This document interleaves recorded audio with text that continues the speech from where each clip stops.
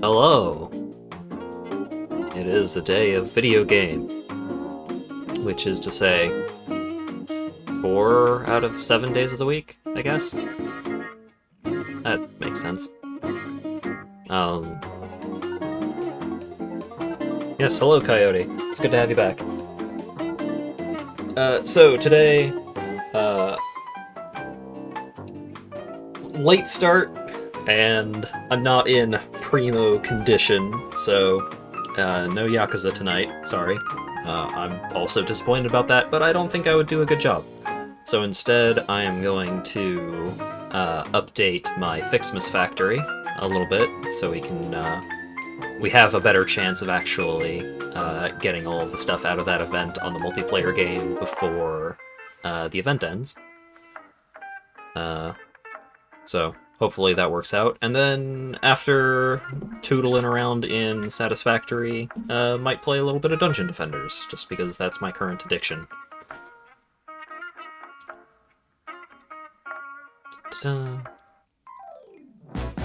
Oh, starting off with a twerp song. Hot diggity.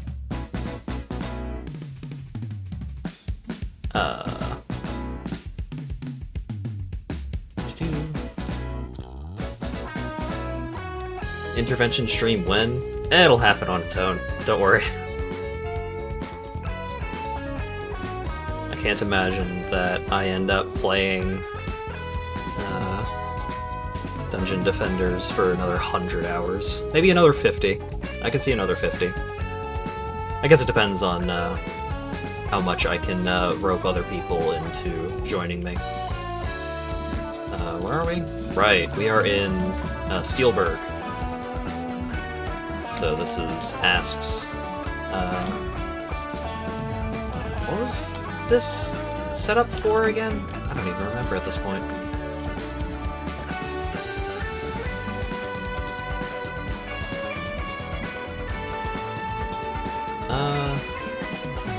Modular frames and screws? And rotors. Oh wait. Do these get turned into computers somewhere else?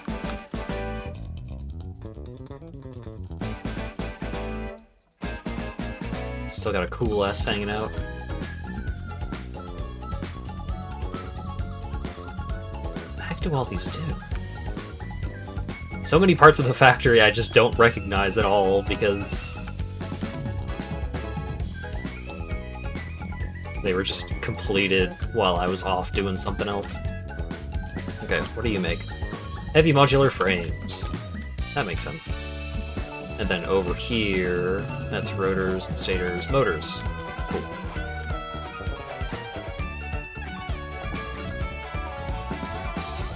Did LIGO end up building his oil machinations? No, LIGO didn't do the oil stuff. Asp ended up doing the oil stuff. Most of LIGO's contribution is in a big-ass coal factory. Somewhere. Oh right, tubes! Tube!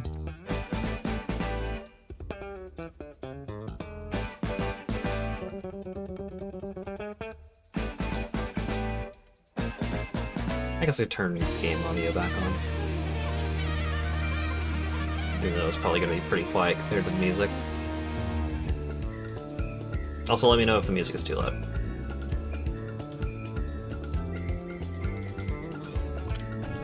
So, what were we doing over here?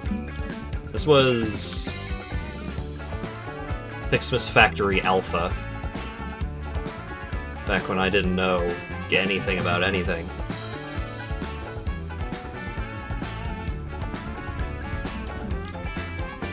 So this is, yeah, so these are just all of the one component gift converters.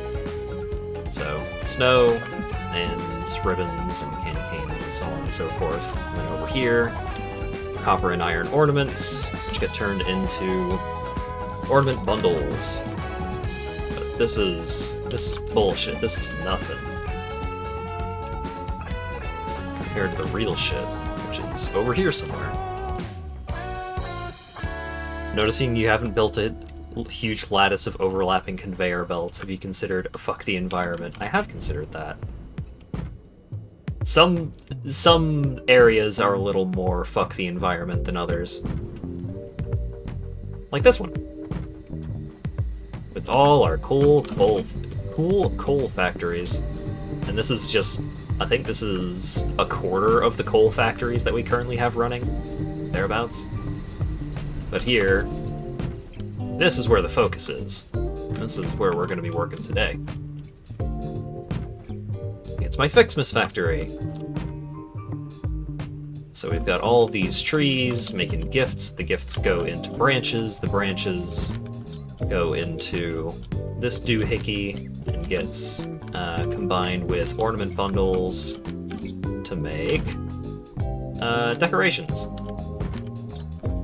And then on the inside, all of that is just to make, I think floor 1 is copper ornaments, and then floor 2 is iron ornaments.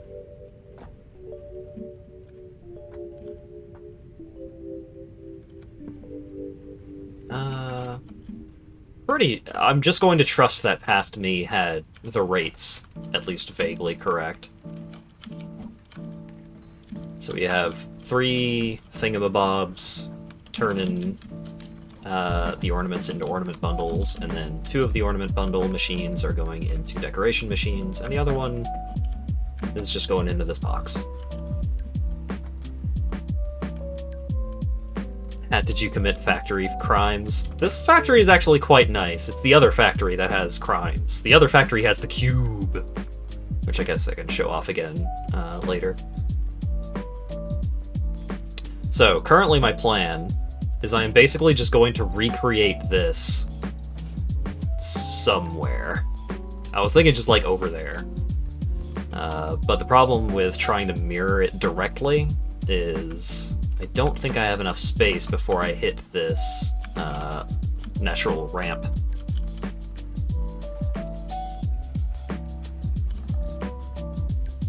Those alien animals asked for it by existing where your resources are. Such as the factory. Oh, speaking of, get out of here. Man, it's weird how well the game is running. I'm so used to this game running at like 20 frames a second because I'm hosting multiplayer.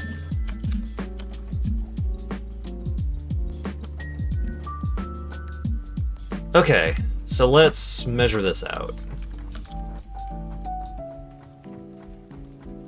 So how wide does it need to be? So 1, 2, 3, 4, 5, 6, 7, 8.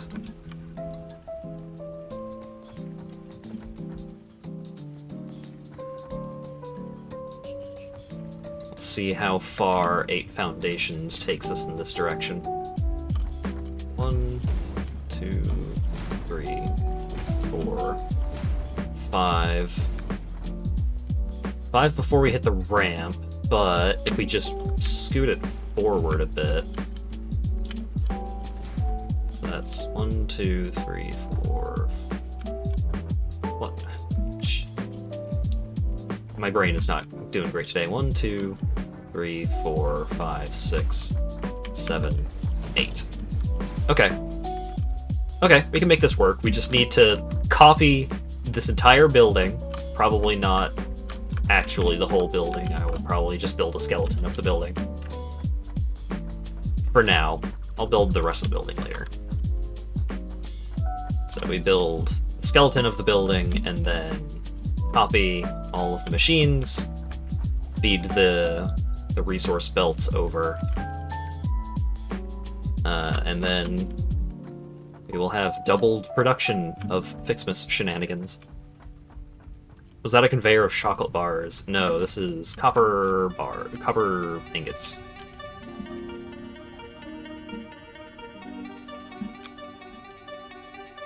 Okay, so 1, 2. 1, 2, 3, 4, 5, 6. I'm gonna have to get rid of this tree. Actually, sooner than later.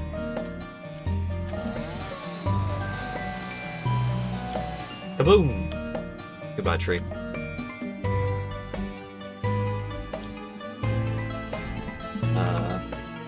Eight? Right? And I'll just build a pillar to resolve this problem later. Dark or milk copper ingots? Dark. It's easier to work with.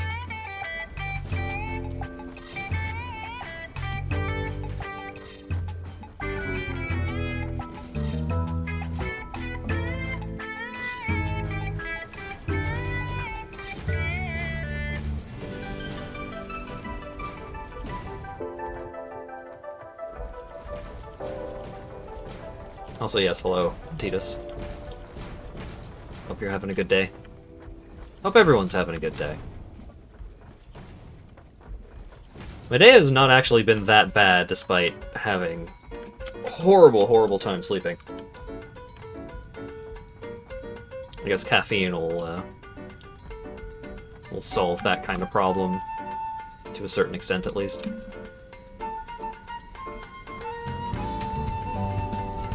I spent a lot of today watching the Subspace Emissary tool-assisted speedrun, which was released... How long ago was it? Half a month, thereabouts? A couple of weeks? That speedrun is a hell of a thing, I'll tell ya. They spend, like, half of the run completely off-screen. Finished your emotes, but you're tired. I mean, that sounds like a hard day's work.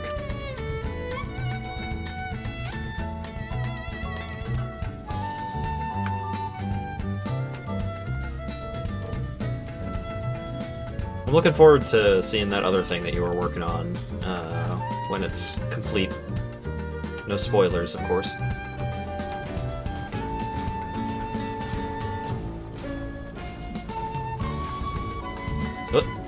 Damn it. Tired, stressed, but ultimately had a good day. That sounds like a good balance. You don't want to have that kind of day, like, every day. Some days you gotta just relax, even if you end up not being productive at all. But, damn it. It's nice to have a day where it's just like, I worked hard, and I can see the results of me working hard. So I feel good about the day. That's basically the feeling that I get any day where I actually work on stream stuff. Like updating a layout or something like that in OBS. Just like, oh man, that took a lot of effort and a whole lot of just like minor nudging things left and right, back and forth forever.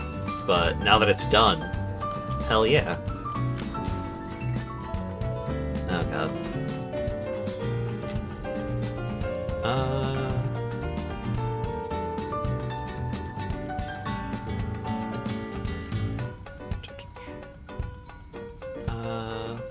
Let's do one-sided wall outlet right here.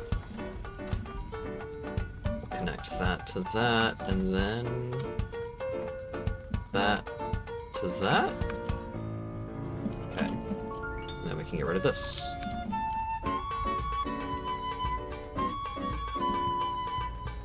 I guess I could also just get rid of this and do something like that.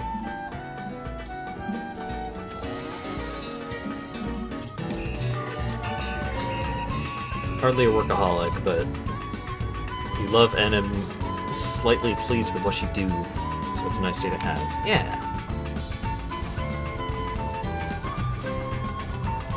I always found the concept of the workaholic really strange until I had realized that my mom was a workaholic. And then I ended up with a much better appreciation of that kind of work ethic and behavior. Because, you know, when you're young, it's like, oh man, why would you want to work? I thought working, like, the whole point is to avoid work as much as you can. But no. Sometimes working is a good thing, actually. To a certain extent, at least. I should probably build this one more over.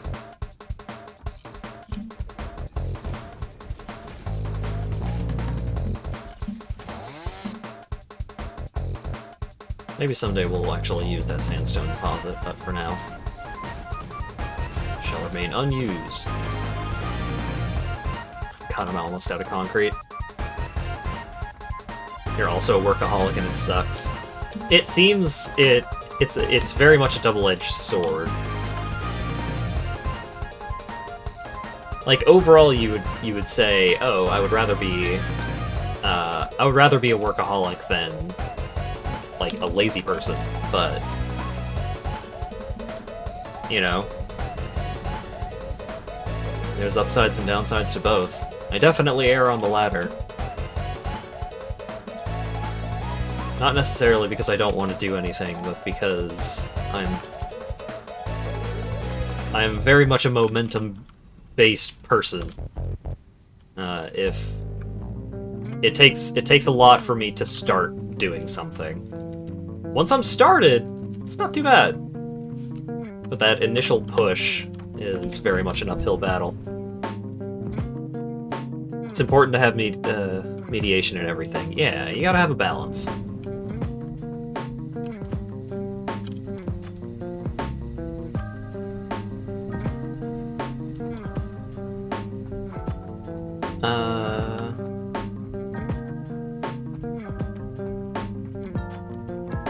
Okay, so I'm gonna have to start counting out. Let's see. So, smelter. So I'm gonna need 12 smelters.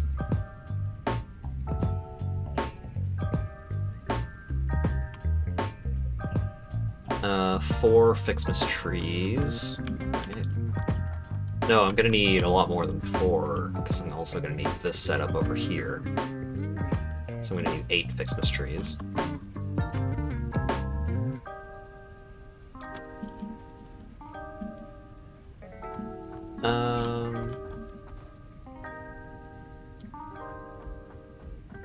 Yeah, when the spark is there, you really gotta roll with it. That is... Last week was difficult because I started out last week feeling good. The spark was there, as they say. And it was like, oh man, like I'm feeling good. I'm gonna have a good stream week. I've got so many things I want to do. I'm gonna do them. It's gonna be great. And then just like stuff happened in the world, and foolishly I looked at my Twitter feed and I was like, oh fuck. And then the whole week was just fucking gone. I'm gonna need 6 foundries, right?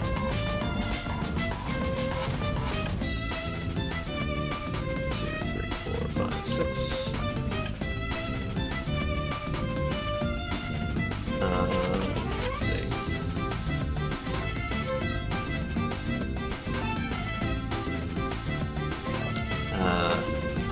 Three 6 storage boxes. Probably more once I actually get outside. 3 assemblers.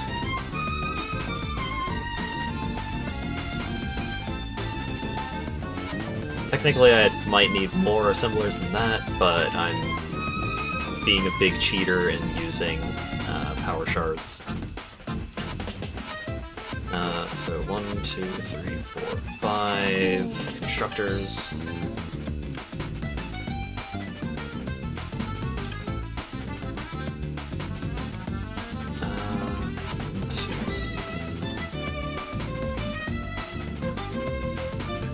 Storage containers.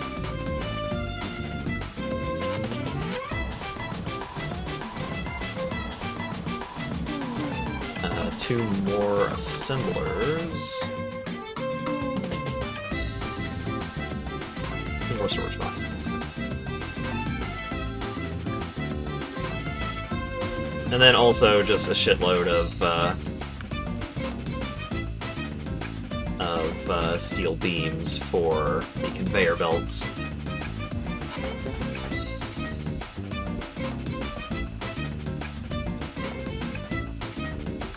Alright, so it's 1, 2, 3, 4, 5 floors high, or windows high, or what have you.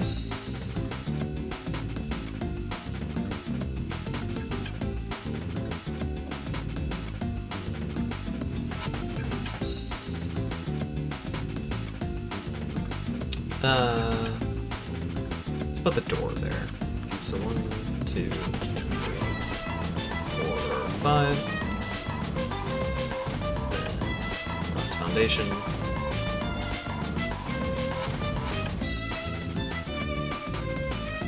So 1, 2, 3, 4, 5, 6, 7. Right. 1, 2, 3, 4, 5, 6, 7.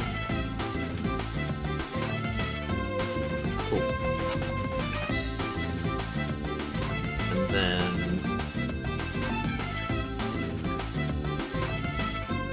is it just a queue? 1, 2, 3, 4, 5, 6, 7. Cool.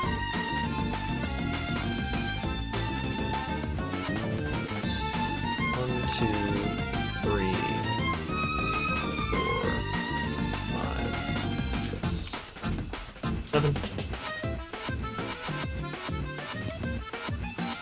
Wait.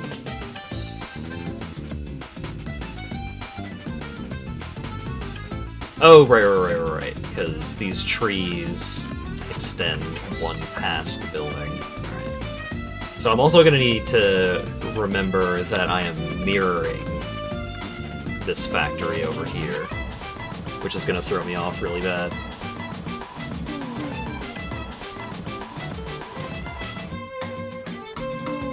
Let's oh no.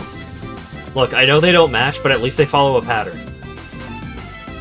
Not following a pattern is way worse.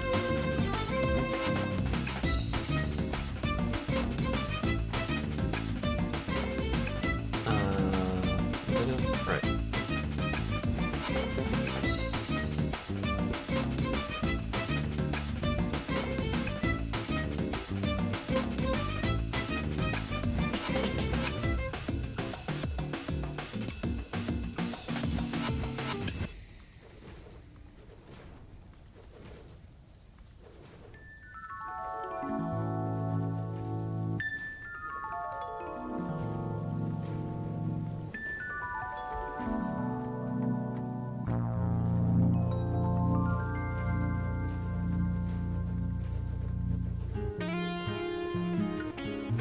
Okay. And then...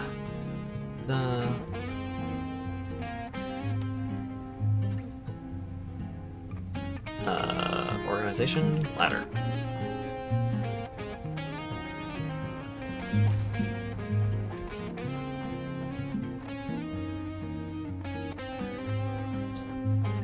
Okay, so then...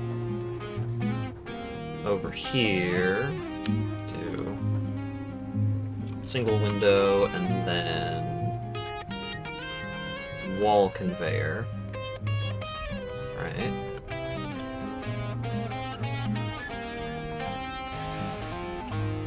Oh shit!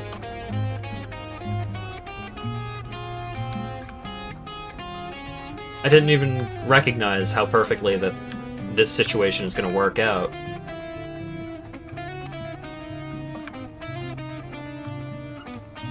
Oh wait, is it going to work out perfectly? No, it's not. Yeah. I got all excited, and then I realized I'm dumb, actually.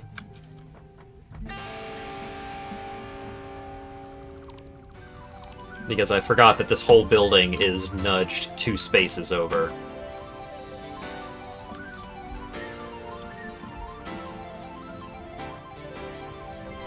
Right, so... ta-da.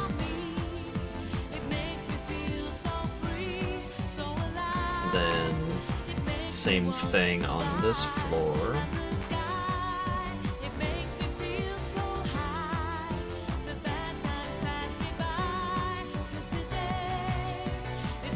Okay. And then over here, we have a splitter.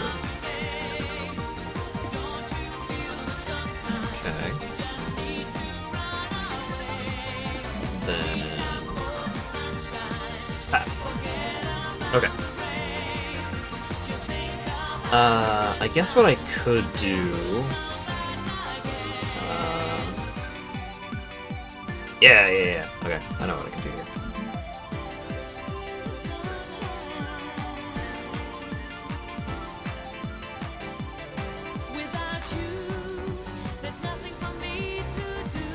So we'll do that, and then...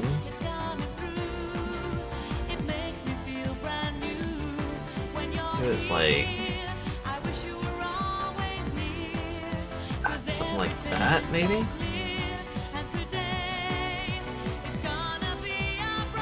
No, it needs to be over a bit. There?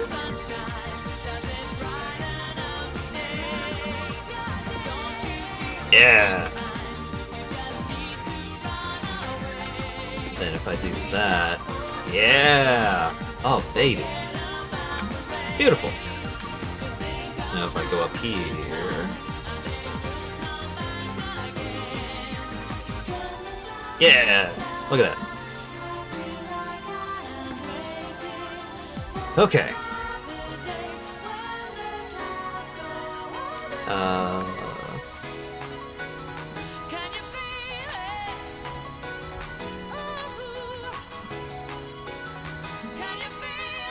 Okay. Oh wait, no, that's the giant tree. We need the small tree. Alright. Okay, and then over here. Alright. Okay.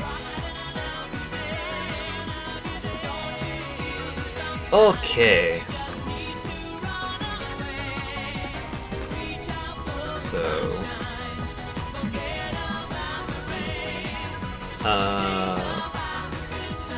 right, let's go get all of the materials that we need to actually make this situation. I should have split off. Oh wait, no, I'm fine.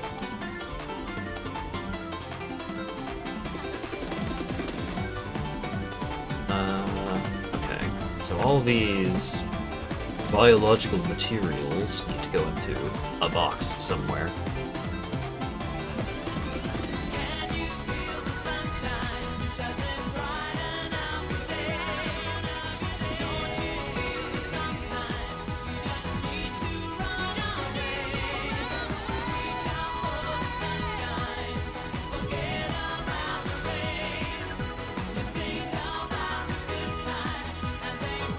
Coyote, I have absolutely no idea what you were getting at with that, and I don't know if I want to know. All right, the hoop, the giftsmith's hoop.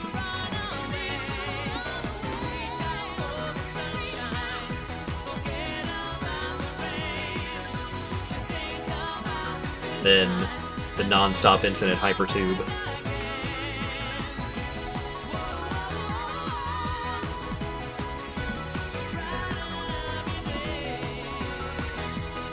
Okay, so all of you can go in here. Now, keep the solid biofuel.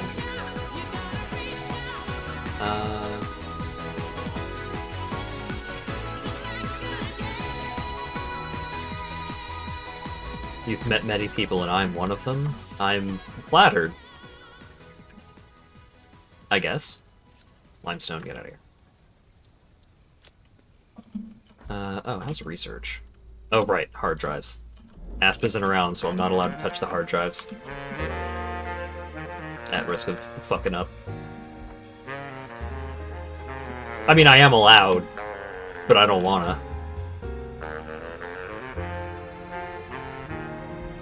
Okay. Let's see. Let's go find boxes of stuff. Fixmas branches. There's a box of branches over here somewhere. Are you branches? Yeah.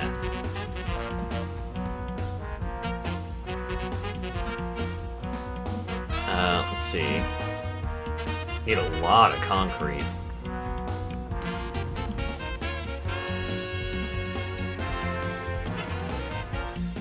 God damn, I need a lot of concrete.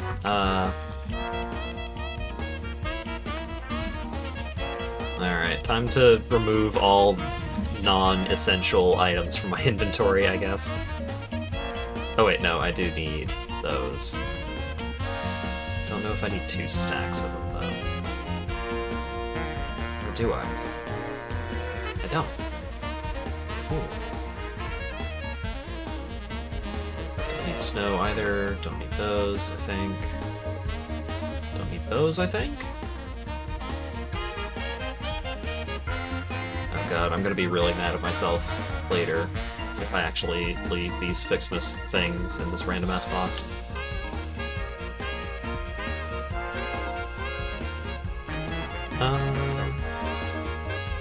Yeah, I do need modular frames. I don't need computers. So I'll put all this stuff away.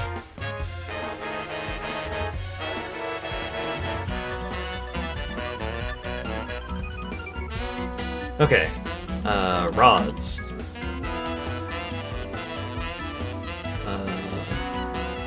Let's fill out that stack. Alright.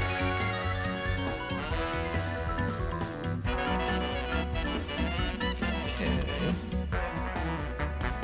Reinforced plates.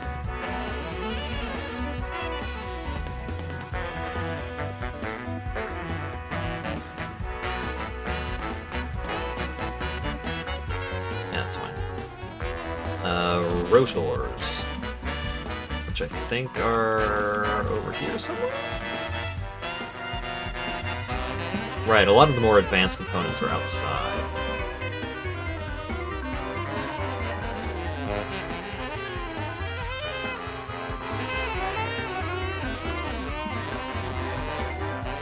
And then I just need a horrific amount of concrete.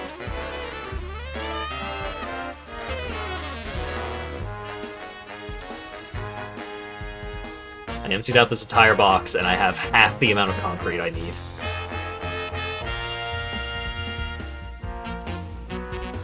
Well, I guess we'll be back for that.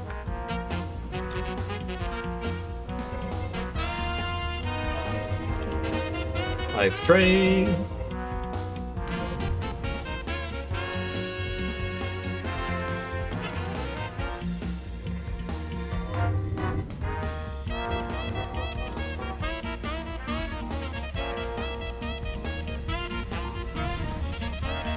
Right, that was another thing that I was going to do today, assuming that I woke up at a reasonable time, which I did.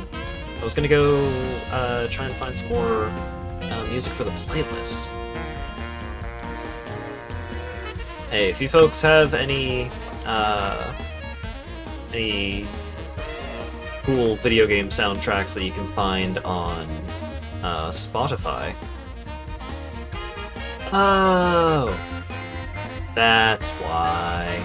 That's why the numbers were so fucked up. I was trying to build giant Fixmas trees, which require a fuckload of concrete. Damn it, I'm an idiot! Sonic Chronicles: The Dark Brotherhood OST. No!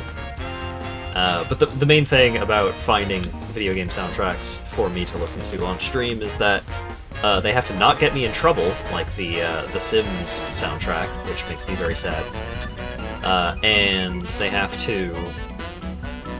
Or, the Sims soundtrack gets me in trouble, that is. But they also have to be on Spotify. Because I just run everything through Spotify.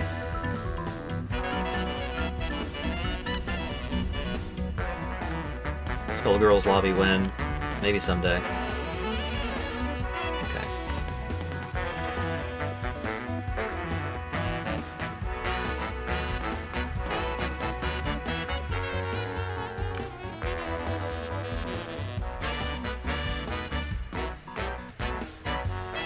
Okay, ornaments.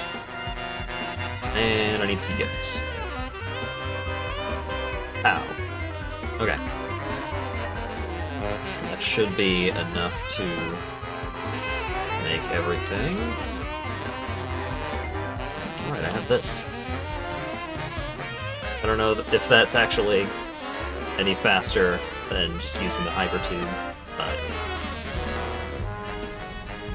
you gotta mix things up every now and then just to keep things spicy.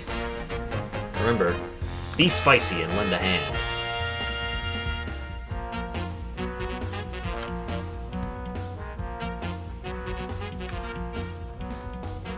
Okay. Nope. There we go. Fix my skiff tree.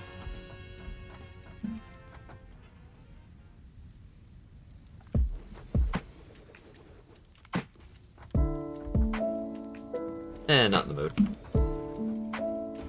Wait, no. Why are the media buttons still on fucking my YouTube tab? I'm just gonna close Firefox. There we go. I don't know if I've earned this quite yet, but it is a good song.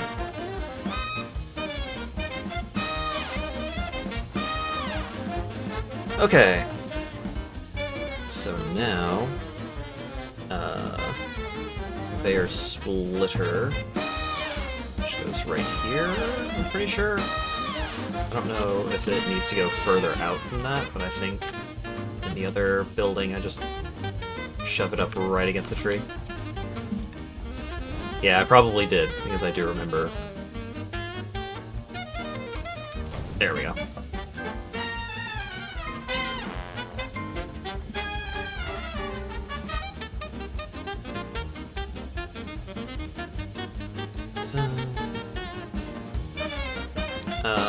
Smelters.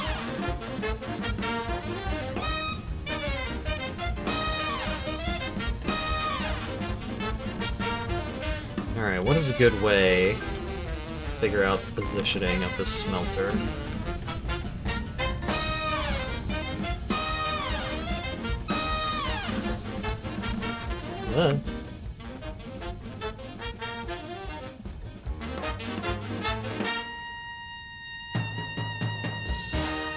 Something like that?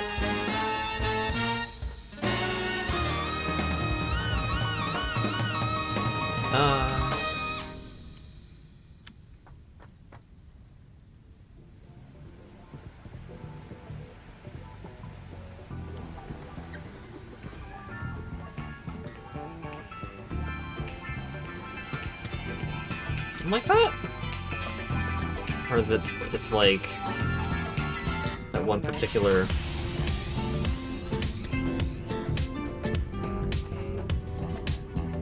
Oh no, the foot is even further ahead. It's like the middle is right on that grate? Whereabouts?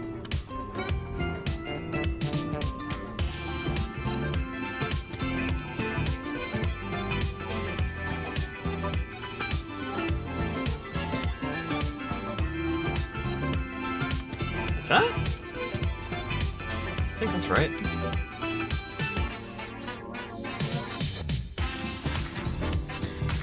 Yeah, okay.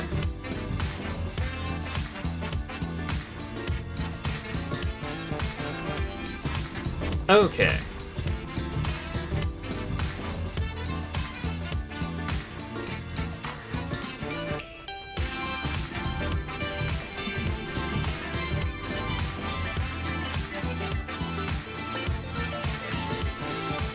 Okay. So now that we've got those all lined up, do the same upstairs. Okay, yeah, I did it right this one. Somehow.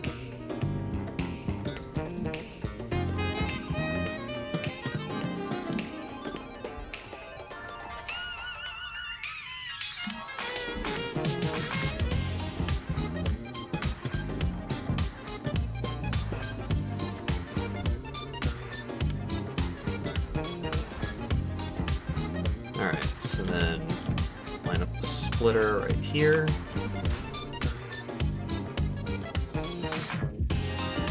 Splitter right here.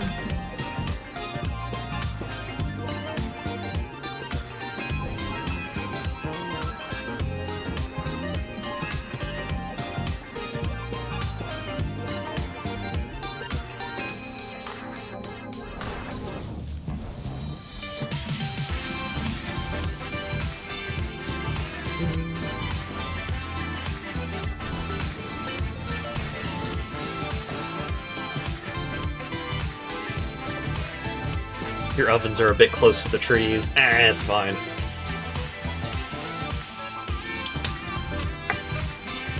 They probably won't combust. And if they do combust, it'll probably be after I'm done with them anyways, so...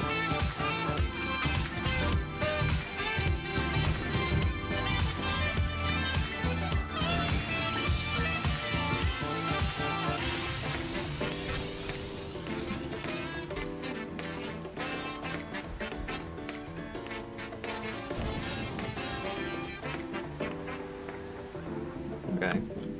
We have gifts coming out? We do. So upstairs is iron, right? Yeah. So we've got... Wait, no. Iron is blue, I think? Yeah. Ah, dang it.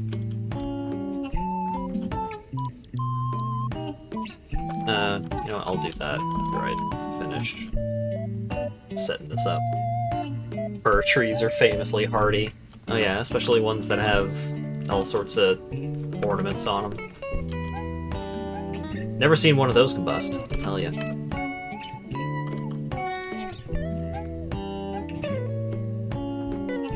And speaking of Christmas trees exploding, I've been watching a lot of Mythbusters lately. Originally I was just like watching fucking clips of it on YouTube, and then eventually I was just like, you know what, fuck it. I'm gonna find a place to just watch it. Just watch the real thing. And I did indeed find a place to watch it, and man, Mythbusters rules. Dog's mad.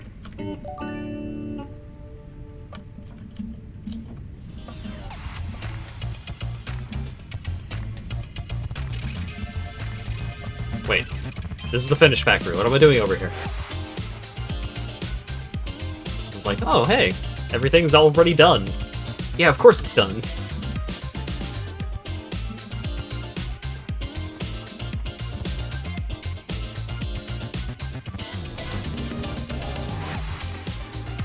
Finding out Adam and Jamie don't like each other was like finding out your parents have a divorce. So, I don't necessarily think that it's they don't like each other. It's more that they just don't get along. Which is different, I find. Like, there's definitely been people that I don't get along with that I don't dislike. But I mean, that was the whole shtick with having those two as the hosts of Mythbusters, was that they were like polar opposites. Adam was a really high energy goofball, and Jamie was the straight man, and that's how the show was pitched. Was like, hey, we're going to have Adam and Jamie play off of each other, because they are the antithesis of each other.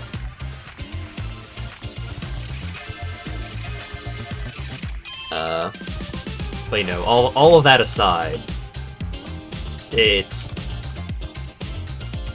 So, I have probably watched substantially more Mythbusters than any other television show. It's... Watching it has really brought me back to being a youngin', and I've been enjoying it quite a bit. And it's weird going back to like the really early episodes, back when they still had the fucking folklore consultant come in and talk about stuff.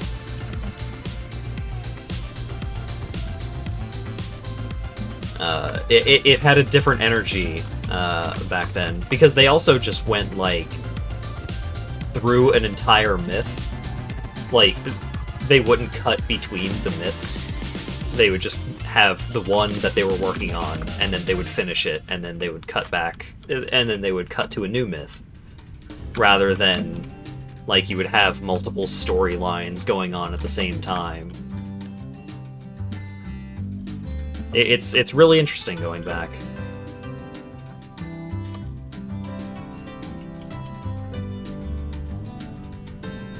I mean, it seems like the Mythbusters Jr. thing really did not work out, so it's clear that you know, even past issues aside, they wouldn't really, like, Mythbusters ain't coming back, and that's fine. It's sad, but it's fine because the original series still just holds up. Like, you can still just go back and watch old episodes of the Mythbusters. The best myths were the ones where they would get bored halfway through and test the most extreme case scenario. Yeah, and, like, testing the most extreme case scenario kind of became their whole thing. Like, even in the earliest episodes, it would just be like, well, that didn't work. Let's just fuck with it until it does, and see what happens. Let us fuck around and find out, as they say. Okay, so it's 1 in, and then every 2.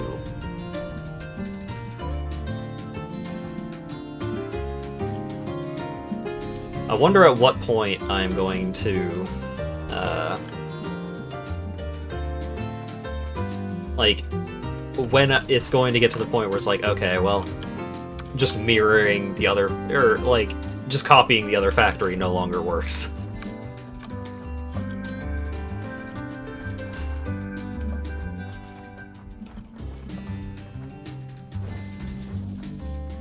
As I place these conveyor belts, I realize that I should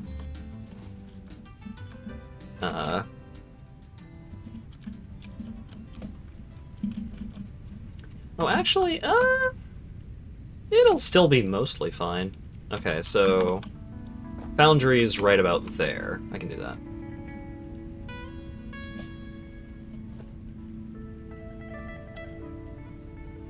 Myth doesn't say they used enough dynamite to close down a mile radius of this demolition site.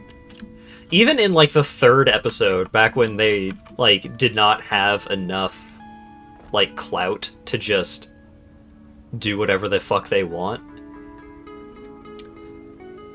they were still just pushing the limits of, like, what they could get away with.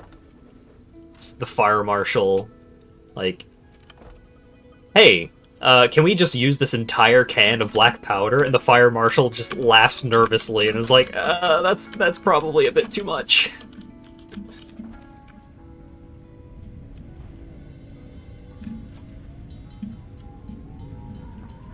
Where the fuck? What? Did I just... Oh, okay. Got it.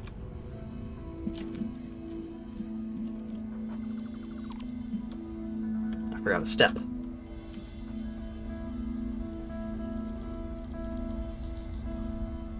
How far away did I build the mergers on these? Just, like, as close to the machine as I could? Yeah. Ah, fudge.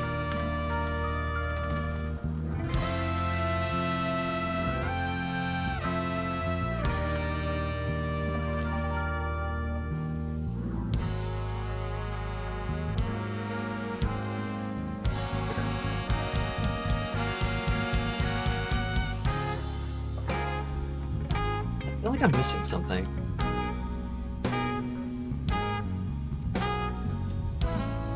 Did I just forget to build one of the fucking smelters? I did. Or did I? What did I do?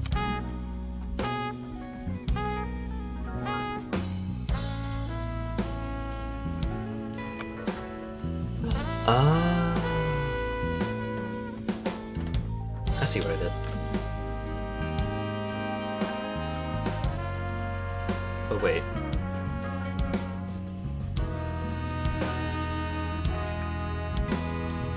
Is there a reason why this was like this? Yes, kinda. But not really.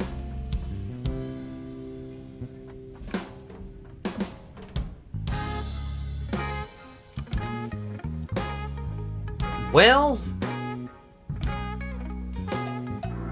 How am I gonna rectify this? Similar but calmer energy. I wonder if I've watched any U.S. Chemical Safety Board video reports. I have not. Despite being a huge fan of the Mythbusters, I was never much of a science kid, I guess. So I never really sought out science stuff beyond Mythbusters. But I am curious what the deal is with the thing that you're talking about.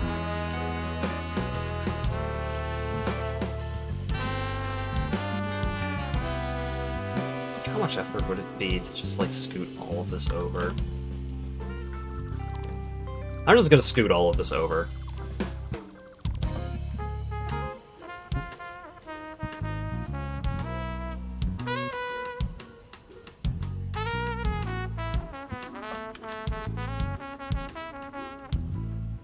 Do I have to? Is there any difference between these two?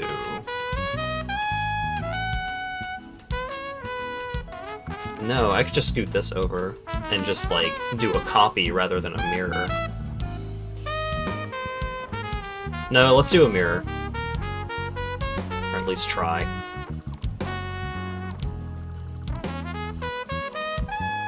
Okay. Xmas, nope.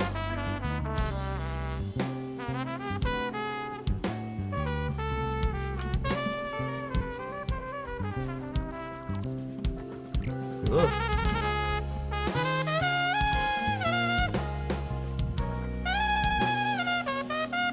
Okay, splitter. Dun-dun-dun. Smelter. Right, I'm not immediately fucking this up, am I?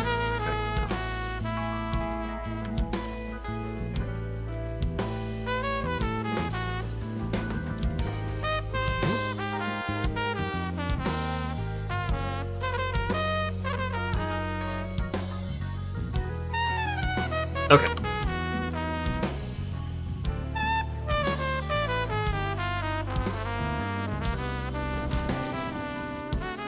Ooh.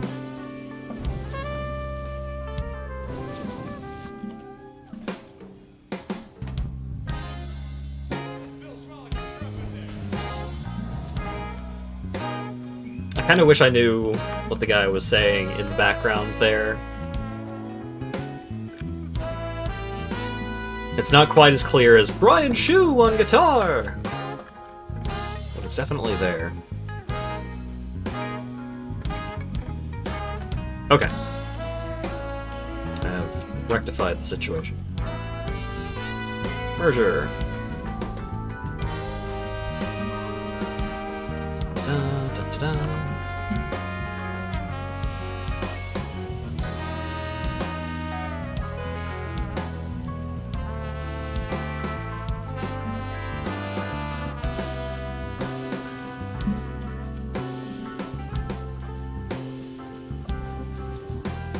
Okay.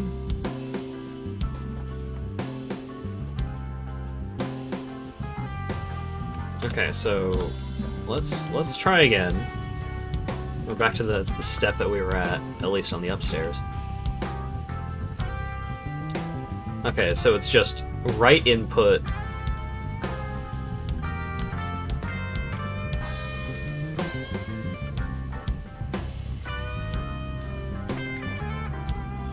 Mirror doesn't really work. No. I'll make it work. Okay. Assembler. So just line up the right input.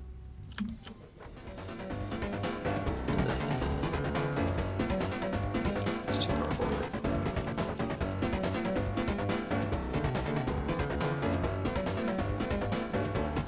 Okay. Should be good. And then one over here.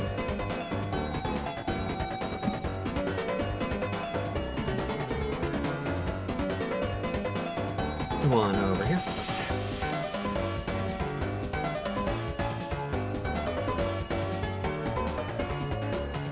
Alright, so...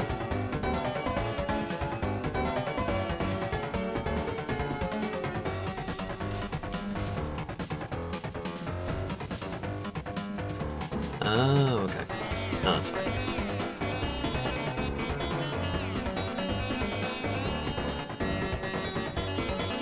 Oh, yeah. Okay. Got it. I see my fuck up.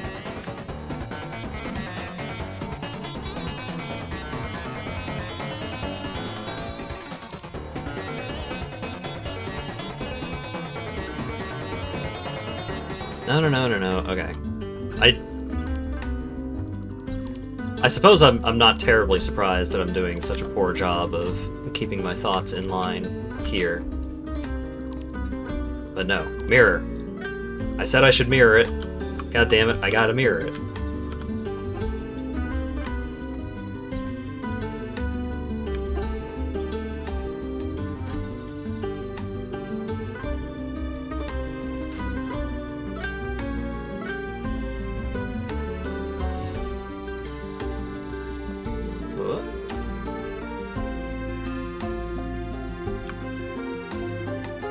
Oh wait, should it be here? Yeah.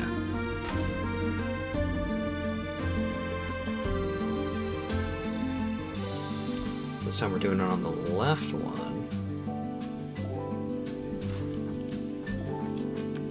So bring that over. Bring that over. Bring that over.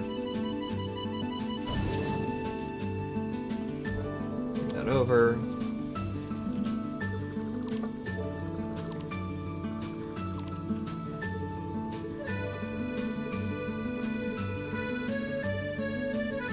Assembler.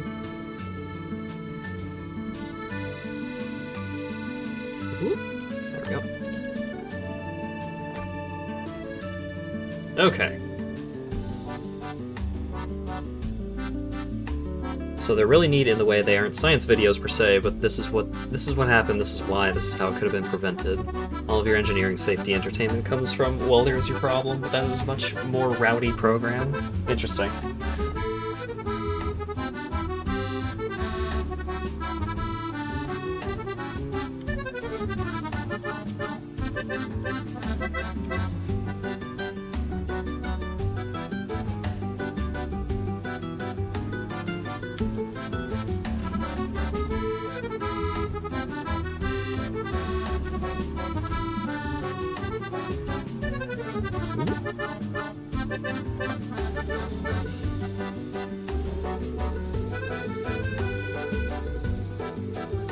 Okay, and then...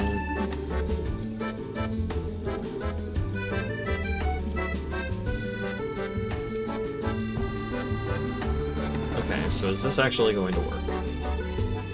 Airlift Mark 3.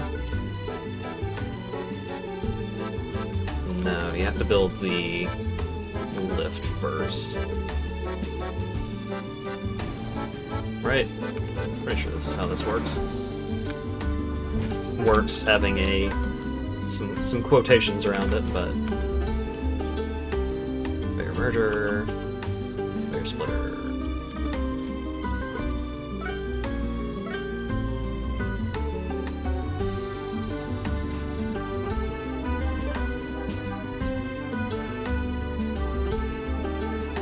Oh wait.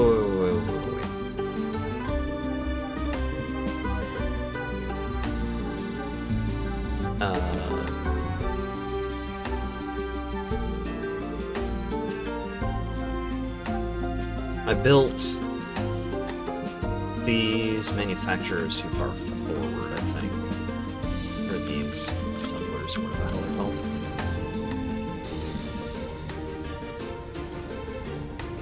Oh, it's a foundry. That's why. That's why they don't fit the way they're supposed to. It's the wrong building. God damn it.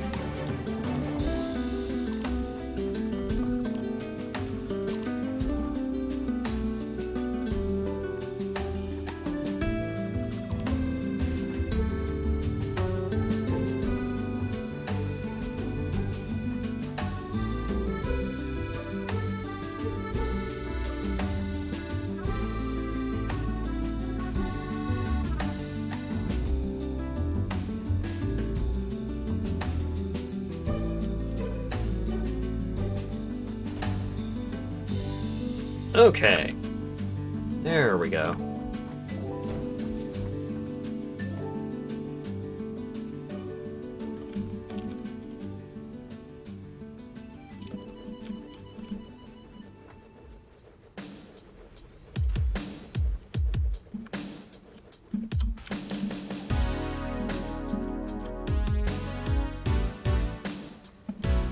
Okay.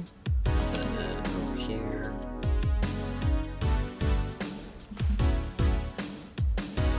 Logistics. Whoop.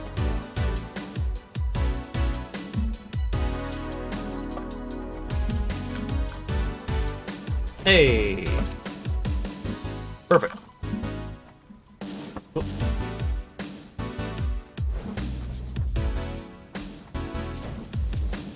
Okay.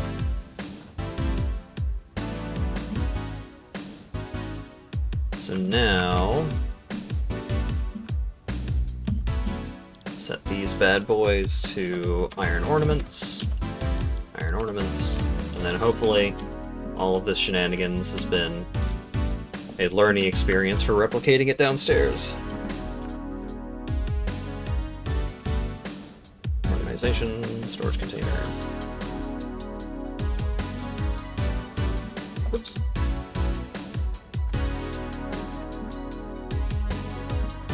Oh, right. Didn't do it that way. I did it this way.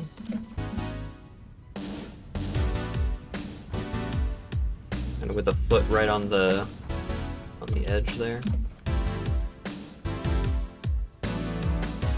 Ah, shoot. I'll do the storage containers after. Let's go ahead and get these downstairs foundries put together.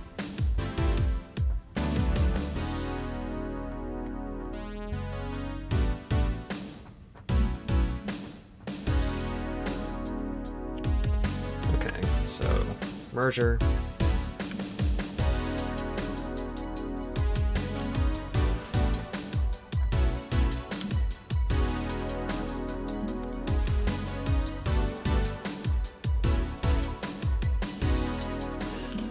I didn't fix the downstairs tree and smelter setup.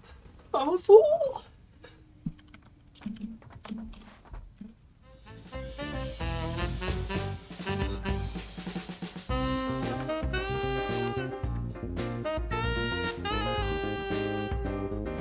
Nope.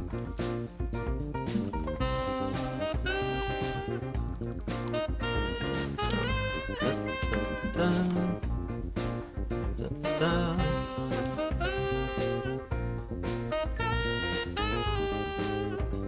okay.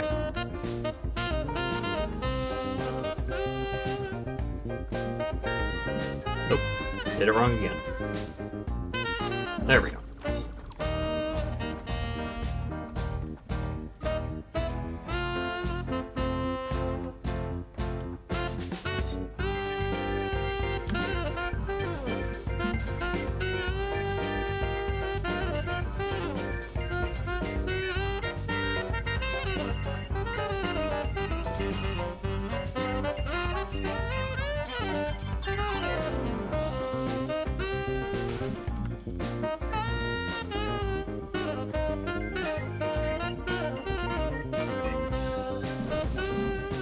Okay. Nope.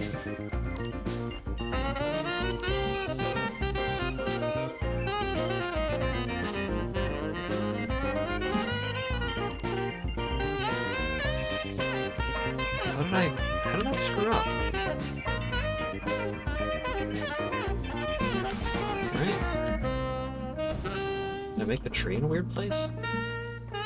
No, it's just went weird, I guess. Okay.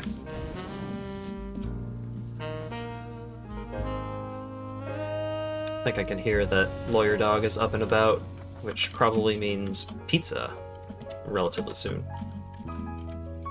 So that's exciting.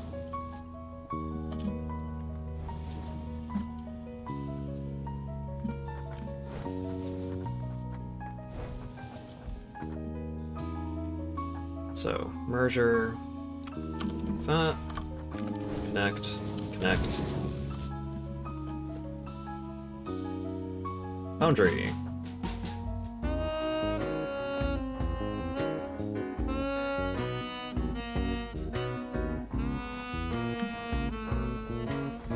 Alright, put right on the edge.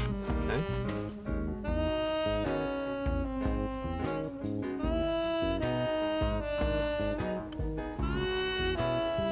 Look at Mr. Doomsby bringing in the Vor again. Some kind of hooligan.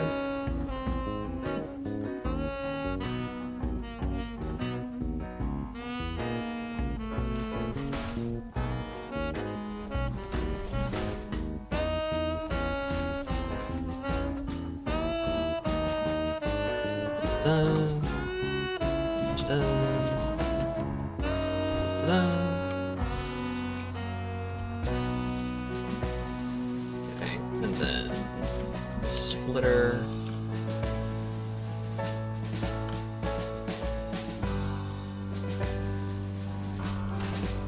Just to make sure that works. Wait, what?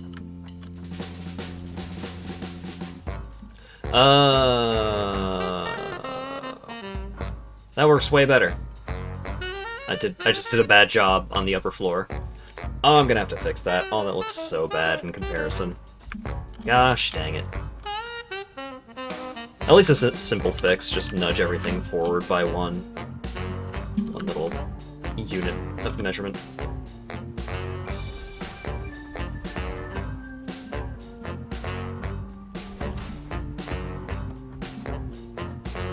God, look at how much better that looks. Goodness. Okay, and then...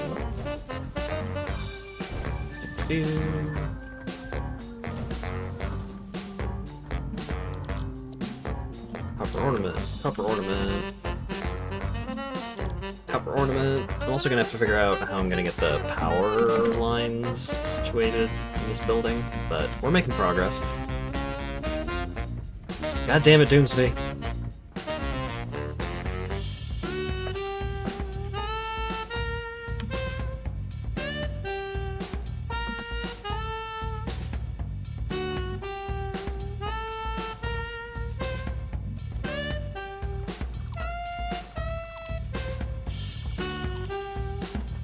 Okay, so we make a foundry.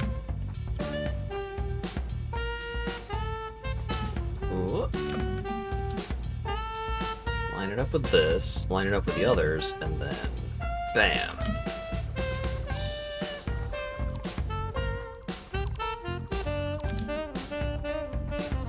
Position of the splitter should be fine. So now I take these conveyor lifts and go kapow. Should be iron on it. Yay!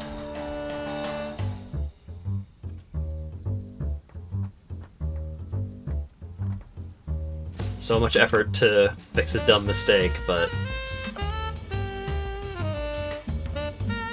who's gonna stop me?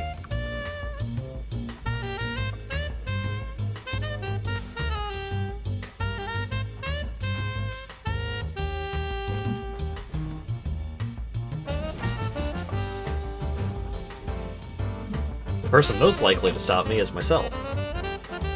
And clearly that guy is sleeping on the job. A hard pill to swallow. Really? Come on now.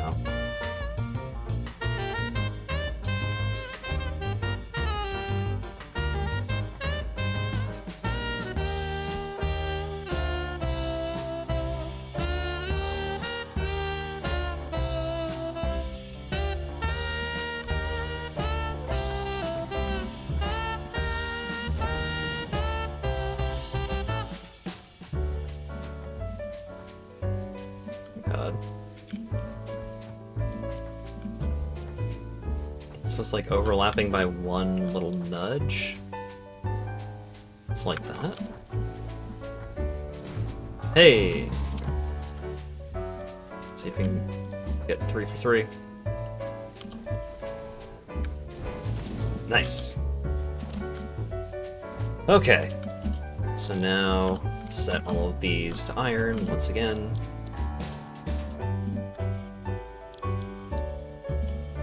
And then walls, small conveyor, or wall conveyor.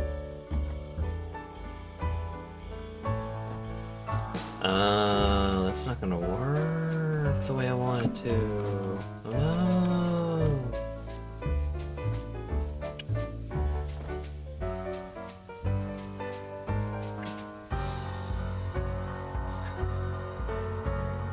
I know how I can make this work, but it's dumb and I shouldn't have to, but I've made my bed.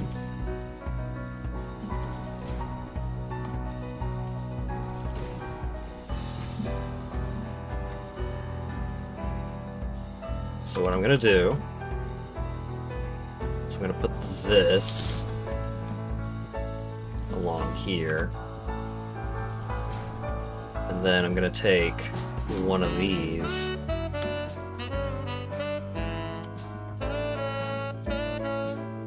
Is that even gonna work? Oh, god damn it.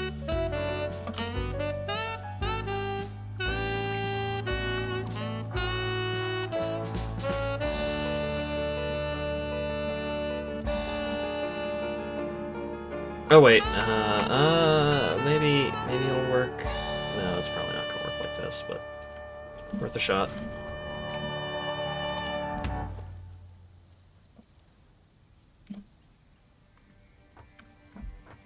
Yeah, that ain't gonna work.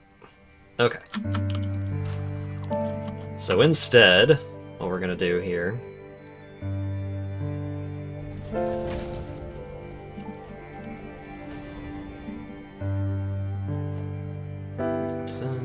I should have just set some of these things to hotkeys, but oh well. So now I do that.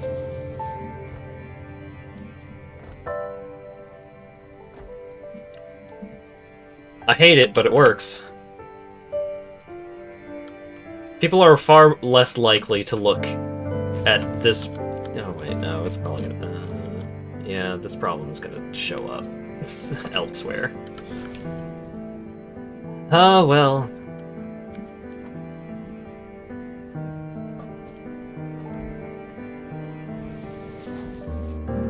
These things happen.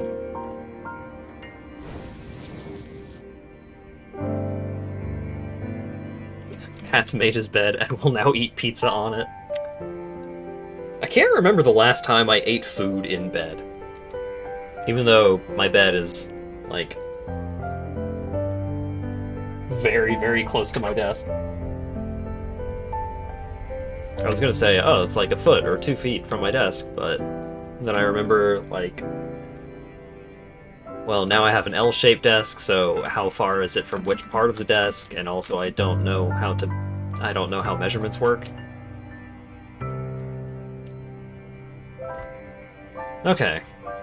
So now I just need to get all of this powered on. I also need to make sure that our power grid can support another Fixmas factory.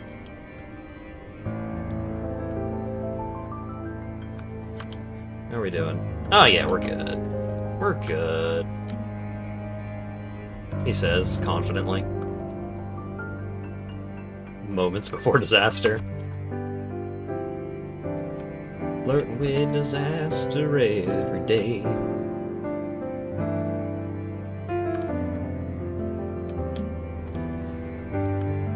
I think that was one of my favorite songs to play on Rock Band 1? Flirtin' with Disaster was on Rock Band 1, right?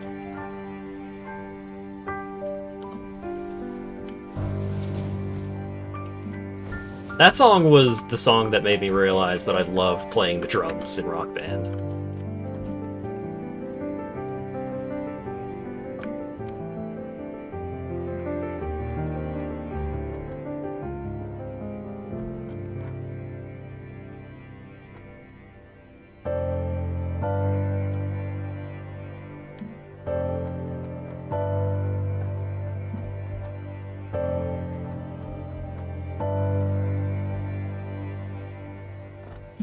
I'm going to try this and see if it works, because if this works... This will make things a lot easier.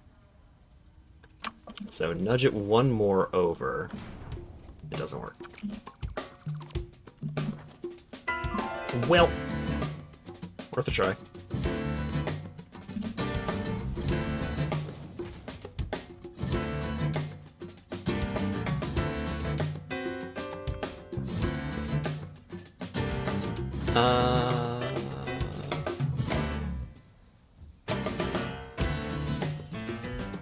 So how does this...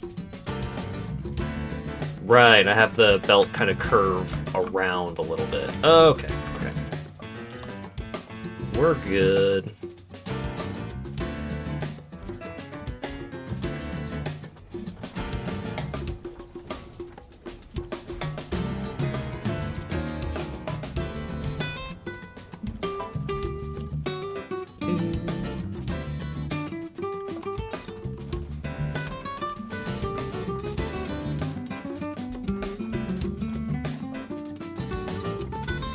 Okay.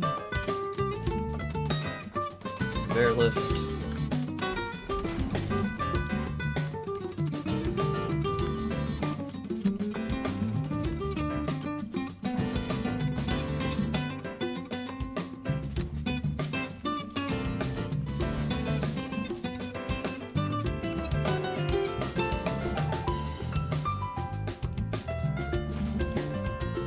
Why'd that happen? Weird.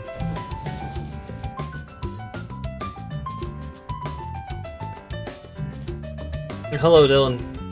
Don't worry about it, it's fine.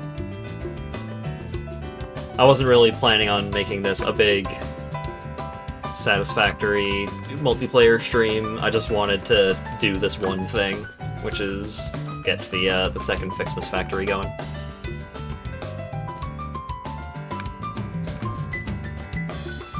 I'm glad to hear that you're feeling better, though.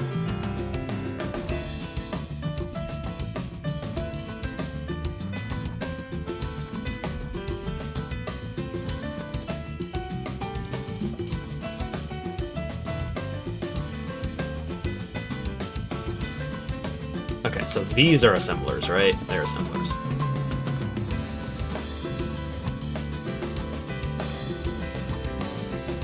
Whoops.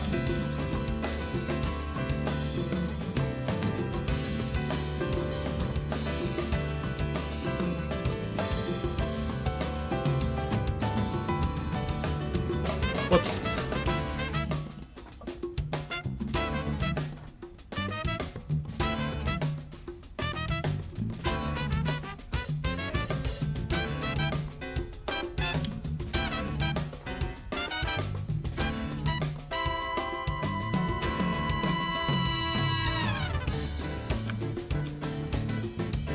Hey! There we go.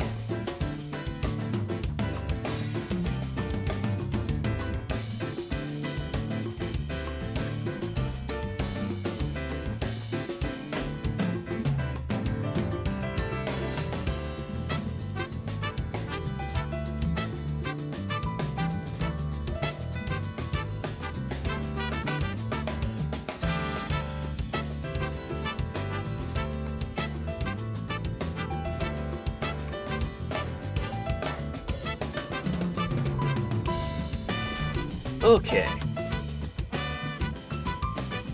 Then assembler.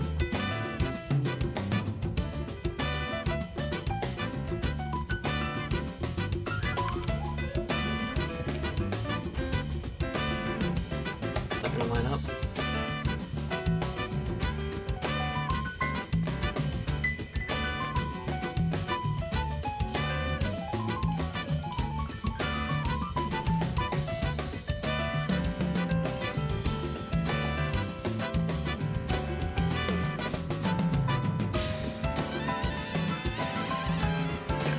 Should be fine. And then the last one.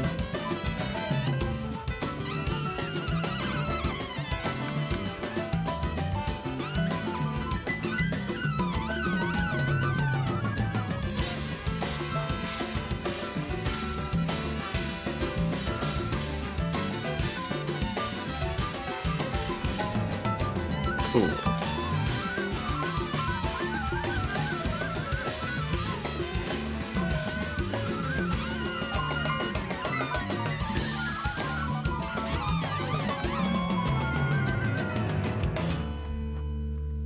And last one.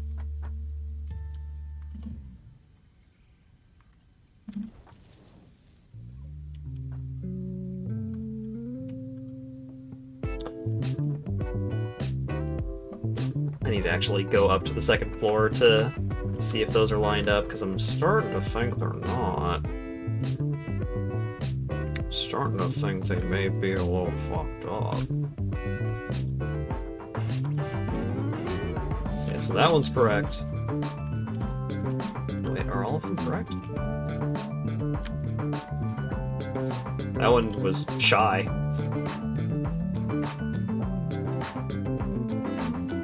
Oh, they're all correct! Oh! Look at that. Beautiful. Alright, so now I need to get all of these buildings powered on both floors. And then I need to do that, but over there.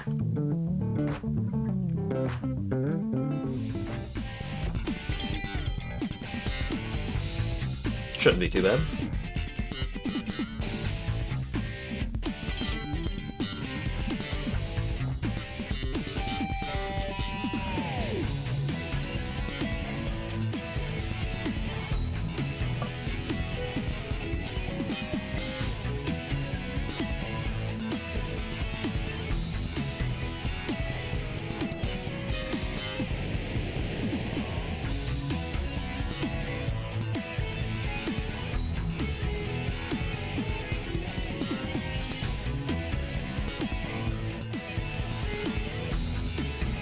Holy cow. I think I actually just lined up all of those trees from this distance correctly.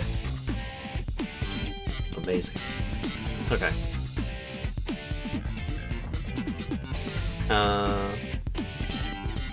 You know what? Let's go ahead and just finish up building all of the buildings, and then we'll worry about getting everything powered afterwards.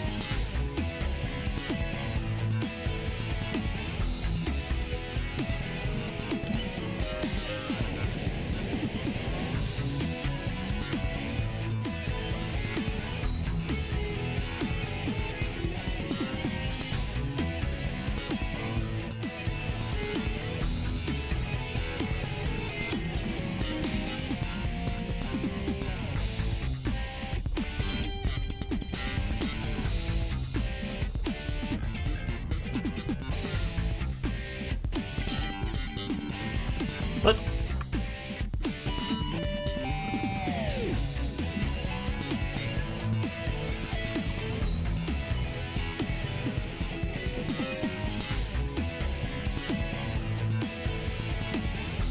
There we go. Okay.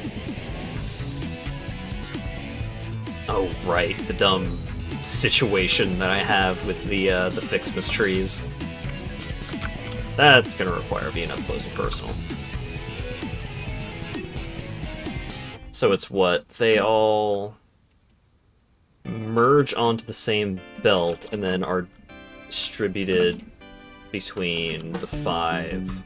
Yeah, okay.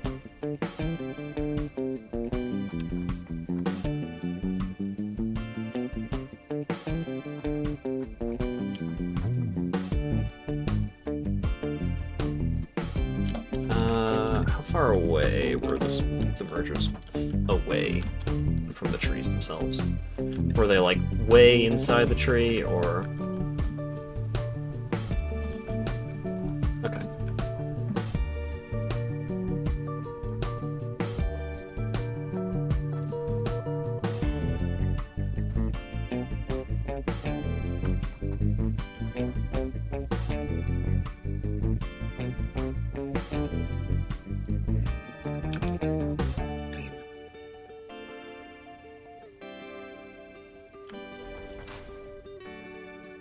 Right.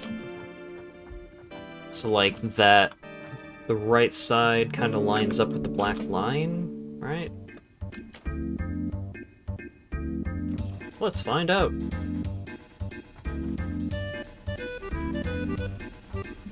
Yeah. Okay. Placing the first one is always the most difficult, because once the first one is placed, you can kind of line them up with each other.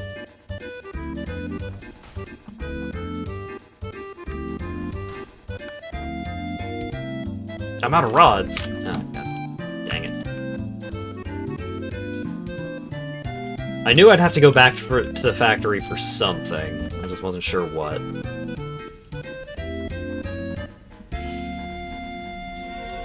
Back to Factory Prime, that is.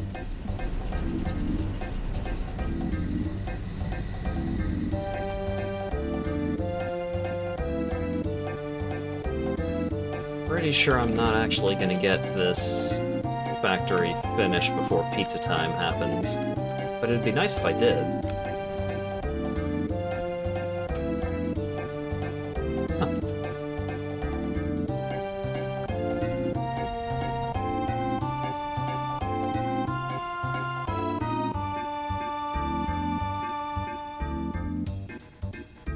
If the oil zone clogs up, is that going to cause a power issue?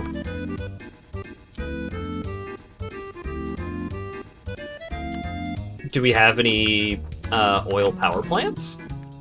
I didn't think we did.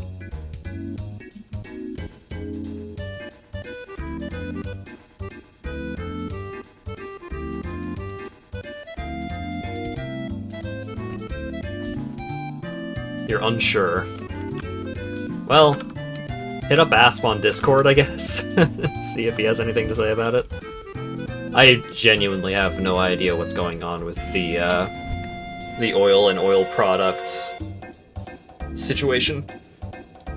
I don't think I've even seen a plastic yet. I have been in Fixmas land quite thoroughly.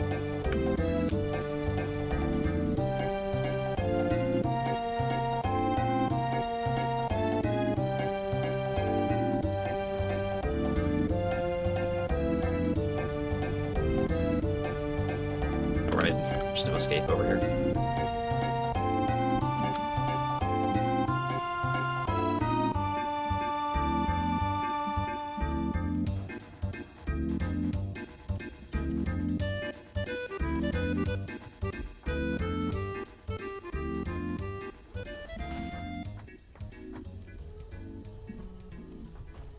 Okay, so then those loop around onto a line of splitters, I'm pretty sure. And they're just lined up. Okay, so the constructors are just right on that edge of that tile. Okay.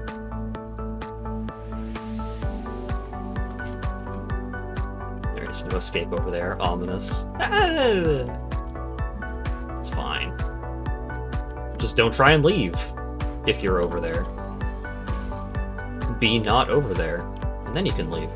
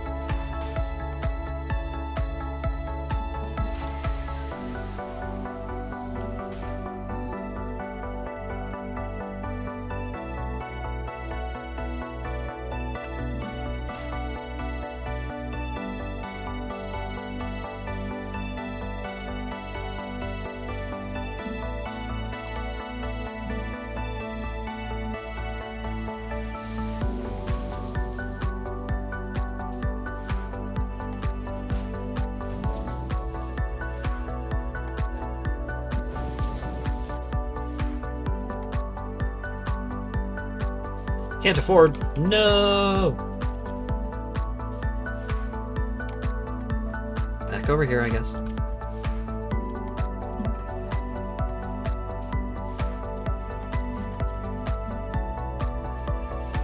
My phone's blowing up. Oh, I sold an item on the Steam Community Market. Hell yeah, 2 cents, baby! I think I've almost made like $3 off of the hour or so that it took for me to go through and list all of my Steam cards. Oh wait, no, I went past Mini Steel.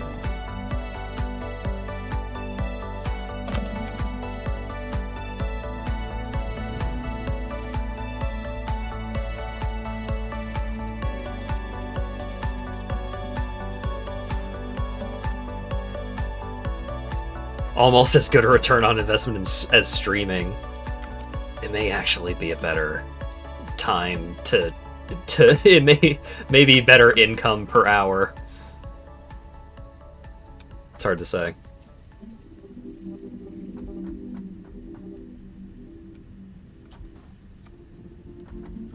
That also does require that that would assume that I have an infinite number of Steam cards that I can just constantly be listing forever and ever, which I do not.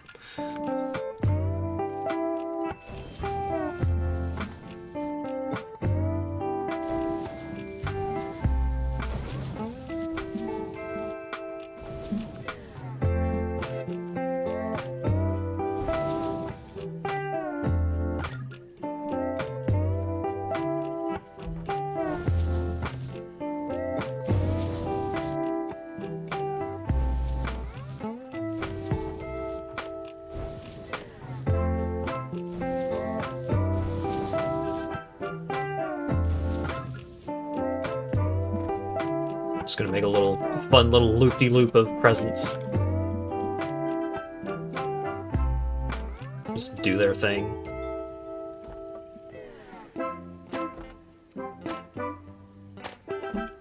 Until these constructors are actually turned on. Okay, branch. Branch. Branch. Branch. And branch. Okay.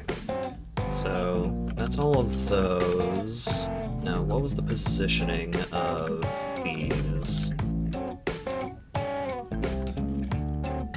Okay, so I had all of these going onto a merger that went straight across.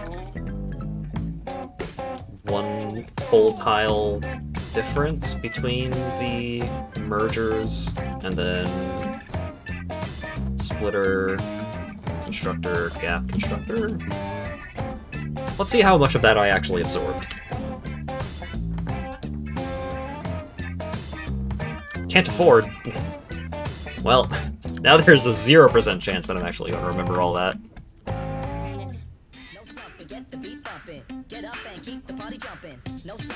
Drawing Nulfer is really hard. Like, it has to have, like, a specific kind of scruff, and then usually it's got, like, some kind of spotting to it. A gradient, maybe.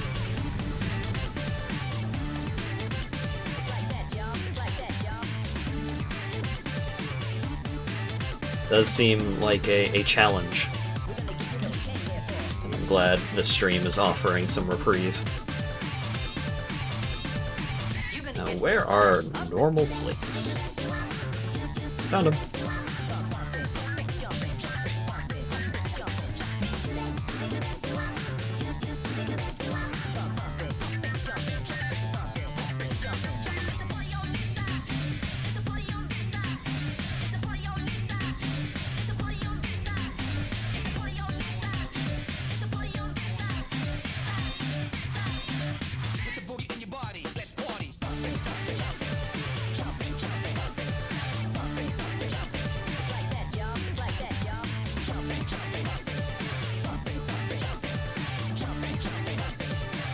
I'm not at all a fan of, like, any of the things you just typed, Titus. Congratulations. You're gonna get their blood pumping. It's like that entire sentence.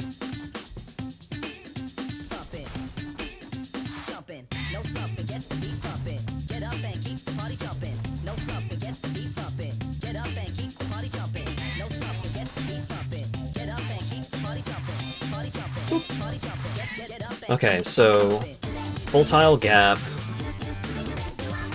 then assembler? Right? Yeah. So, centered on the tile is the assembler.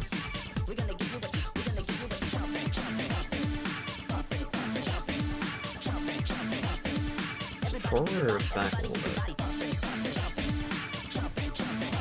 Back a little bit.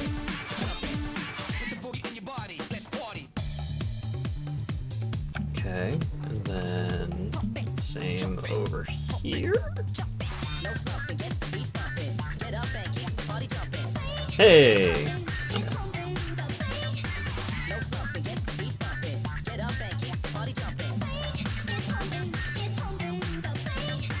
Chitin is off the menu. You are correct. Splitter.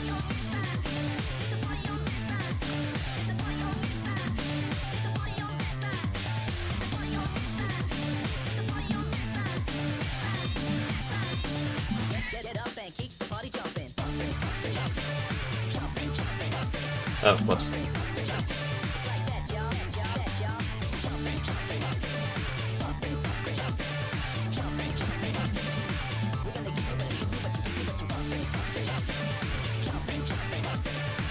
Okay.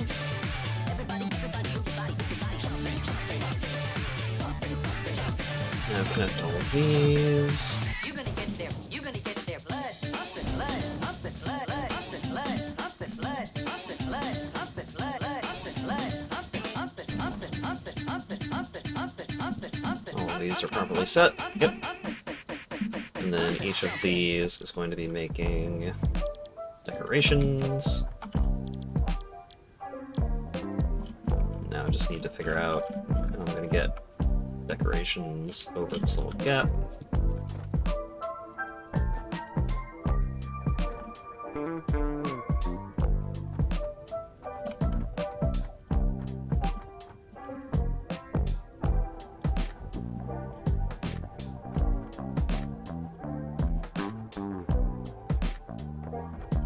Oh god. Wait, how does that work?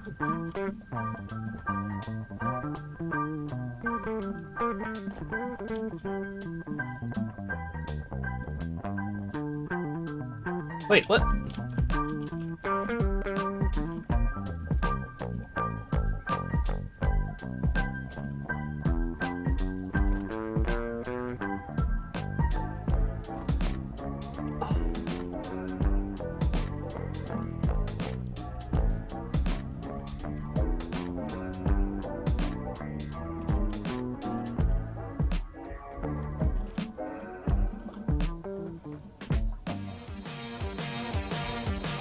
Oh, I think it's, wait, no, it shouldn't be. Damn it.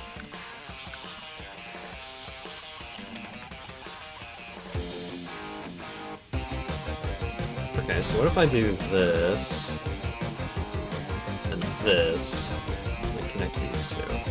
Oh, it's ugly! Oh, it's awful!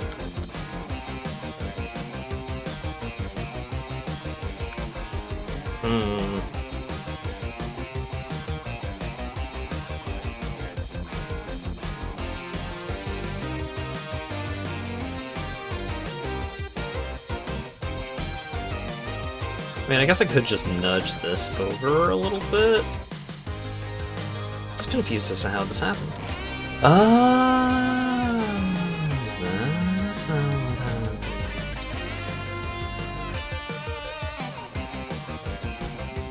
I understand now. That is not a mistake that I'm going to fix. This is a mistake I'm going to have to live with.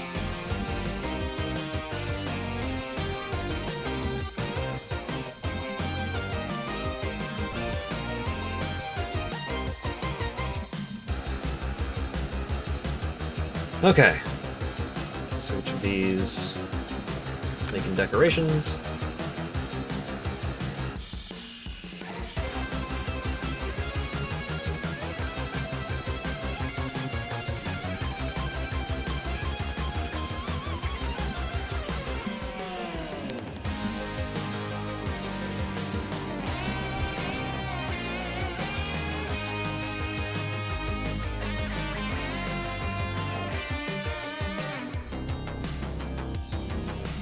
Okie dokie.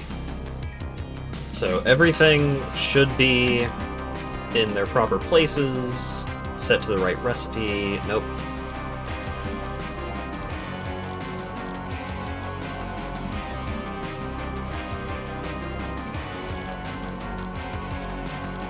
Okay, proper places, check. Correct recipes, check. Now I just need to get everything powered.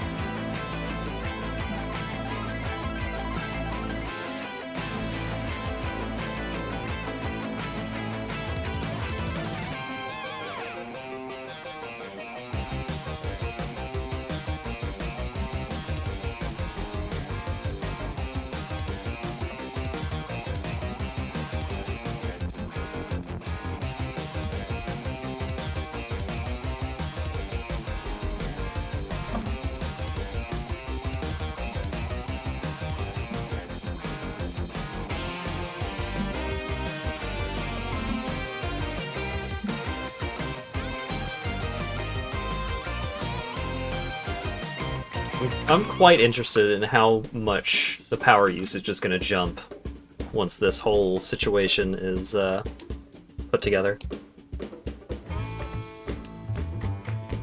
There are a few as coarse or large as that, Noel. Oh boy.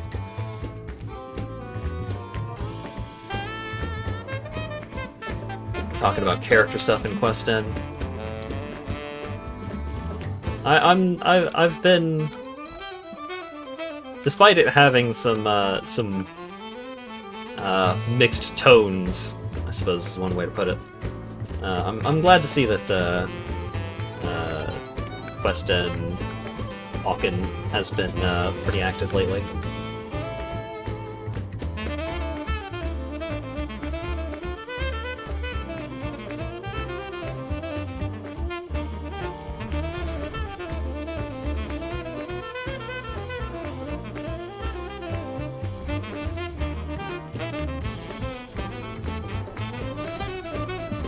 Okay.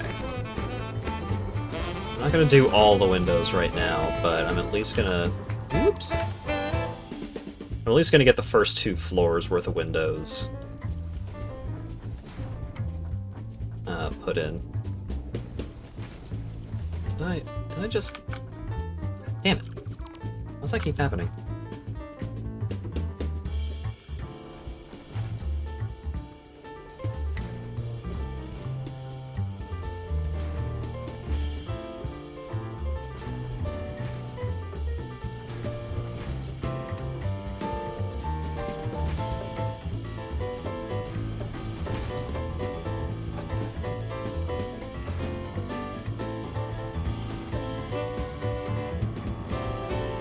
So once these windows are put in, then I will have walls to put power thingies onto.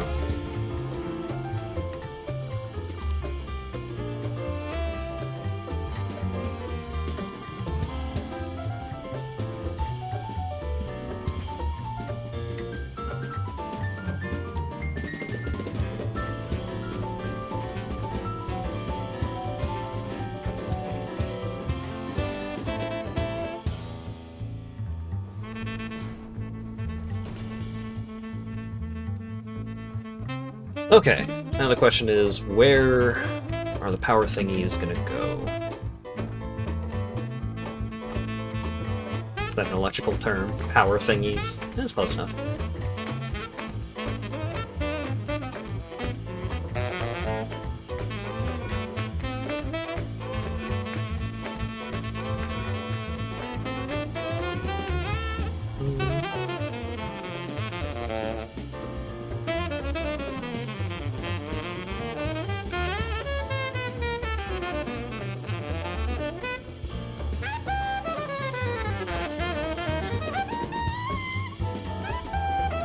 Dog be barking.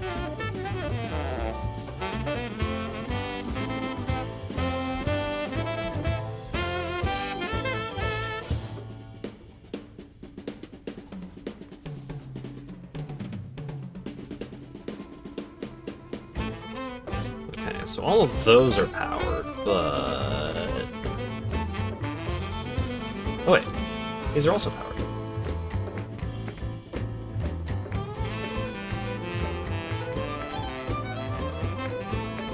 Okay. Oh wait, no, I need to... This needs to connect to that somehow.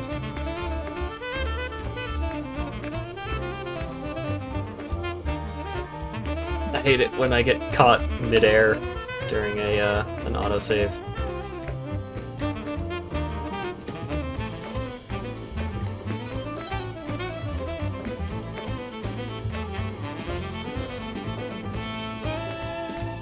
Does this reach? It will. Spiffy.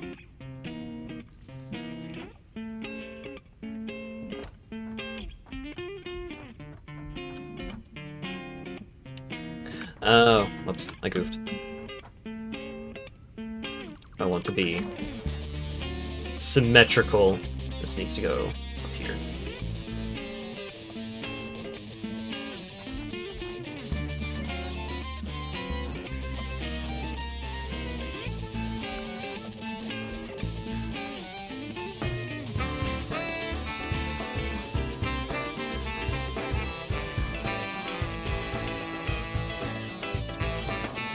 I suppose it would be better to have it be like, oh, there's one power node over here, and it's powering these three. I can do that. That's not that much effort.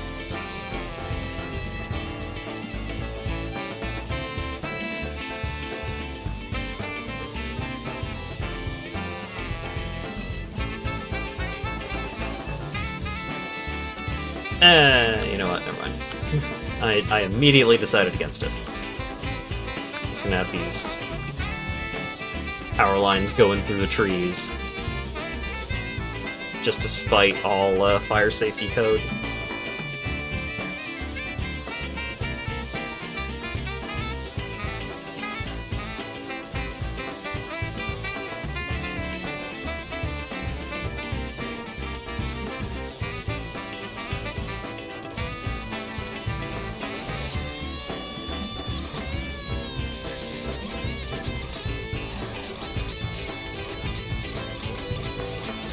Also gonna have to set up a better way to get up here at some point, but finishing up this building is for future Hat.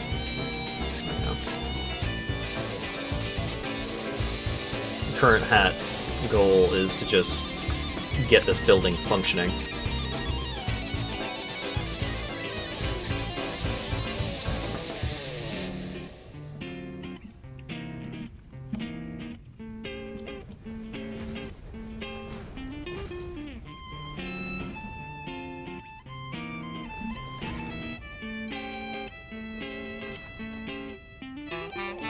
Okay, so it's there, goes across to there, I think?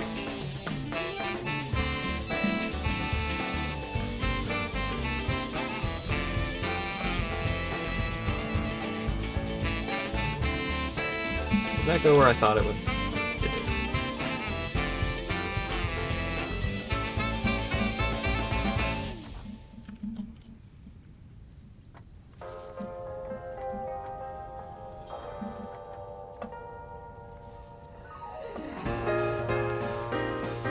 Right?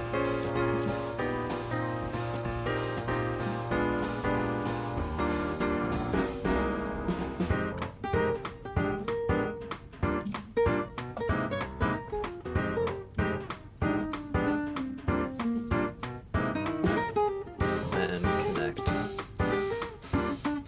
these three right here. And then to that.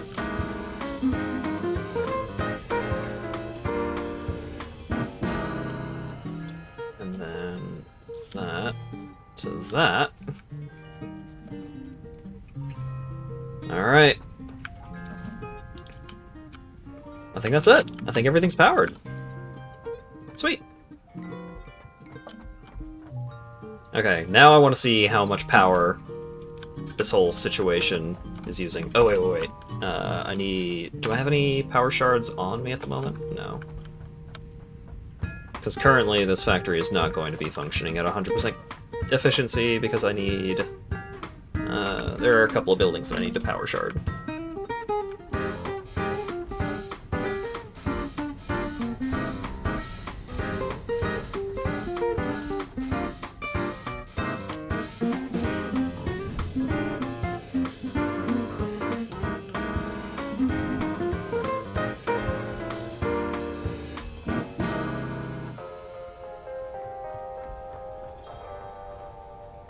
Alright. Boost pad. I got boost power. Whee!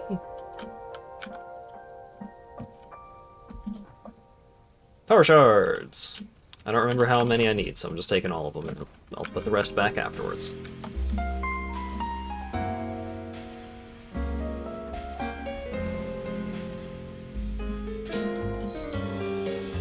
I should probably get around to that, the plan that I had for getting a hyper tube that goes across Factory Prime, just so it's easier to get to the hub when folks need to get to the hub.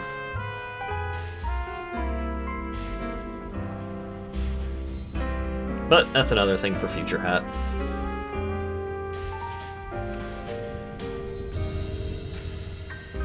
Whoop.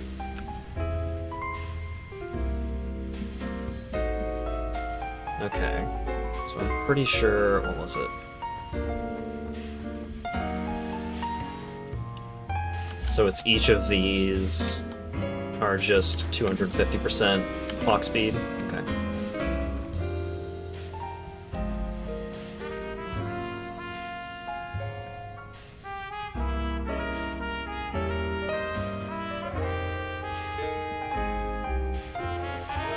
I could just build more of these buildings, but nah. Ah.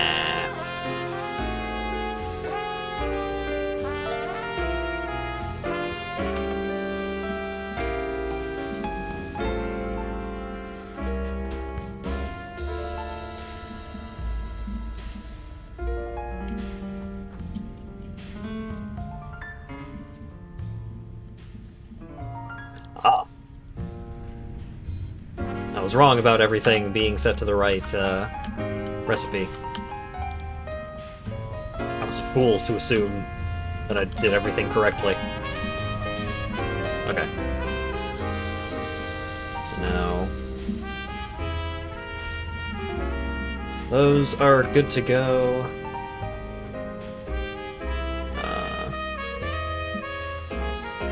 So these should start cooking.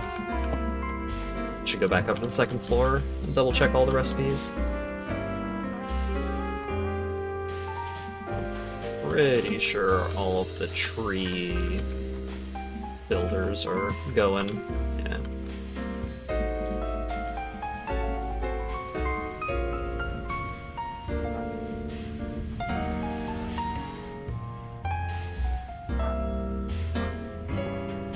Dogs be mad.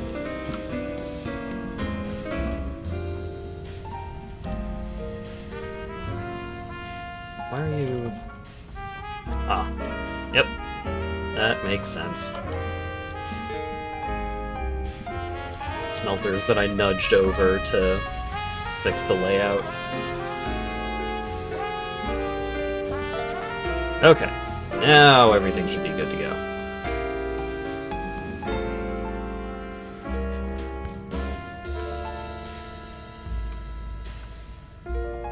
Okay.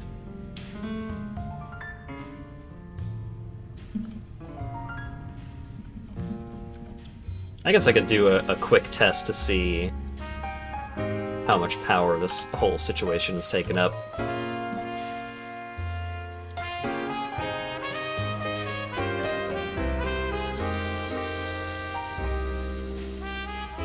So, ranging from around 1750 to 2000, and then plug her in.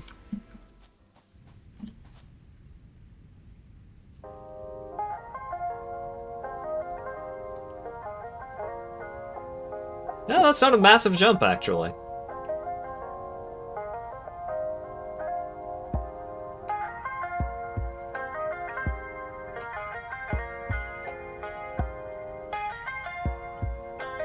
Around 250 megawatts, thereabouts.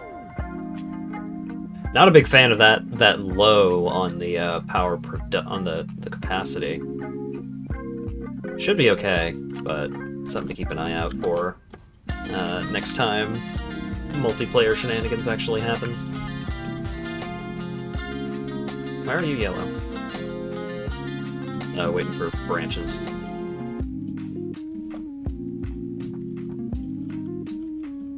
Same situation over here, I would assume. No, this one's waiting for ornaments. You are making ornaments, aren't you? You got no copper, huh?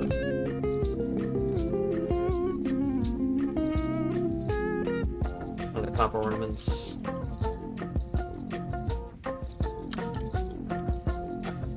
Is there a disconnect here? What's happening?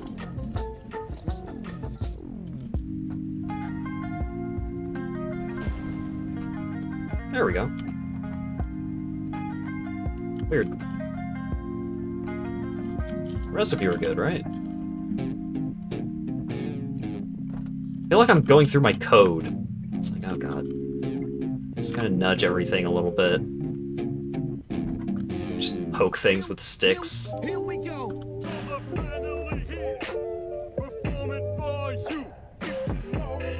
I'm gonna go up. I'm gonna go back up and see if that, I can just make a ladder here.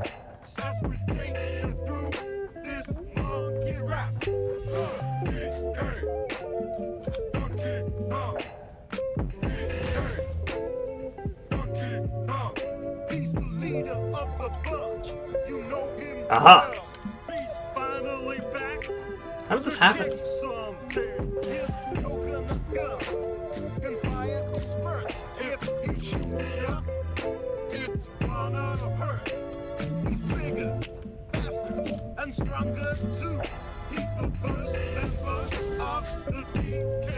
Have you heard One-Winged Kong? I have. It's scary.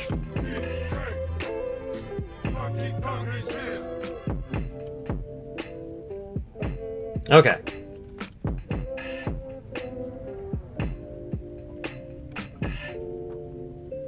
Okay. I think everything is functioning as intended now.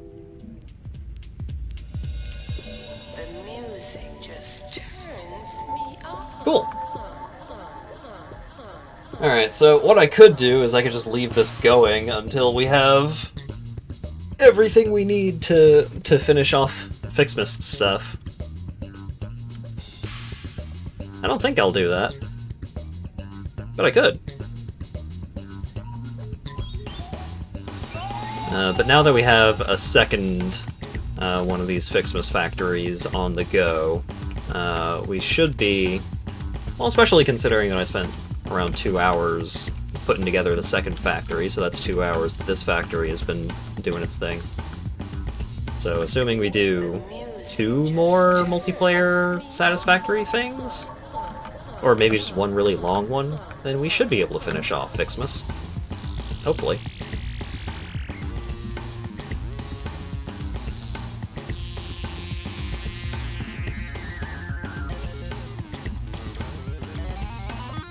Let's see if I can get a nice vantage point for observing the double factory. Because I would like to go do a quick check on what the pizza situation is.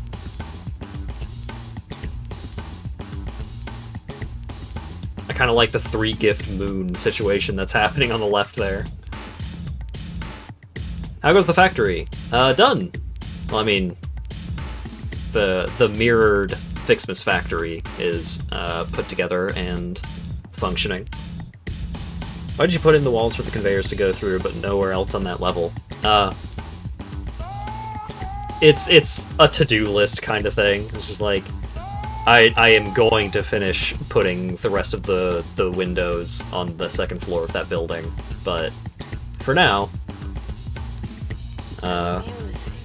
Building another factory was a little higher priority. Next time multiplayer happens and we have everyone kind of doing their own thing, people being more productive, I'll probably spend a little more time goofing around, putting together hypertubes and finishing buildings like this. Where's the walls? It's fine. You see that? See that one little...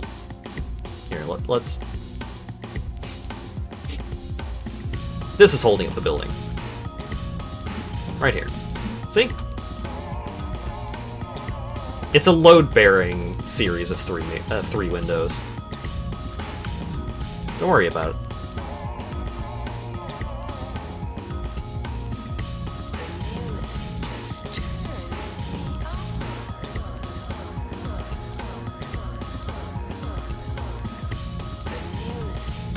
Oh yeah, and the ladder. It's true.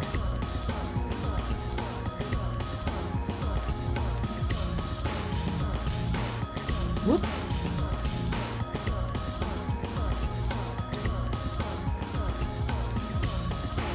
Okay. I'm gonna give Dwayne some screen time. Have me a nice hot cup of Dwayne. That's not great. Oh hey, also Brian Shu on guitar. Get hype. So yeah, I'm gonna go check on what the pizza situation is, and then I will either have pizza or I will be back and maybe start up Dungeon Defenders or something.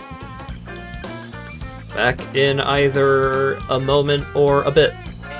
Or a while. Who could really say?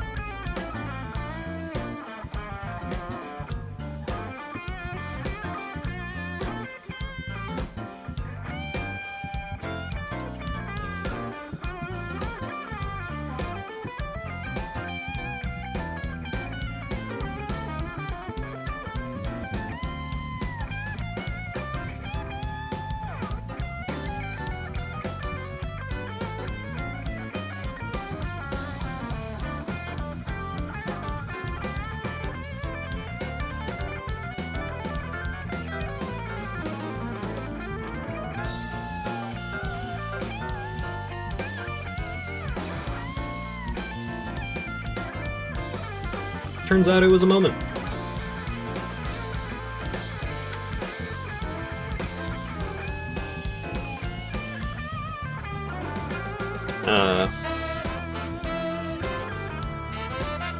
Ryan Shu on guitar! Just in time.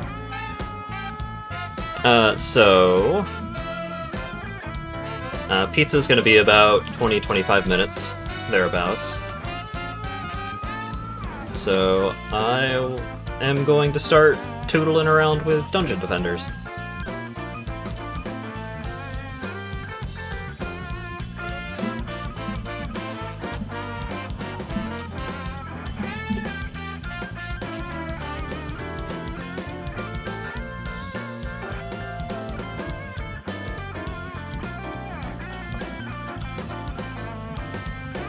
Thank you for your service, Dwayne.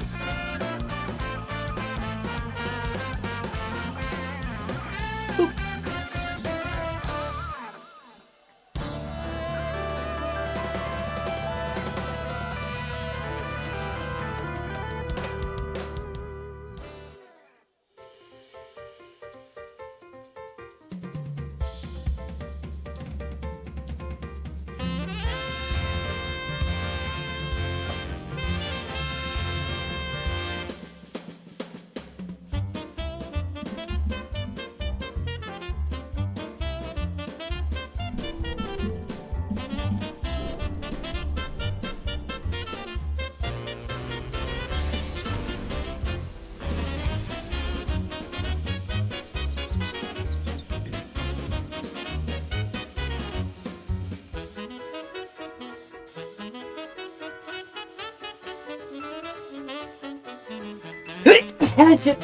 Sorry.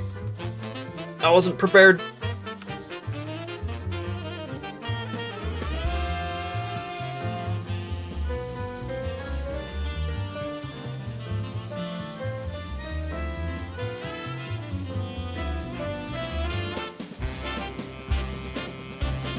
Hey!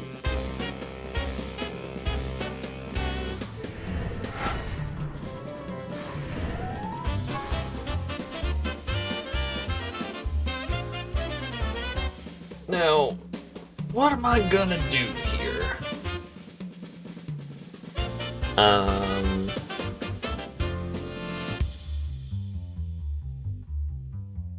First dungeon to defend your immune system. Yeah, I'm good.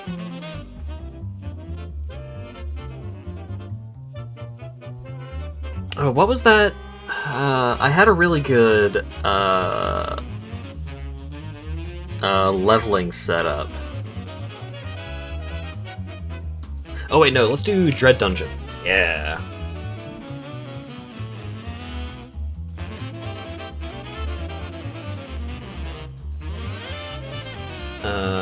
Where did I have the layout for that? Oh wait, no. Even better. I can do a blind play of a certain map that I have to do in order to unlock an alternate skin for the summoner. Yeah. It's so weird seeing the monk as a monk instead of a blob man.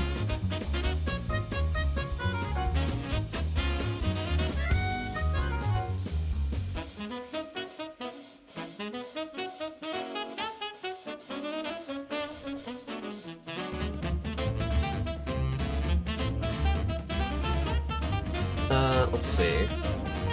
Was it Lost Quests? What was it? Challenges, Tower Wars, no.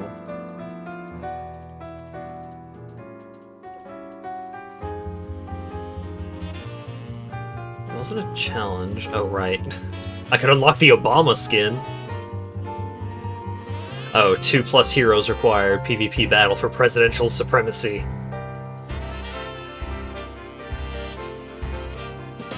Oh wait, could I just do this split screen against myself?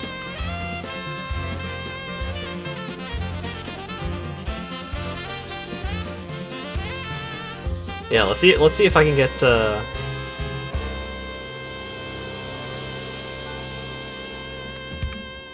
Let's unlock Obama.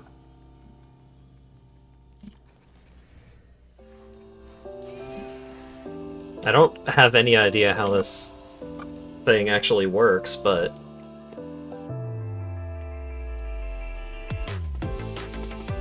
Presidential Battle Royale.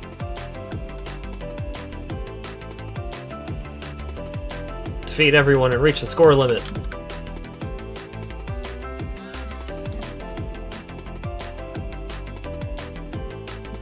Score limit 60? Oh god. We're gonna need more participants. Ouch.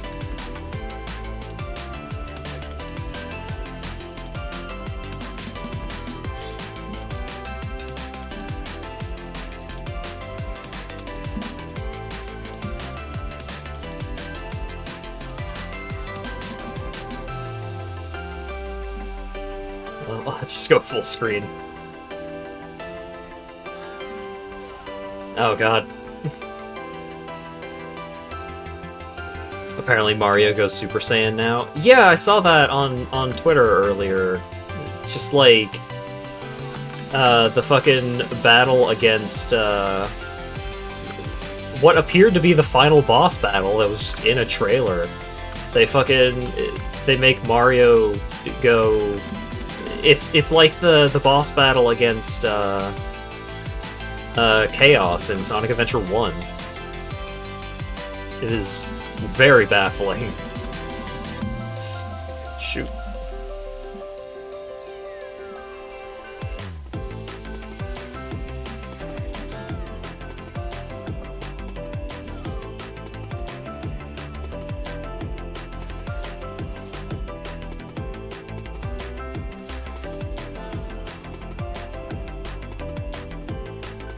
Only 30 more points.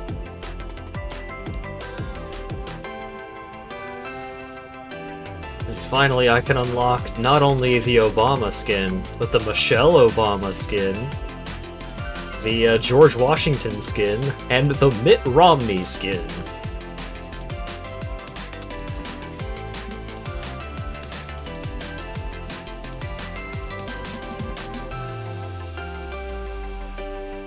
Because the 2012 election happened, I guess.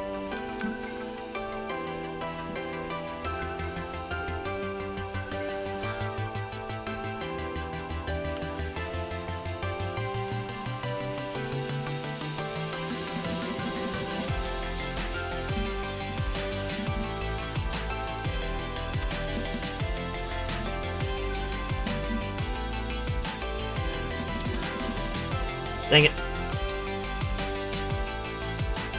Dungeon defense started while you were tabbed out. Yeah, it's, not really... I'm not really defending dungeons right now. Currently, I am unlocking Obama. I won the game! Woo! I got a democratic donkey! Wow. To return to my tavern.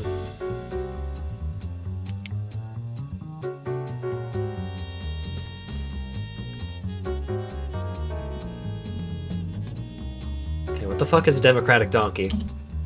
Is it a pet?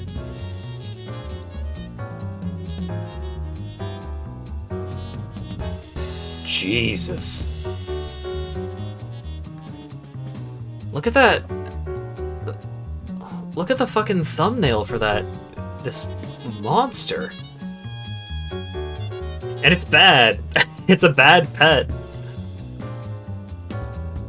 But I do need to look at it.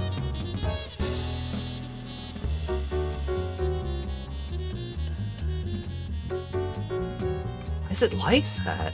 What the fuck? It doesn't have eyes. Good lord!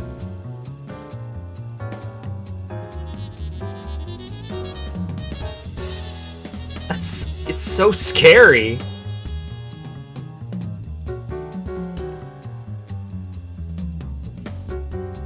You know, the Democratic donkey.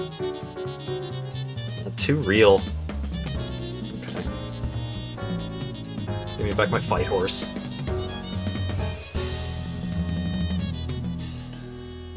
Now this is a pet. Hell yeah. Okay, right, I need to try and remember... Oh, right, go away.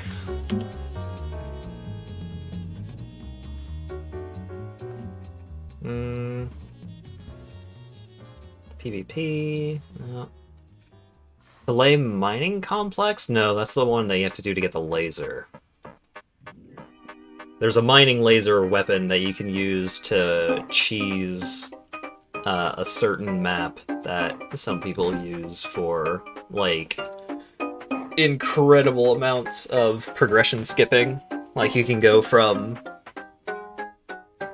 Like, you can go from around 1,000 to 2,000 stats to 5,000 stats.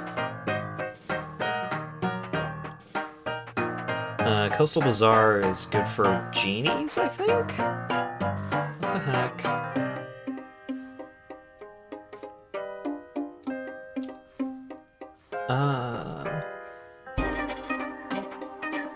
I cannot remember what map I need to do to unlock the Demon Lady skin. I guess I'll just go to the character creator, because it will tell me there.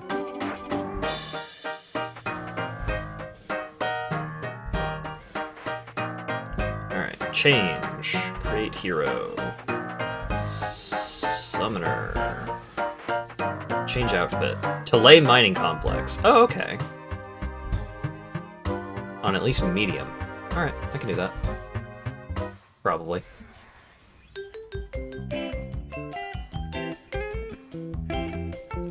Maybe not before pizza's ready, but guess we'll find out.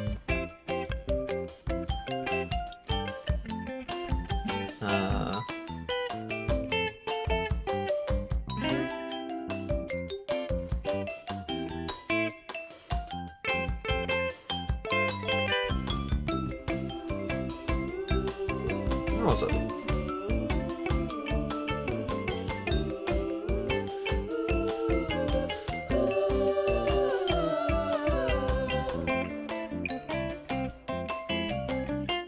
Not being able to, like, search for specific maps is not great.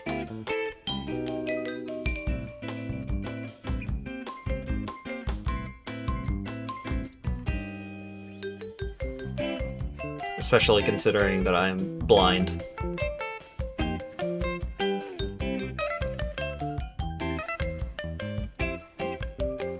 Where the frick?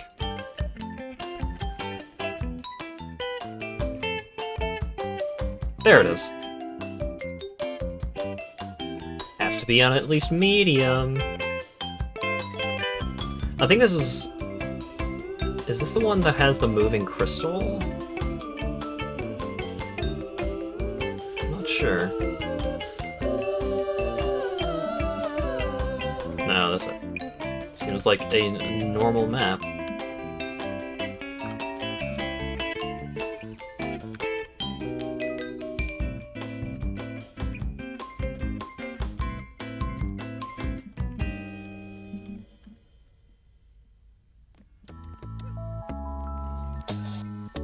It is a big-ass map, though. It supports up to 6 heroes.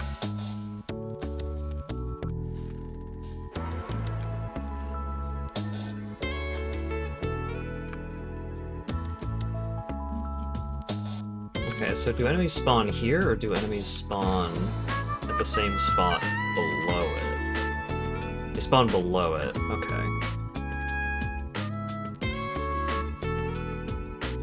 I wonder if this is one of those maps where you can just, like, set up a choke point at each of the spawns, rather than having to defend, like, the actual crystal points. Although I don't know if they're, like, flying enemies or anything like that.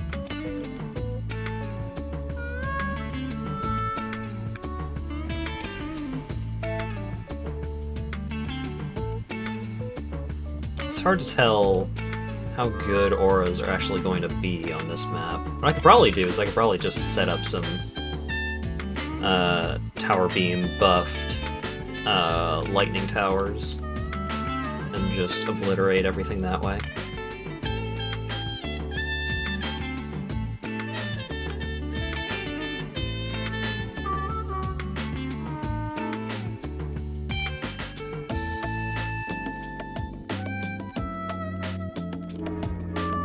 Oh god.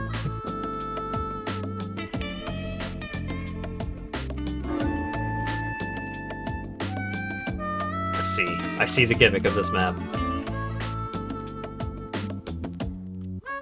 God, how do I get down? Gotta get up to get down. Ah, don't put me in the lava. There it is, there's the last treasure. Okay, so if I put... Oh, you can have auras overlapping the crystal. Oh, okay, so that makes this a lot easier. So I just go triple aura on each of the crystals. Oh, there's 4 crystals.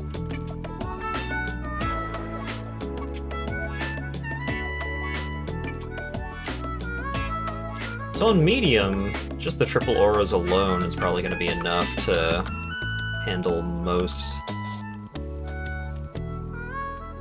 of what this map is going to throw at me. I would like to go up.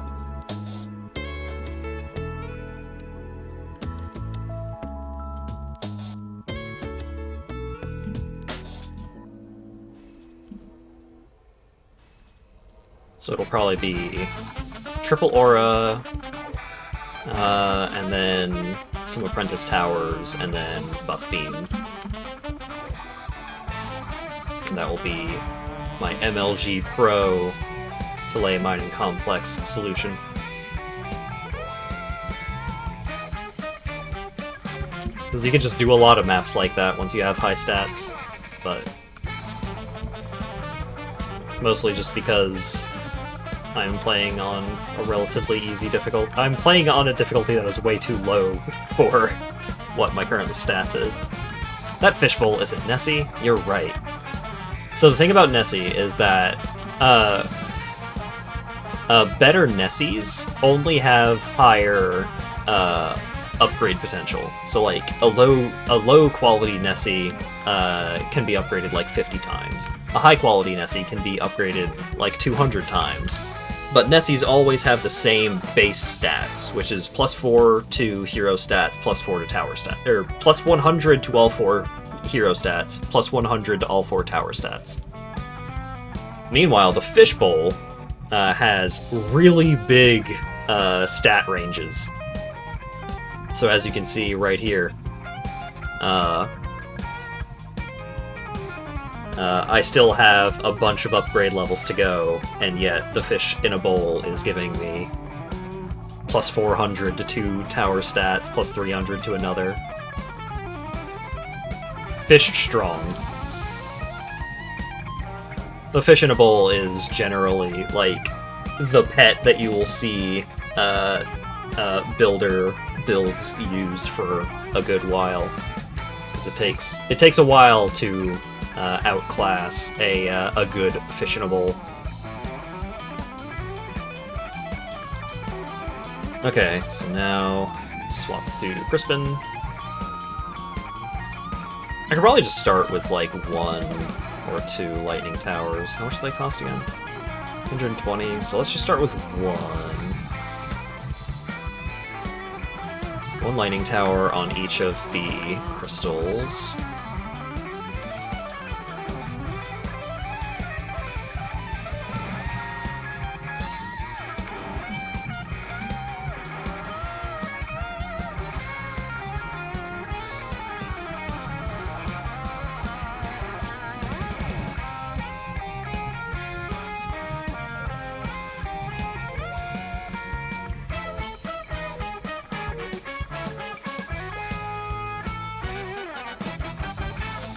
I don't think I'm gonna have enough mana to buff beam all of these.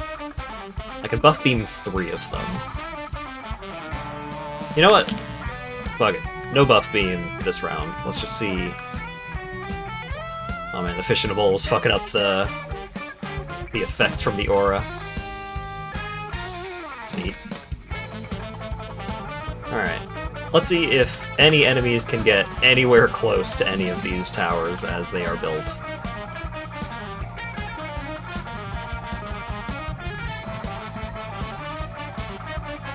Probably not, considering that it seems like most enemies are dying as soon as they touch the electric aura.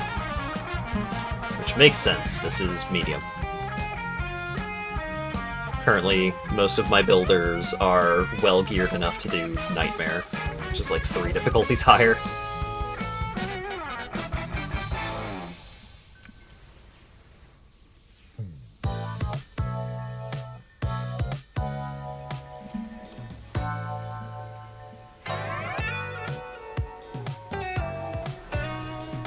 Yeah, there's definitely way better choke points that I could have set up. Seems like it's taking a while for enemies to actually get to the crystals.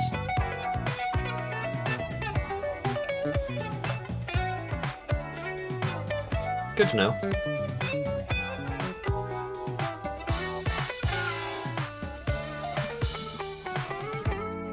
Wave complete!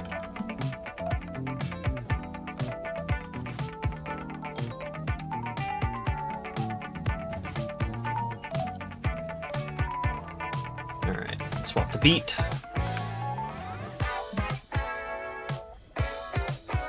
Tower buff beam.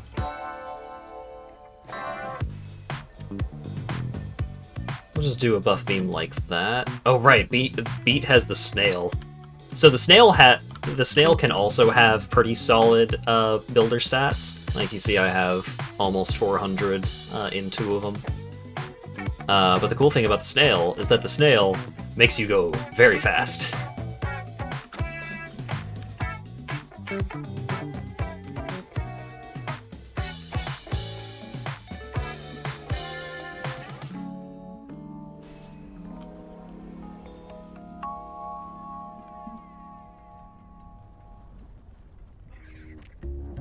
Rocket snail, yeah. Actually, hang on.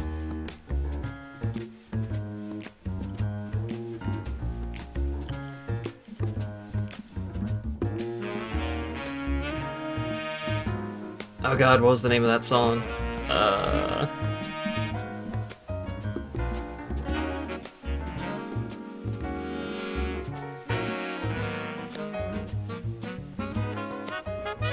Oh, Thunder Snail, right?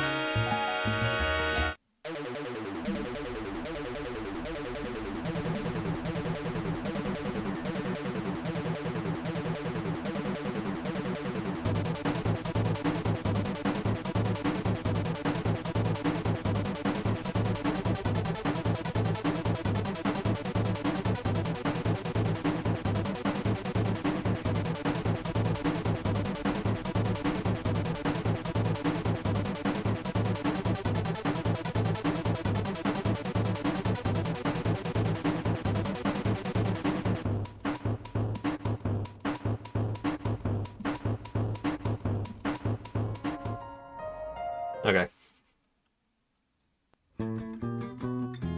Back to the other playlist.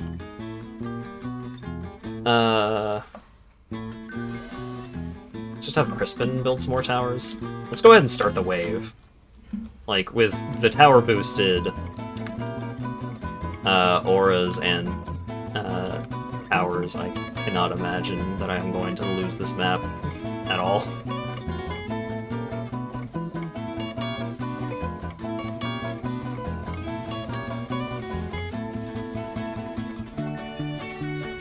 Probably don't even have to upgrade anything.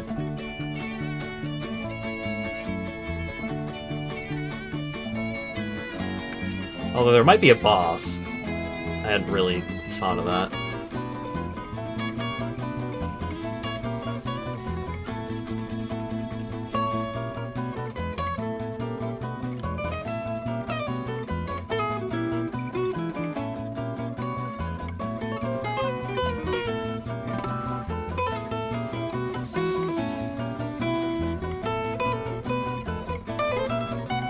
What's this last setup that doesn't have the extra towers? I'm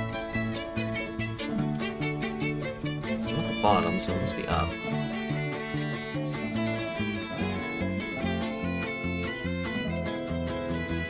There it is, I think. Wait, no. It's below this. Here we go.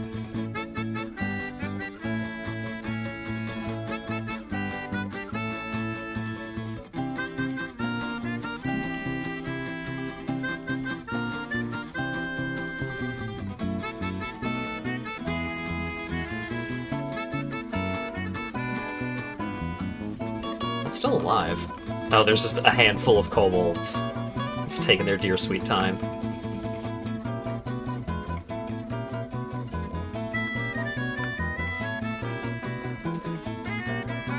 They're just eventually gonna conga line their way into instant death, but... Wait, what? Oh. I think these gerblins are stuck in a AI loop. Here, let me help. There we go. Alright. Start the next wave, just start the next wave. Just do it. Just go.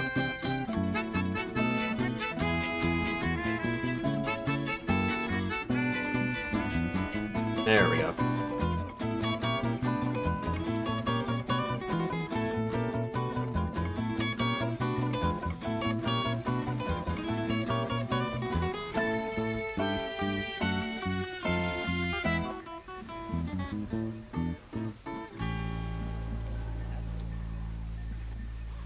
Even with a builder weapon, I'm still able to mow these guys down with surprising efficacy.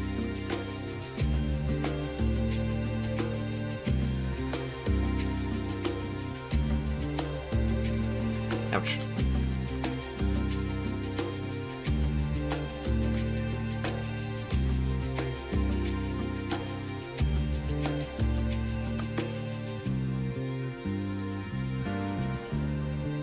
An Oger has arrived. Oh no. Oh. Whoops.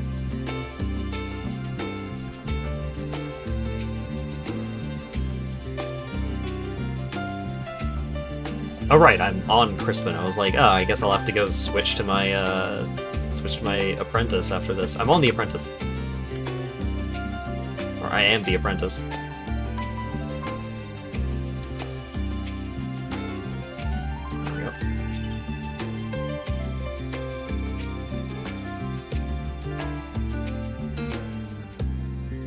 Need 40 mana. I'm just gonna build 2 fireball towers in random locations just to fill out my my defense units.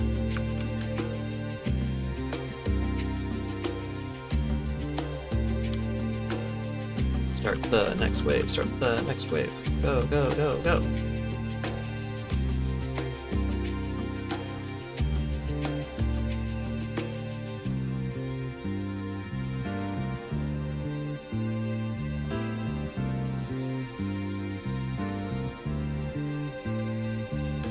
There we go.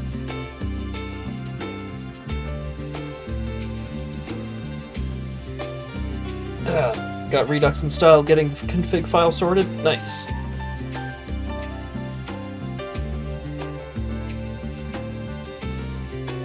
Yeah, with the config file thing, I just added, like, I put a 3 at the start of each of the numbers that it lists, like the quality things, and I didn't mess around with the minimum time and maximum time for MIP loading or MIP map or whatever the heck the last part of that texture fix is.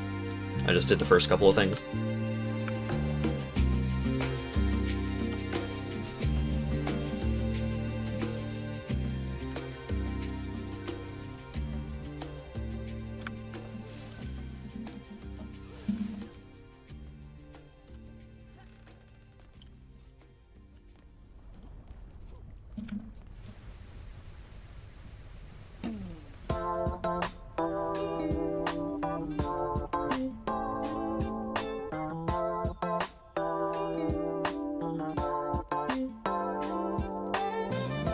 Are the ogres stuck? What happened?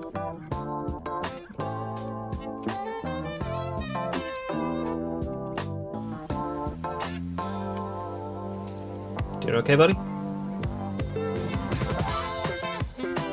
AI is breaking a lot on this map. Wowee. More than I've ever seen on a map. Like, I've had some problems with genies just floating around in circles on Moonbase, which is another map that I'm probably going to end up playing a lot of, but these AI problems are a whole nother level. Oh, I can smell the pizza. It smells so... Oh, I'm so hungry. I did not expect to be eating this late.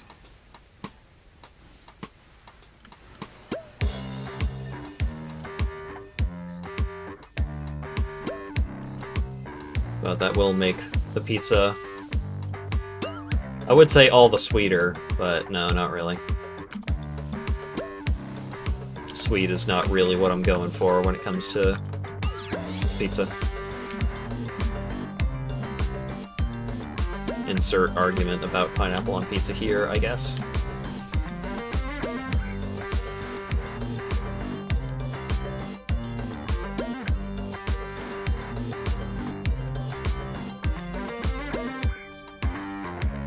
Gotta get that rare sour pizza. I feel like that's definitely a thing somewhere in the world.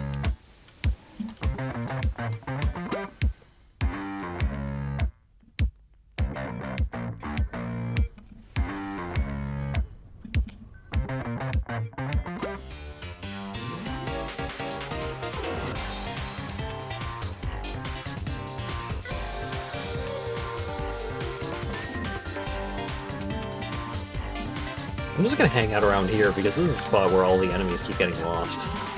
It's one junction over here.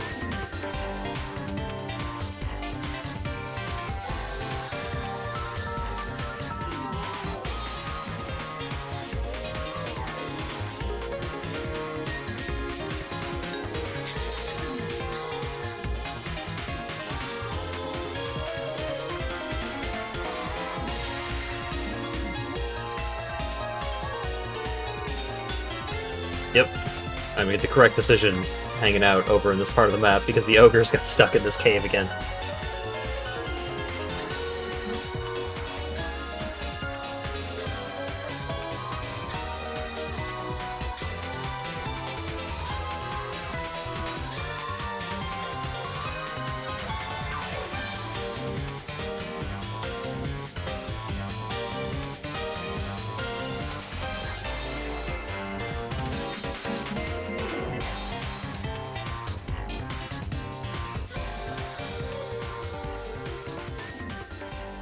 Alright, 2 more waves.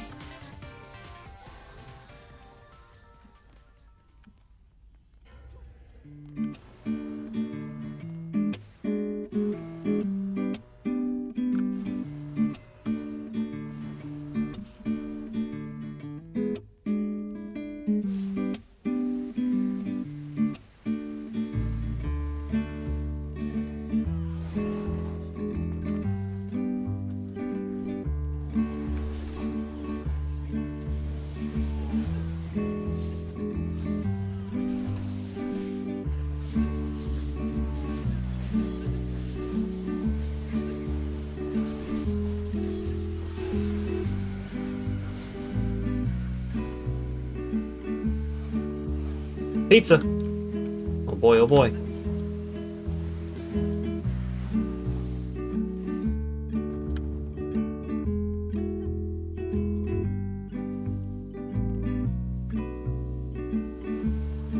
Alright, I'm gonna say the likelihood of enemies still being stuck, or enemies being stuck while I am gone to eat pizza. I'm gonna say likelihood's pretty high. But let's find out.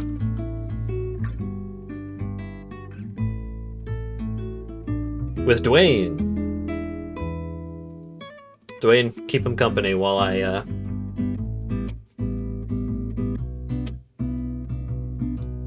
There we go, perfect. Alright, back in a bit.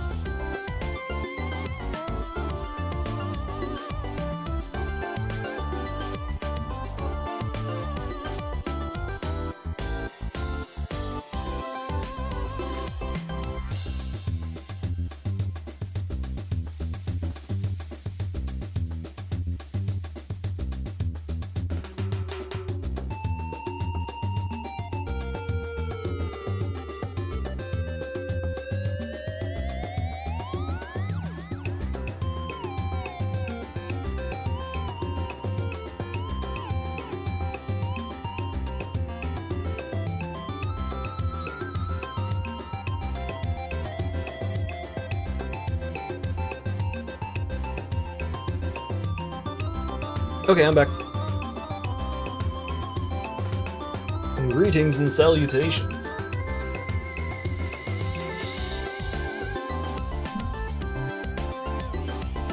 I sneezed right before I turned my mic on, and now my throat hurts, because it was a very intense sneeze. but Olive.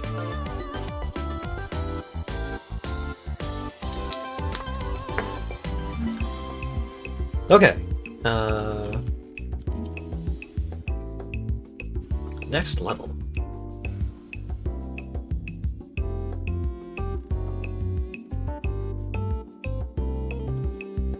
Intense knees, but Olive. It got sneezed that time when I didn't say it. I feel like I'm gonna sneeze again. I feel like whatever caused the last sneeze is still a threat.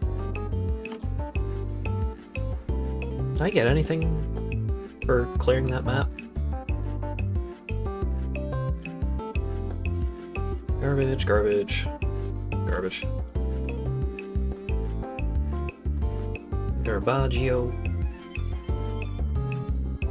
I got the boxing mitten. Oh, that's the Infinity Gauntlet that Obama was wearing in that screenshot.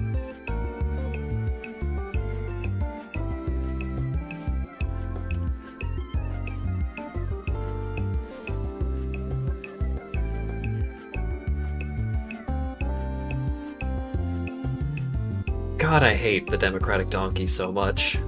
What a nightmare creature.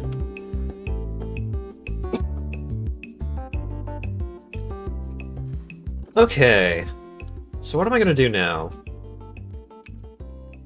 I don't know if Teddy is around for a crash course.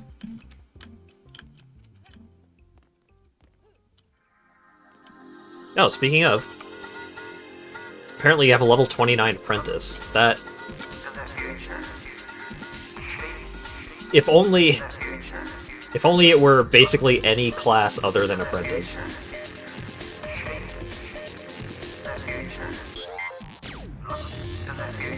Oh, excuse me.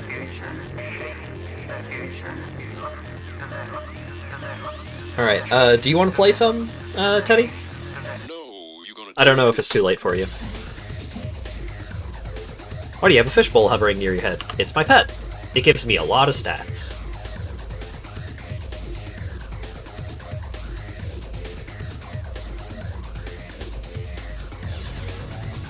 You can make my number go up big.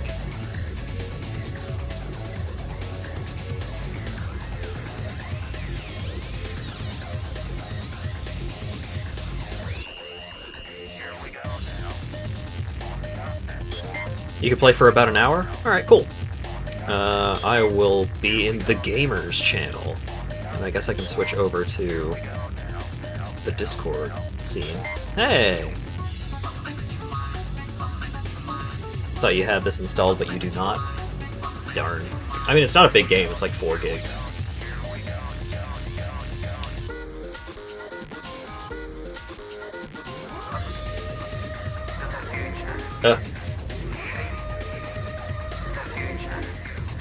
By load, it will be a big... It's not actually that bad, but 1 second I am. I do need to blow my nose.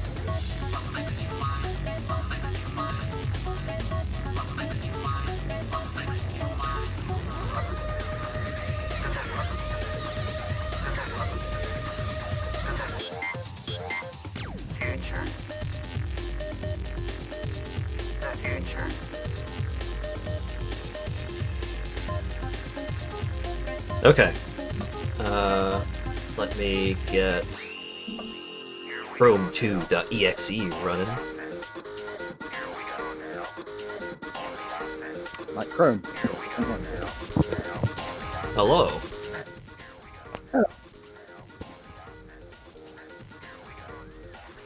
Okay, so... Alright, so currently out of the base characters, which it seems like... I'm pretty sure you didn't have any of the DLC characters. So out of the base characters, the only one that is being used between Asp and Ruffrin is Apprentice. Asp is currently an Apprentice. Okay. So,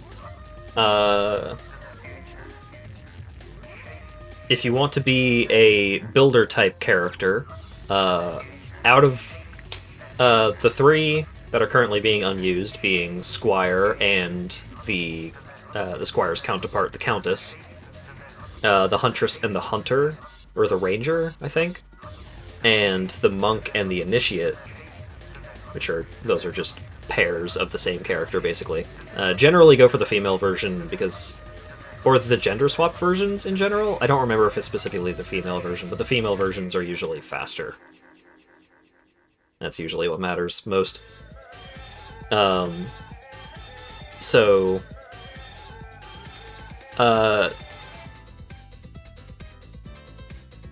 Monk is both a really good DPS and a really good builder, because the Monk's auras are really, really strong and useful.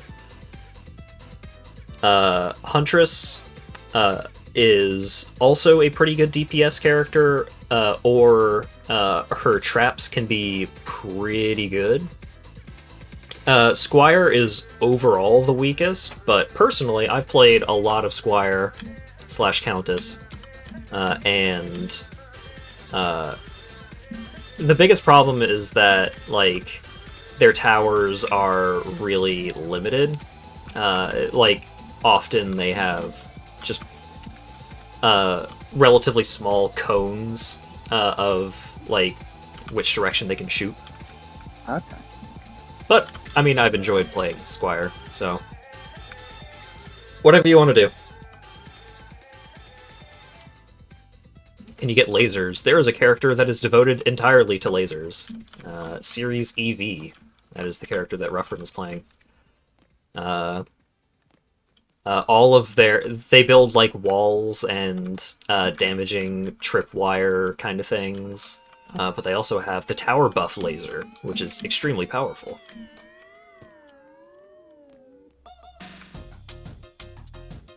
Let's see. Like, here, let me show off my Series EV. So, like, I can build a wall that blocks enemies. I can build a wall that reflects projectiles. And then this beam... wherever, like, as long as it is touching, or at least, like, close to touching other buildings, like walls and towers and summons and stuff, it makes those other things really strong. There's also the shock beam, which is a stunning kind of effect. The proton beam, which is just damage anything that stays on top of it. And then the SAM unit is fucking anti-air missiles. I don't know how good they actually are, but that is a thing you can do.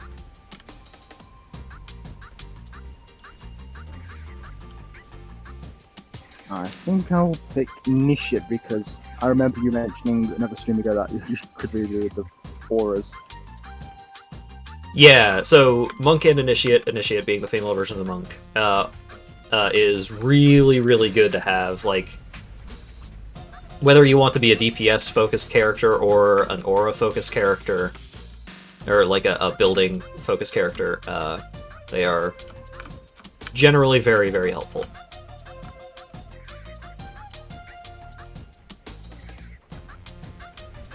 So did you want to focus on auras specifically, or did you want to try and build a more aggro character?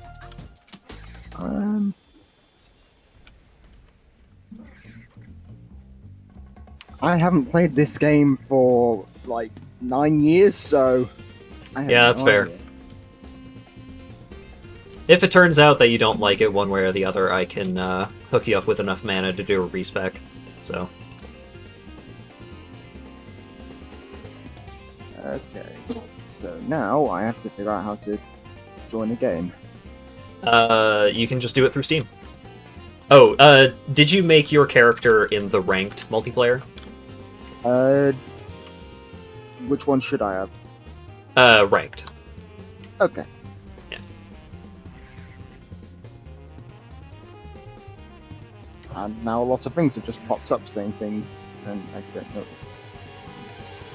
Oh, right, also, so The Initiate is the class that has the furry costume, but you have to have the what the fuck's it called? Crystals of Eternia DLC pack, which is like $13 off sale. Yeah. Yeah. I'd wait till I decided whether I Yeah. remembered how this game works first. Right.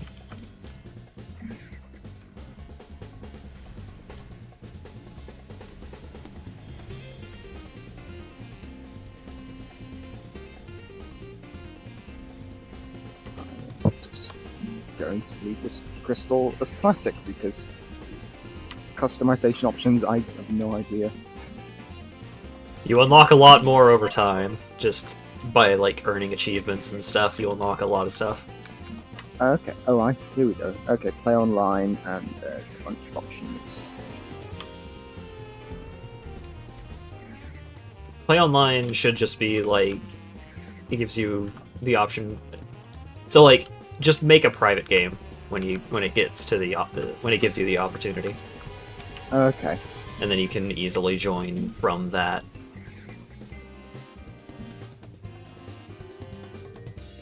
So far, I think it is very obvious that I haven't played in a long, long time. Yeah, well. Here, I think I can just go ahead and send you an invite via Steam. Yep.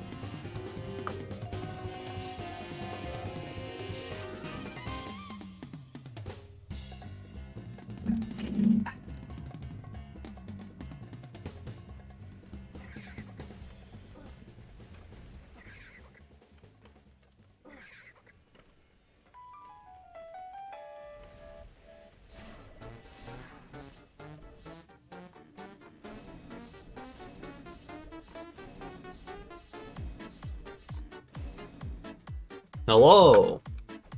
Hello. Let me switch to a more level-appropriate character. Oh wait, no! I just unlocked the new skin for the Summoner. Hang on. I'm gonna boot you out and then bring you back in. I need to No make... worries. You can't select costumes for your characters if you make them in-game, which is a dumb thing. There's a lot of, like, dumb, old, lack of quality of life kind of things. It was a different time. 2011. I'm going to pop back into private match and check the settings because I noticed there was an icon for audio, and I'm Yeah. already on voice chats. You don't need to hear me in stereo.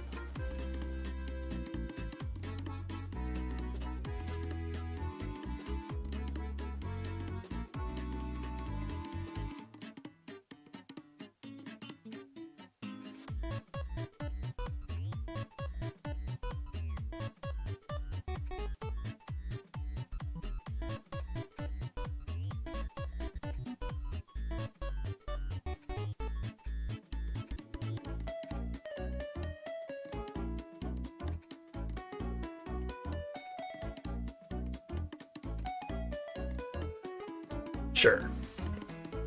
What will you dub your Valiant Warrior? Yeah, that seems perfect. We got... we got an 8-character name. Have half a vowel in there. That's exactly what you want to see.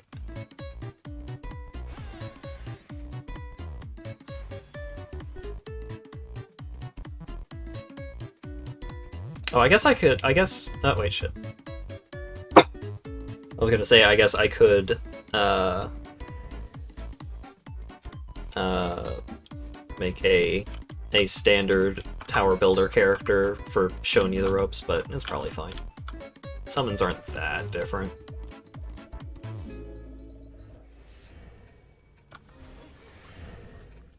Ta-da!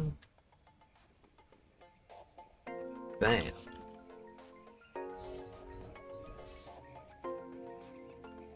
Let's check out the sick deeps on my archer.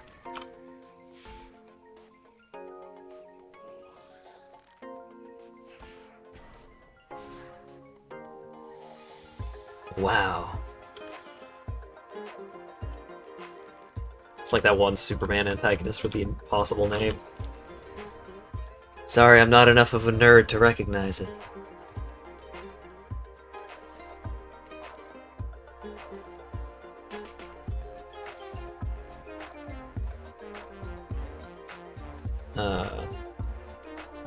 Mars here, level 12. Is he shooting suction cup arrows? No. I mean, kinda, but no. That name either looks like a cat walked on your keyboard, or it's from a franchise I don't recognize. It was it was just the default name that came up when I was making this character. Because it's the Demoness. And the Demoness is basically the summoner, but a lady. And also a demon, I guess.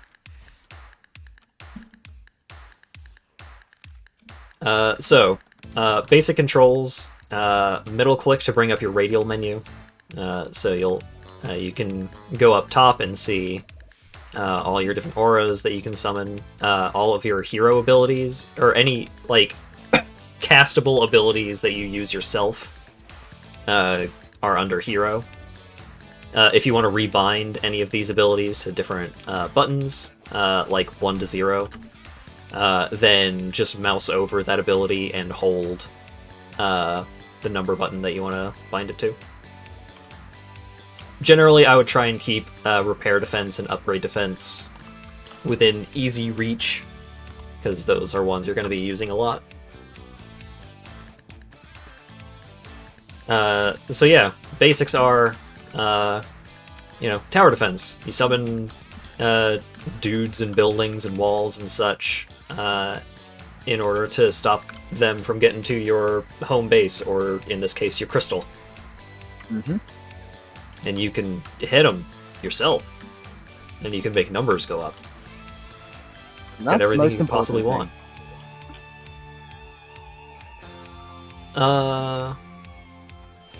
Leave hardcore mode off. I wonder if we could just do medium right out the gate. Let's do easy. Oh man, plot. I love plot in tower defense games. I guess it's not that bad in Gemcraft, but...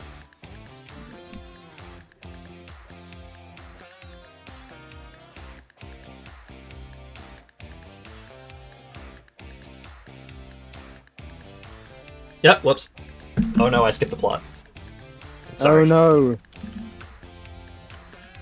How terrible. So, typically, when you start out, you won't have any mana, but you can run around and open chests that spawn both at the start of the game and in between waves. And you can get mana out of the boxes, and then you use that mana to summon stuff. So I'm playing the Summoner. The Summoner summons dudes and can control the dudes all RTS style. But also, the things that I summon use a different building resource than the other characters do. So, Squire, Initiate, basically every class but the Summoner uses defense units. So here, like, you can set up an Ensnare aura, like, right there, and then that way enemies will be really slow when they are within my archer dude's range.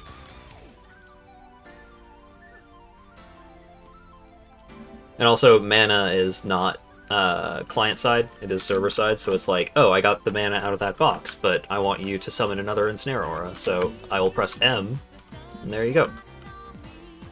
Okay.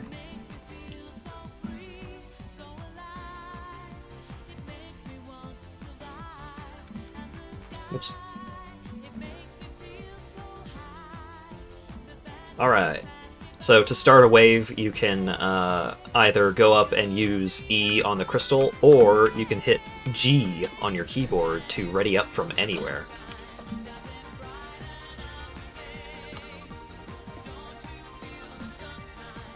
Okay. It looks like these auras have a limited duration on them because I can see something ticking down. What was that? Very. So it seems like these auras have some sort of limited lifespan because I can see a timer on them slowly ticking down.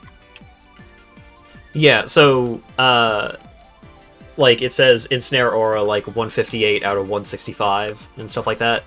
So, whenever the auras are affecting things, they will slowly lose durability.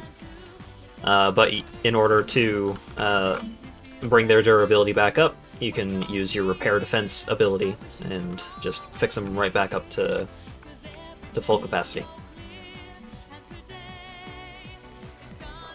Ouch.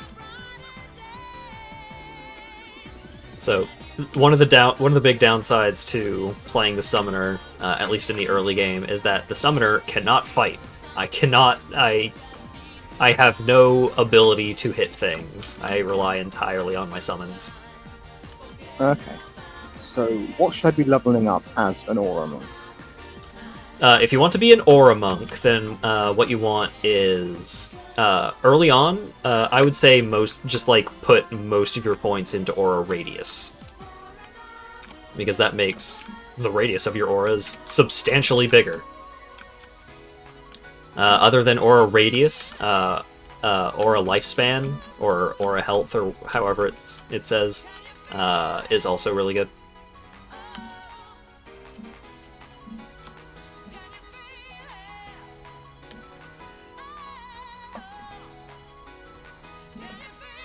So I'm gonna go ahead and summon some more dudes.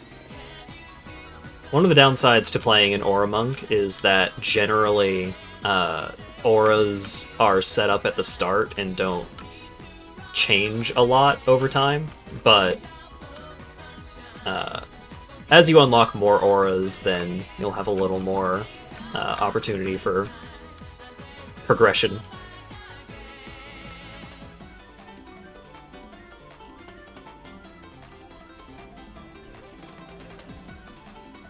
So I'm just building blockades of dudes up here.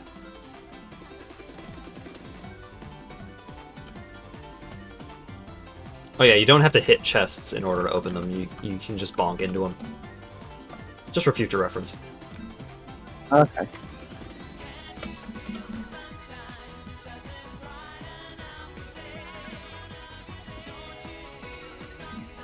Oh yeah, I guess I could show off my my RTS capabilities. Whoa! My dudes are very slowly moving forward. Are they affected by the No. aura too? No. Auras generally, like, unless it is a beneficial aura, auras do not affect friendlies. So yeah, your main 3 auras as an aura monk are going to be Ensnare, Electric or Electrify, whatever it is, which just does damage over time in a big ol' area, and Drain Strength or Weakness or something like that. So the debuff aura, not only does it reduce the amount of damage that enemies do, it also removes any elemental affinities. And if an enemy has an elemental affinity, it basically means they're immune to that element of damage. So removing that immunity is extremely good if you are playing with allies like an Apprentice, where most of their towers deal some kind of elemental damage, so fire or lightning or something like that.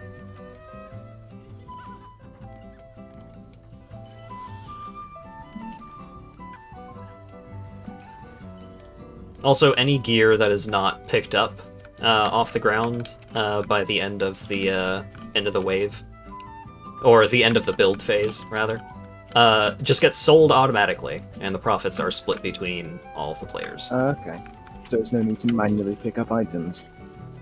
Right, unless, like, you still want to manually pick up items if the item is good.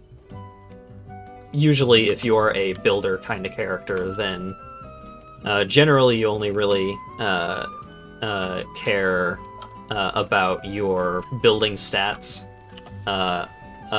But 2 hero stats that are pretty handy.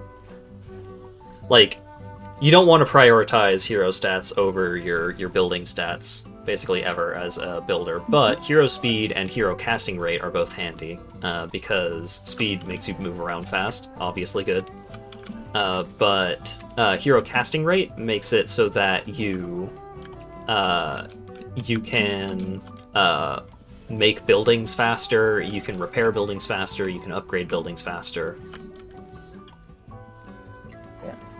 It's good. Which I imagine is useful for healing and the healing defense in the middle of the wave. Yeah. But yeah, if you're ever curious about what a stat actually does, then if you hit I to bring up your equipment menu, or your character menu, so like you can mouse over each of the icons on the left to see what the icons are, and most of them are pretty obvious: hero health, hero damage, minion health, minion damage, or tower health, tower damage, and so on and so forth. Tower effectiveness, or aura effectiveness, I guess it would be for you. Or effect strength. Yeah.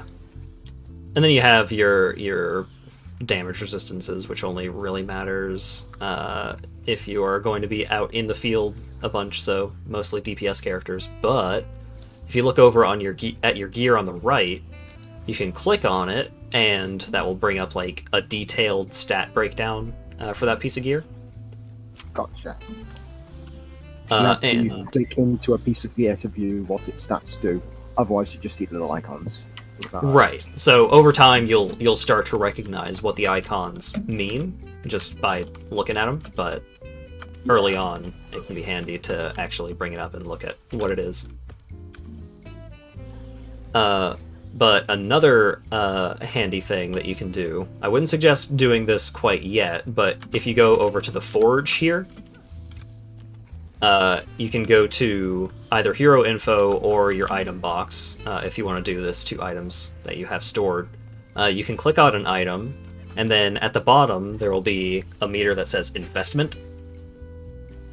And you can either click invest all to invest enough mana to level up the gear by 1, or you can just click pro mode and directly click what attribute on the gear that you want to increase.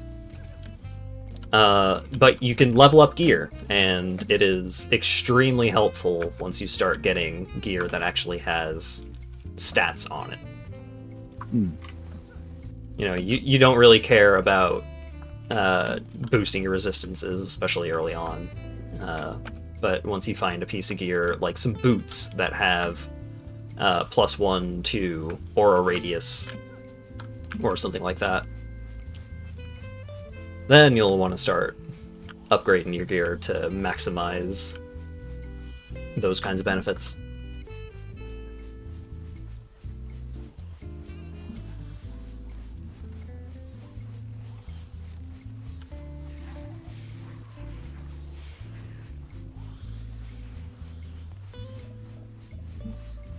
So I can just build more archers.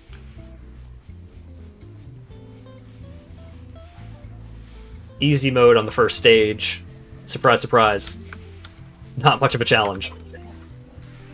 Surprise, it's easy.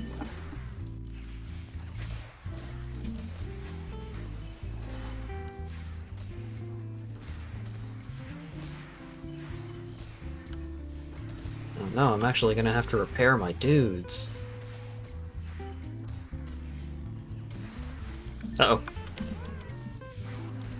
Oh wait, no, never mind, it's fine. You can hit C to ping your current location. If there is anything that needs to be immediately resolved.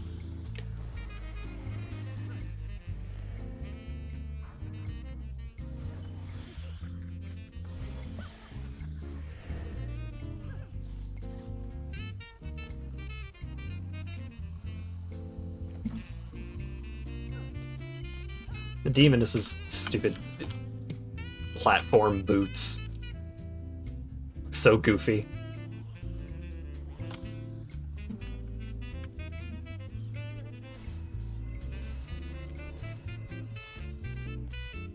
Oh, you have the Zappy Aura now. Nice. Yep. That will greatly increase our effectiveness. Just layer them on top of each other. Yeah, that's generally what you'll want to do, is just stack your auras. It sounded like the other heroes create the kill box, and the monk puts auras to put in the center of the kill box. Right. So, like, over here, like, I have this fucking firing line of archers set up, and so, you know, if the enemies don't get killed by the electric aura, they're probably going down to all of these archers. Once we level up one more time, then we will have a maximum held mana capacity of 100, which means we can start upgrading stuff. Because leveling something up to level 1 costs 100 mana, and then 200 mana, then 400, and so on. 700. It's not actually up to 800.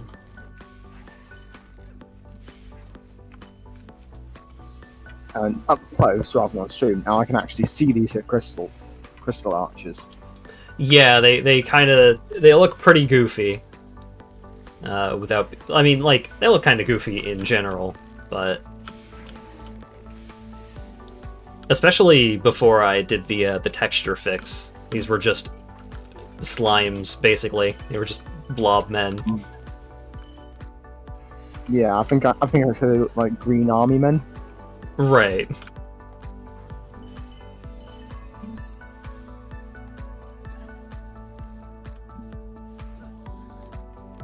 Currently, everything is going into radius. Yeah, that's a decent way to start. Eventually, you're gonna want to start getting more health. I wouldn't say aura effect strength is going to be super important early on, but it can be nice.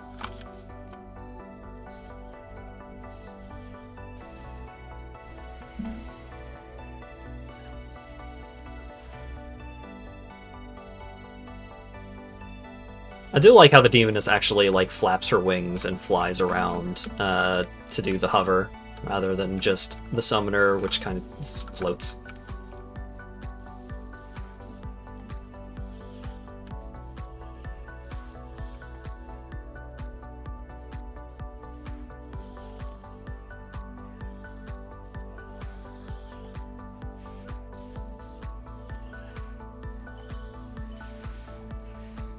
Oh boy, level up.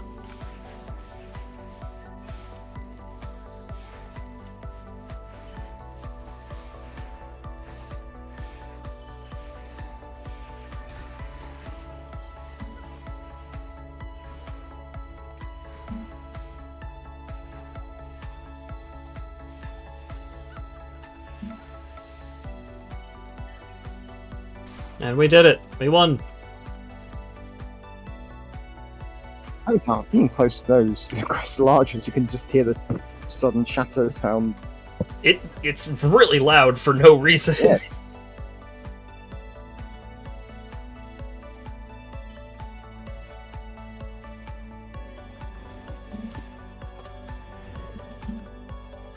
Any of this gear actually have stats on it? Probably not.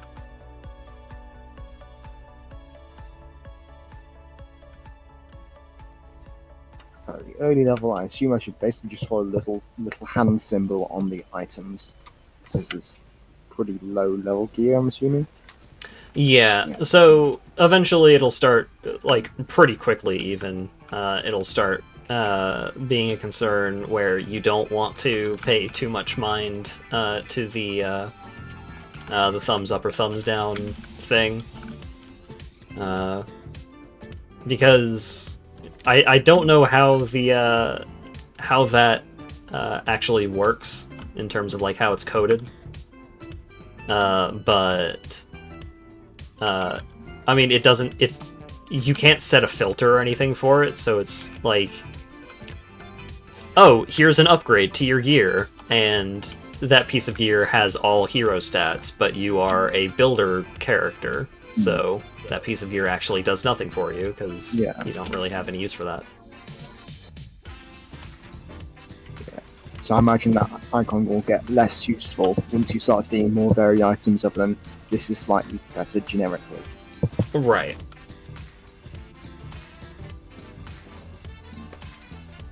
Okay. Let's... We'll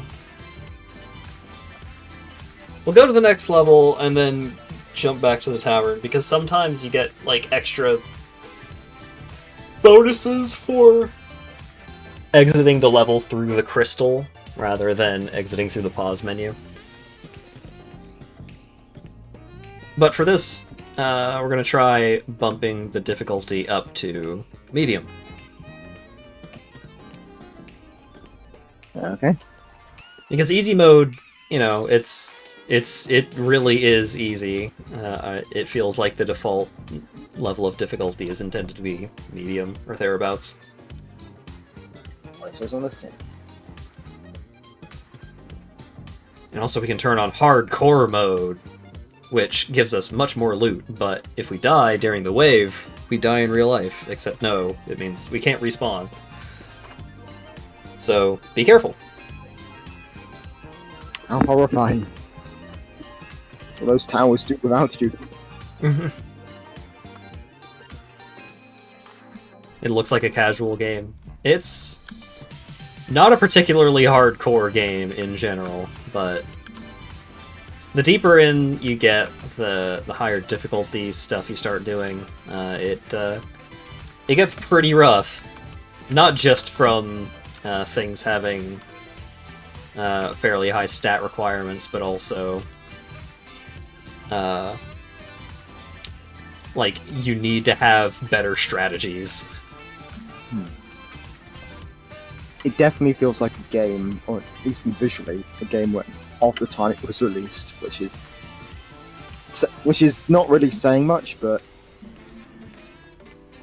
it obviously got some of the amount of, it's got a sequel and with the amount of,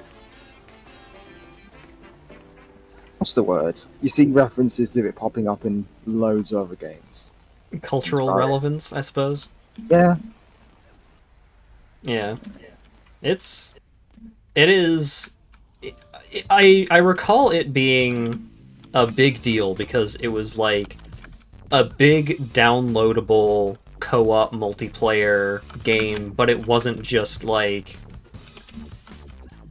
you know, oh, run around and shoot zombies a lot and maybe find a better gun lying around on the ground. Like, it was like a big full-fledged game kind of thing. Yeah. Trying to figure out where to place my auras. If I place them right in front of your archers, they're going to be able to attack. Yeah, sure. Because I'm pretty sure the ensnare also reduces enemies' attack speed.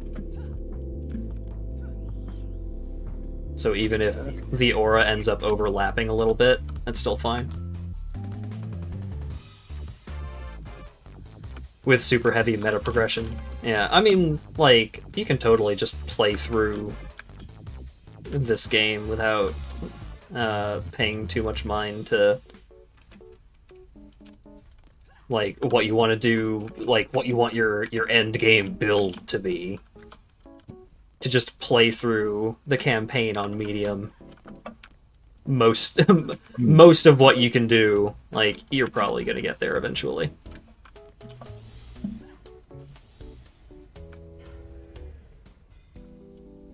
But it does have a lot of endgame progression, even more so over time, where they just released more and more content, and a lot of that content ends up being geared towards players who have already played through the game.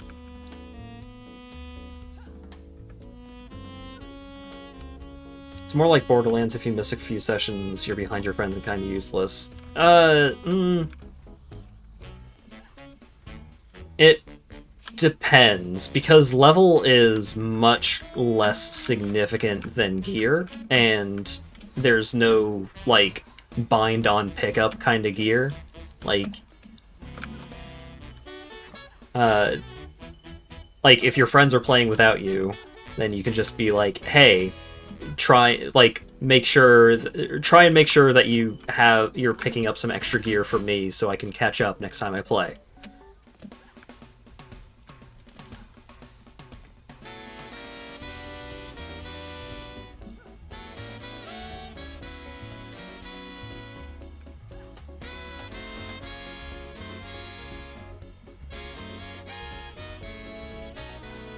Because everything is, like, really level-based, there are a couple of things that are a little more... Like, you'll want to do this and have this before you do this other thing.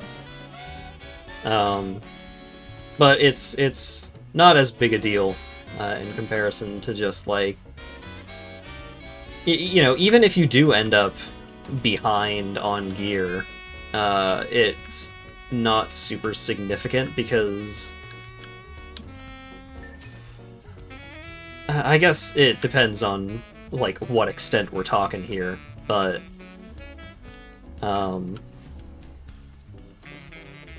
in general I would say it feels like a game that is easy to catch up on. And so it's like, oh man, you guys played like that map without me around. You know, typically the response can just be, oh, well, let's just play that map again. It took us half an hour to do the whole thing.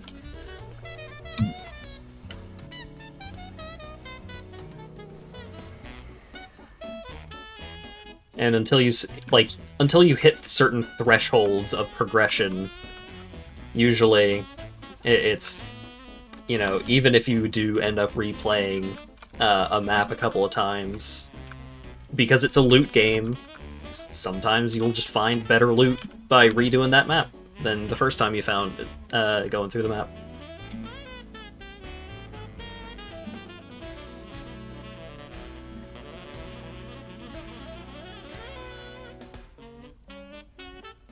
Plus, once you start getting to end game stuff, you have access to so many ways of like power leveling characters and getting decent gear of whatever like level of progression that you need, and so on and so forth.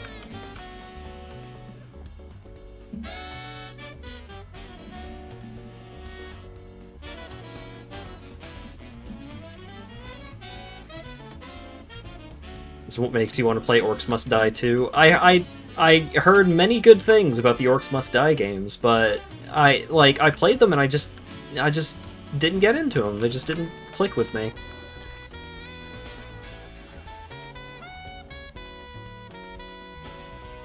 I don't know what it was about them. Didn't dislike them, didn't think they were bad.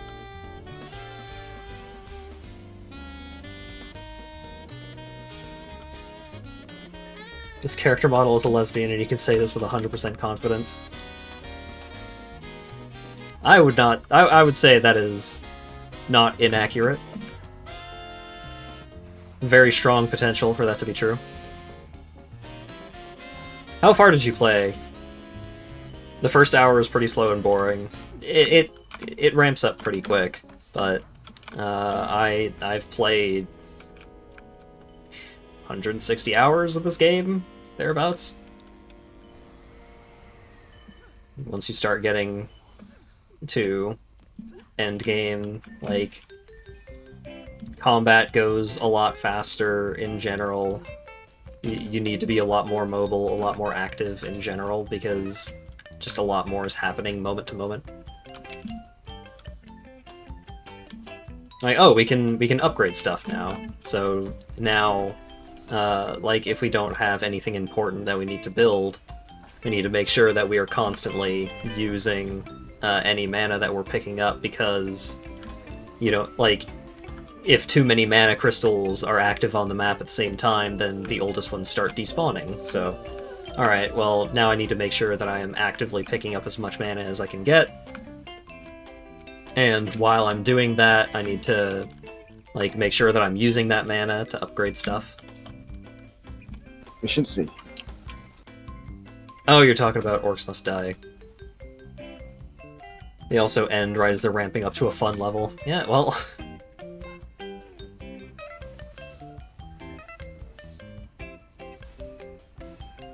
But yeah, like this game also a lot of it is not just about like, oh, can I grind a level enough to get high enough stats to beat this other level. It's like, well, you can get stats and that'll make it much easier, or you can figure out a better tower layout, and that better tower layout will usually do as much good for you as like a notable power increase.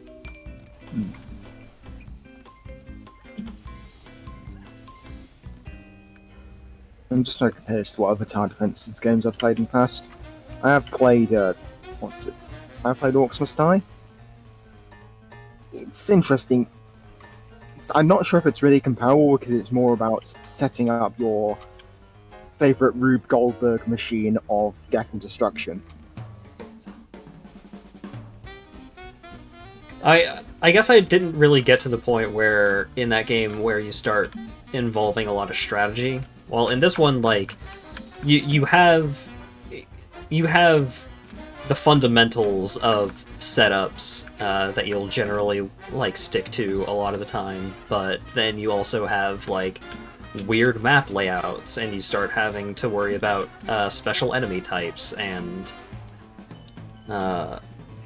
stuff like that. So it's like, oh, well, this kind of setup that I used on a lot of these other maps doesn't really work on this map because now I have to worry about genies. Because genies can come in from behind my setup and start zapping all of my stuff where my defenses can't shoot them. And that kind of thing. Yeah.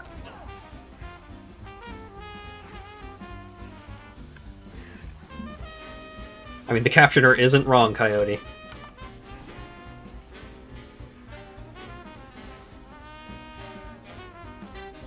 Does this allow you to set up spring traps to launch orcs into black holes that spew friendly skeletons to aid in your defense? No, but it's a different thing.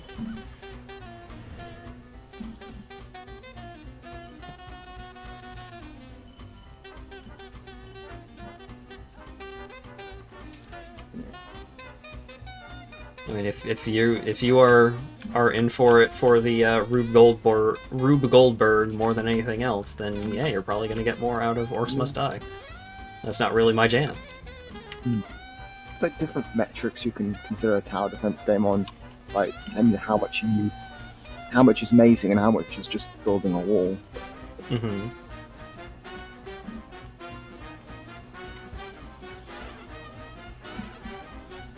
Yeah, because like in this, you end up building like walls that enemies have to break through, and usually that kind of game is very different than a maze kind of game, where it's not just about like making it so that enemies take as long to get to the other side as possible. There's also like how can I make it so that enemies spend as much time within shooting range of my most powerful towers, and that kind of thing. Those would be stuff like Defense Grid and Sanctum. Mm-hmm.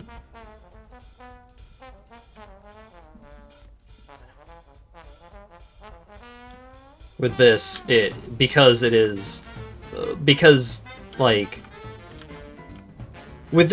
feels like because you are in the fray more than a more traditional tower defense game. The game is designed with you being more actively involved in the battle moment to moment. So like running around and repairing defenses, upgrading defenses, gathering mana from defeated enemies.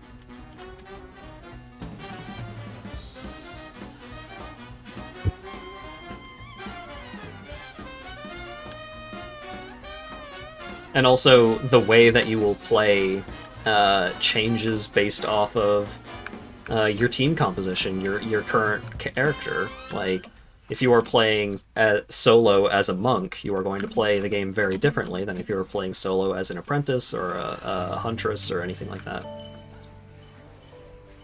You end up with different experiences. Oh, well.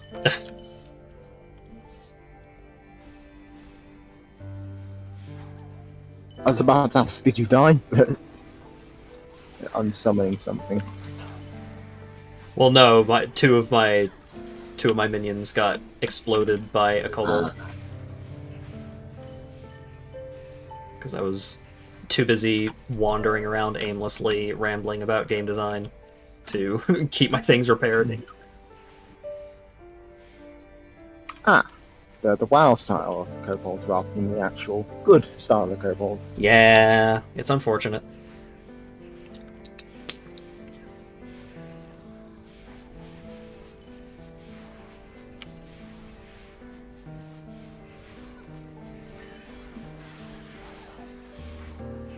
I nearly got exploded. And I then you definitely did. got exploded.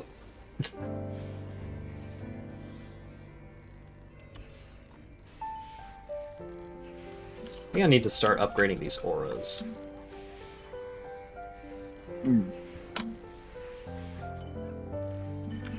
I don't really want to spend mana to upgrade the archers at this point because it is just too likely that a kobold will just explode my dudes.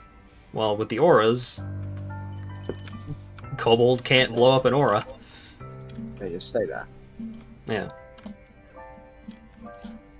What do your spiders do? They spit webs? Yes. So, the spiders apply... They have a ranged attack which applies the webbed effect. And entities that are webbed, not only are they slowed, but they also take notably more damage from all sources.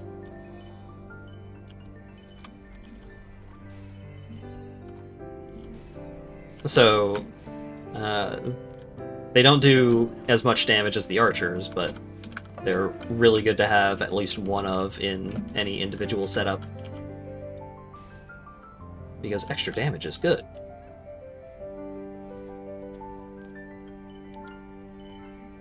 Any of this gear have tower stats yet? Dang it.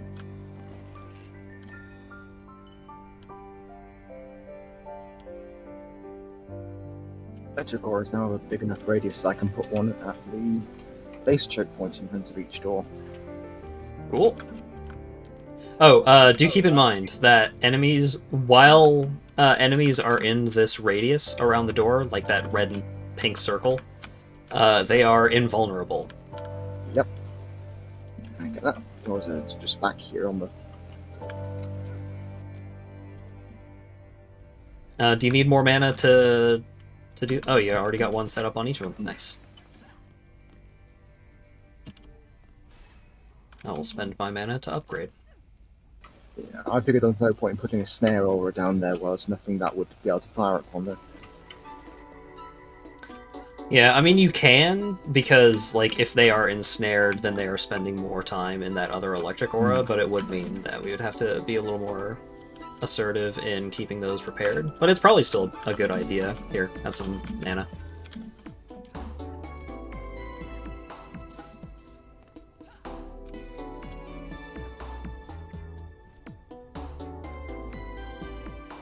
That should be enough mana to put an ensnare aura on each as well. Sweet.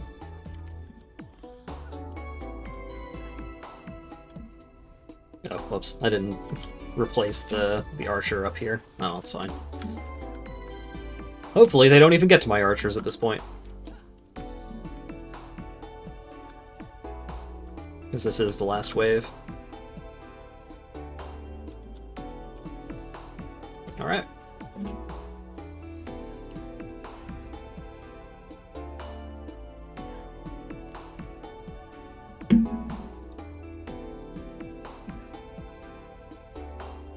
Beowulf Shield Trippy Flare doing over 1,000 damage per cast. Hot diggity. Oh, yeah. Folks are real hurt by the time they actually get up that first staircase. Or at least some of them are.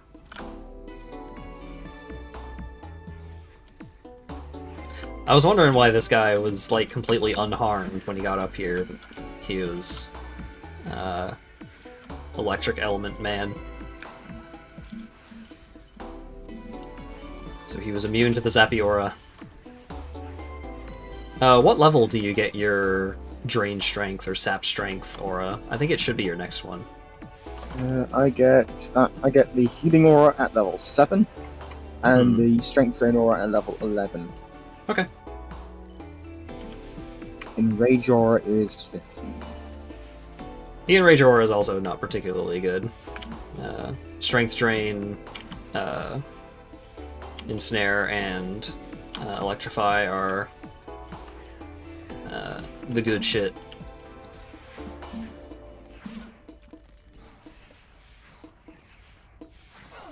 Ouch. Oh god, don't explode me.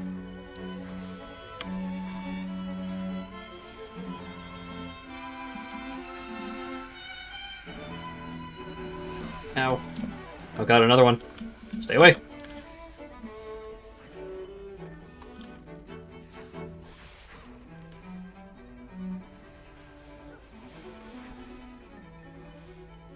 Archer minion destroyed. Where?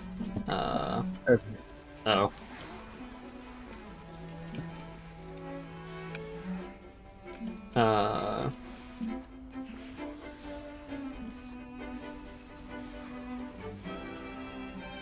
Let's see if I can bring in some more dudes. Fight is still happening over here. Alright. You three, get over here.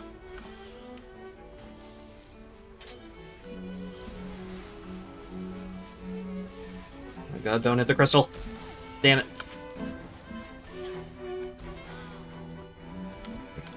Well.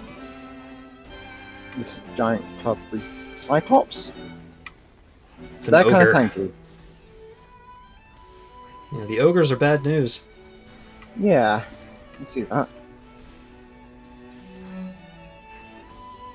Archers help. I can't fight these dudes, I just have to summon new dudes and hope the new dudes are better at fighting than the old dudes. We did it!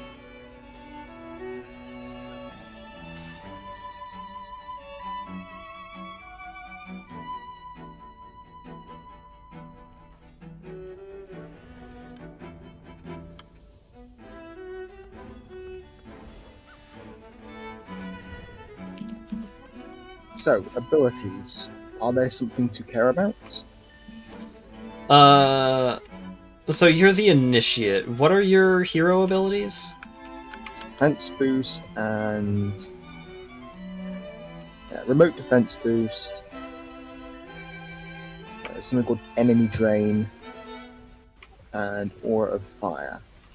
Aura of Fire is basically what it sounds like. It gives you damage over time aura around you. It's pretty good, but it's pretty mana intensive. So it's not stellar if you are a more building focused kind of character. Remote. I think those abilities are slightly different than the abilities that the monk has. I'm familiar with the monk's abilities. I'm not terribly familiar with the initiate's abilities. So, enemy drain reduces strength, resistances, and movement speed of nearby enemies. That seems pretty good.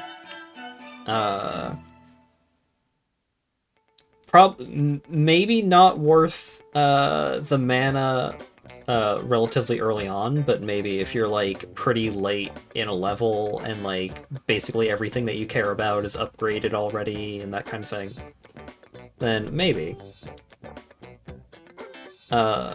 Remote defense boost enhances damage, attack rate, and range of all defenses nearby.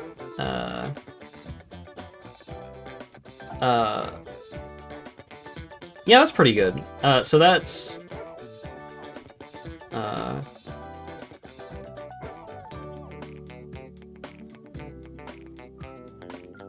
Oh wait, all defenses. Okay, that's pretty great, actually.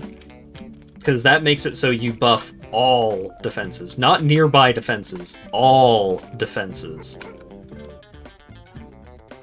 So that's pretty great, especially if we end up getting a full party and we can start doing stuff like stack that ability on top of the tower boost beams and stuff like that. Sounds like it's an ability you use when a choke point is under particular pressure. Yeah, like if you are at risk of getting overrun, and you can pop that and boost all your stuff. Seems pretty good. Unfortunately, it sounds like it doesn't also heal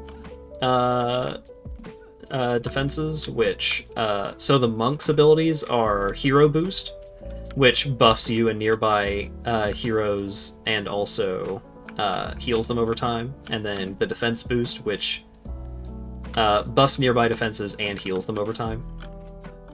Okay.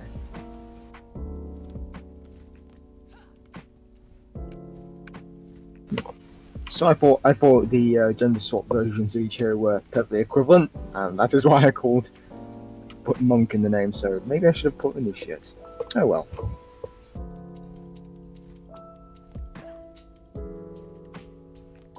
Descriptive names rather than just names. Right.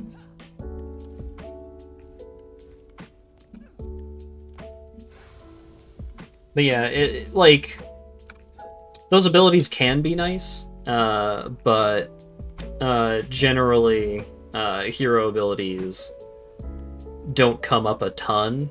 Like there will be times where it's like, oh, I'm glad that I have this ability and I will use this ability, but in most cases, especially if you're focused on building defenses and such, it is usually like, well, I could use this ability, or I could save my mana and build a new defense, or upgrade a defense that already exists, and that kind of thing.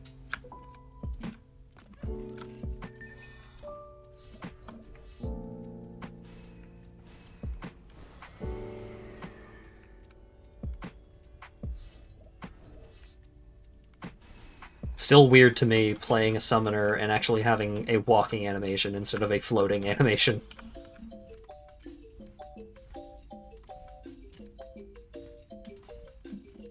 I gotta be careful not to stick myself into GBJ again.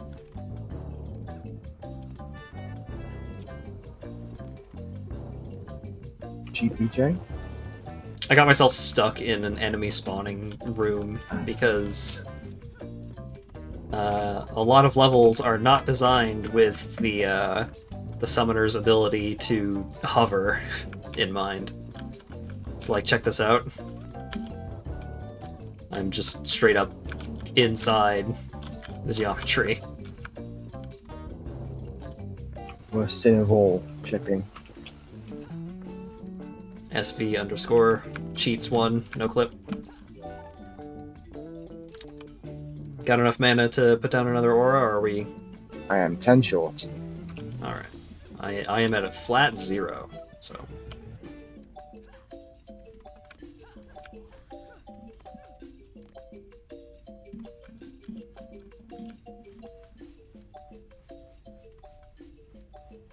I believe in you.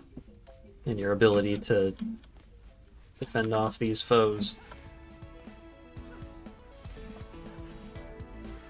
Oh god, my dude. I really need to put some points into defense health, summon health. Oh god, my dude! No! Live! Okay, he's fine.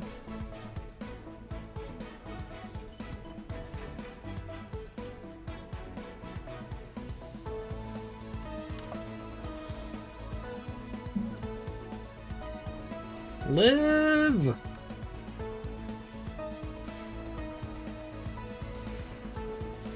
What are the Demoness's abilities? 150 mana to flash heal. My Archer! Could you go help that side? Oh. It seems like all sides are currently experiencing difficulties.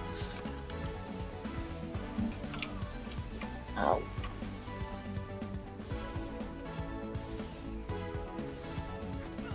Yeah, oh, we are done here. Ouch. Our crystal was destroyed! Turns out, it'd be handy to actually have a hero that can build defenses worth a dang. Yeah. The summoner's alright, but the problem with the summoner is that the summoner's summons take a bit to start popping off. Yeah, we've got things to put in front of defenses, but not anything to go in between that to slow them, well, to actually block them. This is where like a wall or something would be useful, I think. Let's see. Times it even.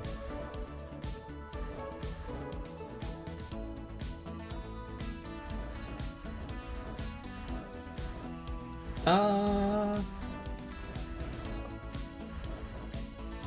could probably maybe do like one more.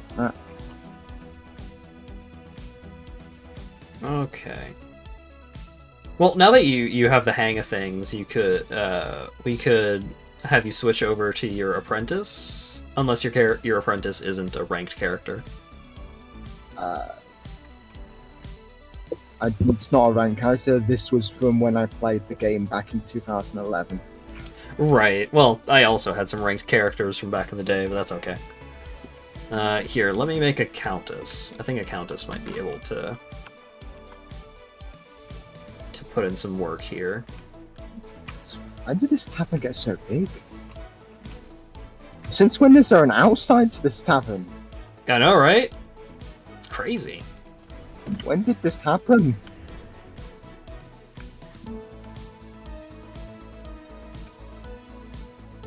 Actually, you know what? I could just play as one of my relatively higher level characters.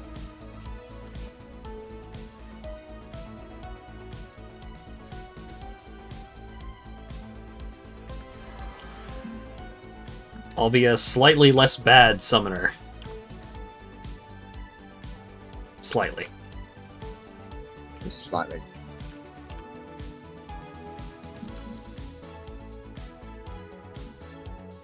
Can you just jump through the window or something? No. I am just mildly disconcerted at how big this tavern is when I remember it as a small room with maybe a few secrets. Right. You actually unlock more secrets as you earn certain achievements. Yeah, because I remember the room that was basically like a dev room. The dev's room. Not like a dev room, but literally just the room where the dev is. Right.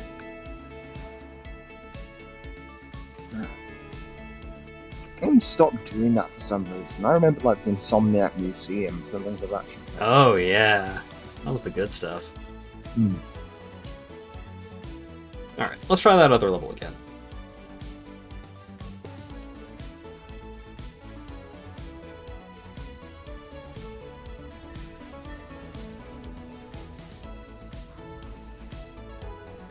See if my archer minions can step up this time.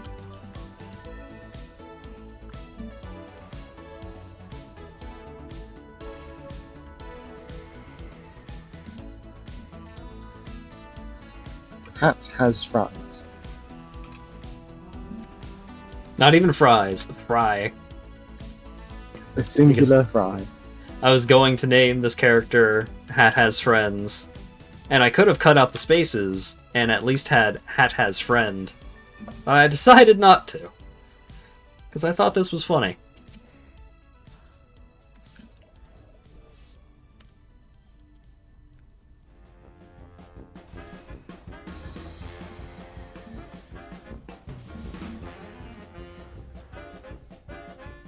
Alright.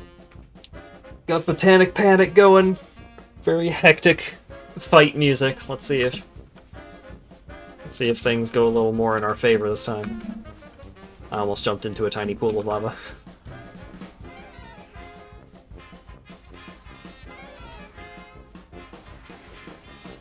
Hey, hey, hey.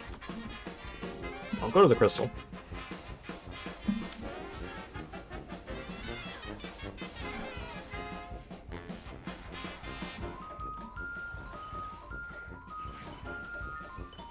I cannot imagine what it must have been like for people to try and play the summoner as a solo character, just like only playing as the summoner. Must have sucked.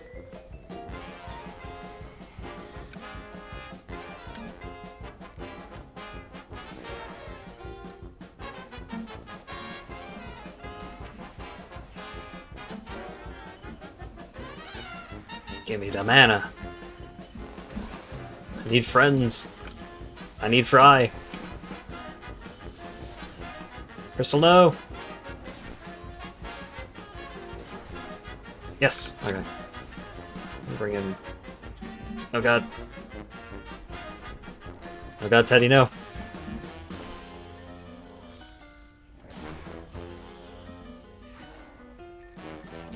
Well, my archers are killing them in one shot, but they attack so slow.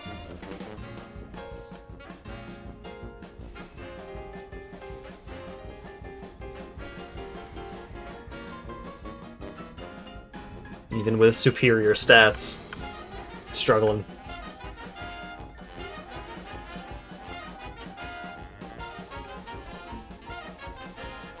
Well, if I can at least put 3 dudes, can kind of like body block folks from just walking past the archers like they have been. Things I've got for me to do here is just to buff up the ensnares. Give them more time in the firing range. I may also want to do the electric auras just for more damage. Try and make sure that they are not a threat by the time they actually get to my dudes. Maybe cull some of the weaker tides. Oh yeah, do you have any gear that actually buffs any of your tower stats? Not yet. That's a shame.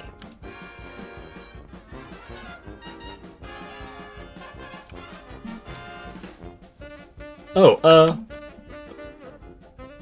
over here.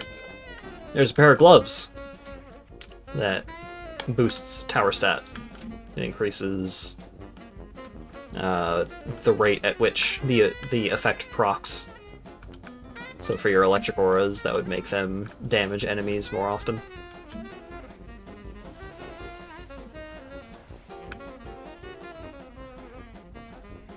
So you can take that to the Hero Forge and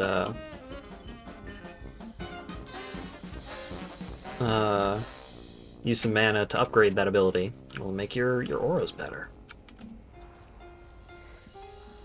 Let's try that then.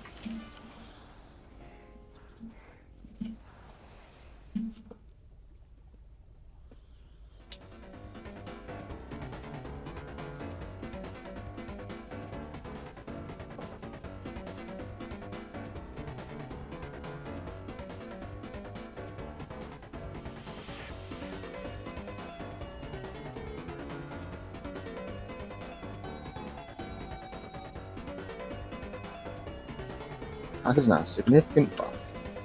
Nice. And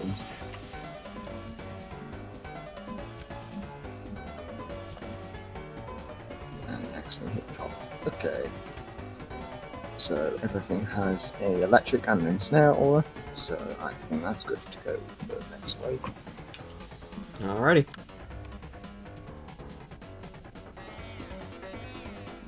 See if you can perform a little better this time.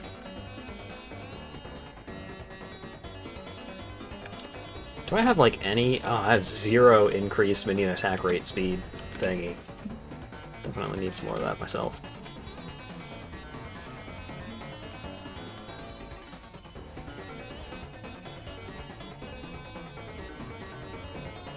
Yeah, just putting more archers made all the difference here.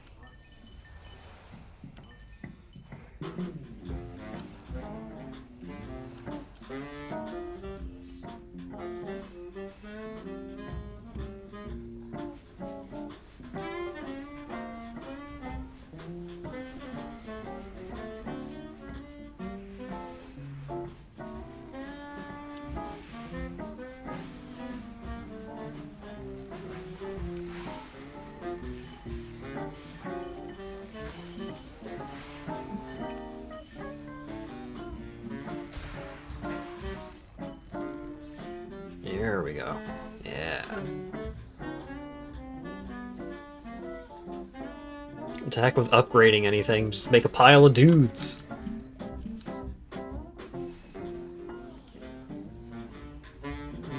Just a pile of dudes.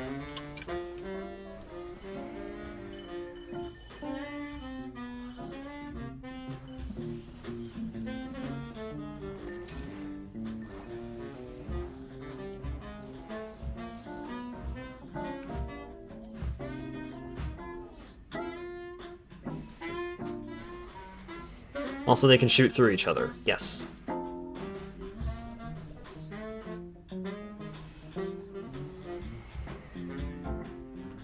I mean, since it's designed primarily around co-op, you don't want, like, someone building something in front of your cool new tower, and then your tower just gets body blocked by that new thing. That would be a bummer.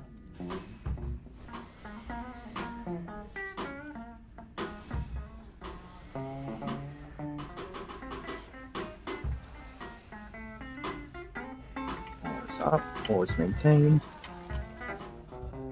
I'm ready when you are. Do you have any spare mana? Sure, the key was M, right? Yep. Thank you.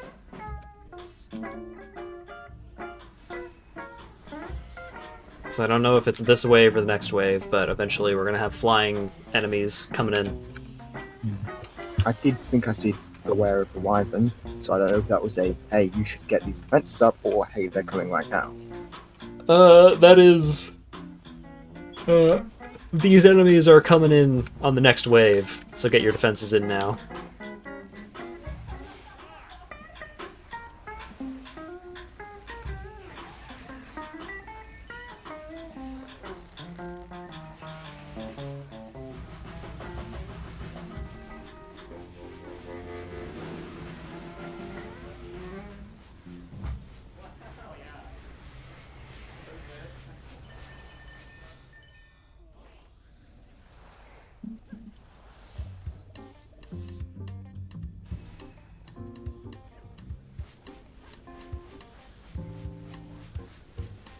Oh wait, I should probably put the spider over here if I'm gonna put a spider. Oh wait, I should put an orc down, because then that cleanly uses up the rest of my minion units.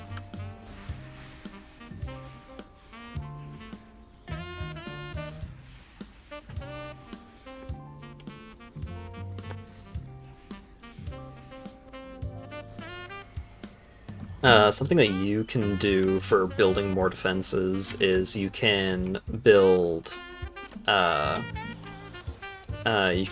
auras like here and here to cover any wyverns that are coming in.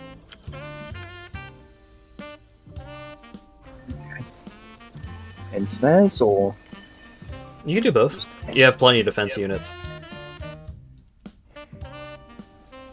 Because defense units only really care about how many of the things are placed, not whether or not the things are upgraded or not.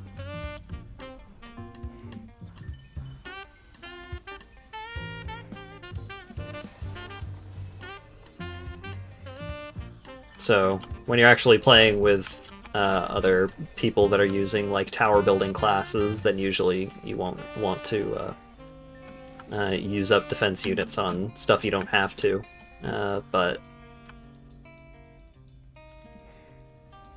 since it's just us, you can kind of just go nuts.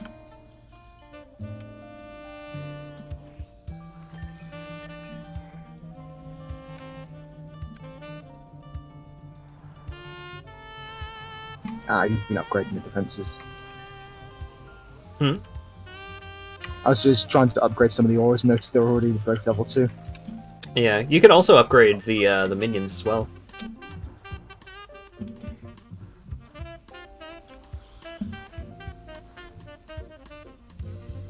So, mana collected. I have 11 mana left, and I don't see any flying about. Alright, well, let's go ahead and start the next wave then.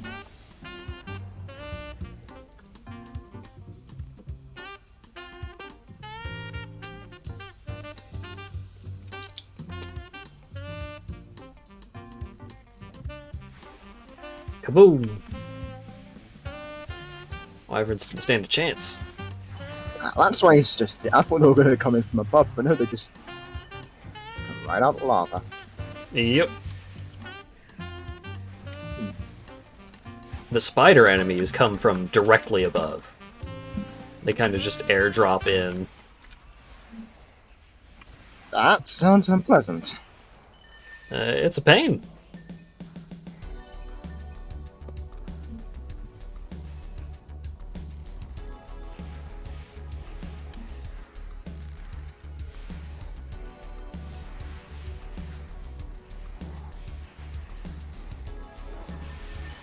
Like they don't really get the phobia going, thankfully, but mechanically, they can be pretty rough, especially like if you get webbed while you're just running around trying to pick up mana, because when you're webbed, not only are you slow, so it's hard to get away, but also you take more damage.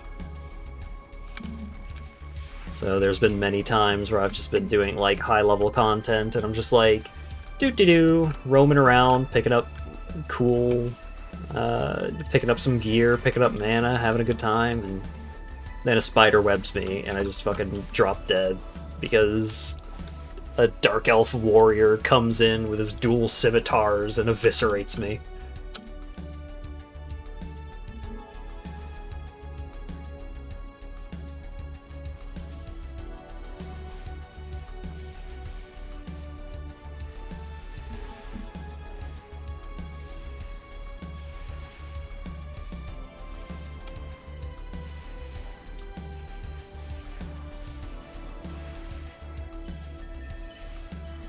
Those first couple of waves were rough because we just didn't have enough defenses, but now we just have a lot of dudes. Problem solved. Thought Dark Elf Warriors with dual scimitars are conflicted about the violent society they are part of. No, you're thinking of Dark Elf Rangers. Dark Elf Warriors don't give a fuck. And Dark Elf Scimitars. My class is Scimitar.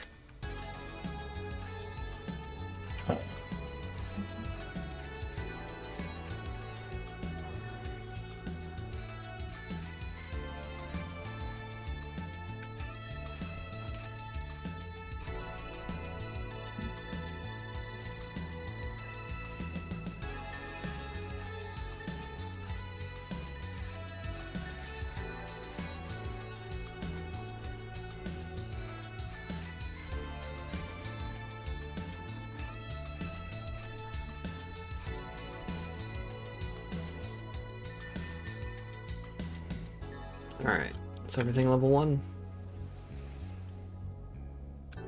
No, this guy ain't. Get buff.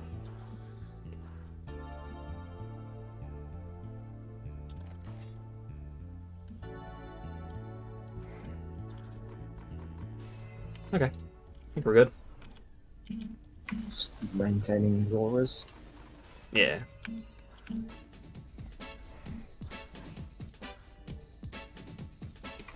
See why you would definitely want to invest in lifespan, especially once the round gets long. Yeah. It's not just about making sure that the auras like don't go down, but it's also just quality of life kind of thing where it's like, oh god, I don't want to keep repairing all of these auras. I would rather they just last. Okay. Well, if I got the stat for you.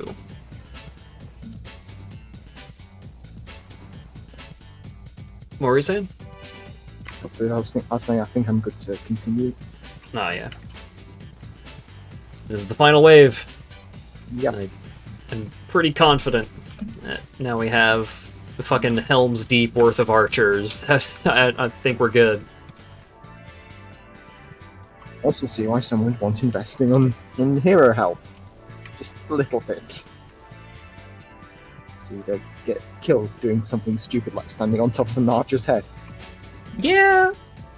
Like, usually you don't want to spend your points where you don't need it. So it's like hero health, unless you're a DPS character, it's usually pretty low priority, but once you start playing more and you can actually just afford respecs all willy-nilly, and it's just like, oh man. I feel like going faster today. I'm just gonna put some level up points into hero speed. The goblins have such a confident stride. Yeah, they're going for it. They ain't scared. And to be fair, they do manage to just walk up and thwack these archers directly in the face because these archers are so horrifically slow to shoot. Their confidence is not unfounded in this situation. They still die, but I mean, they get some hits in.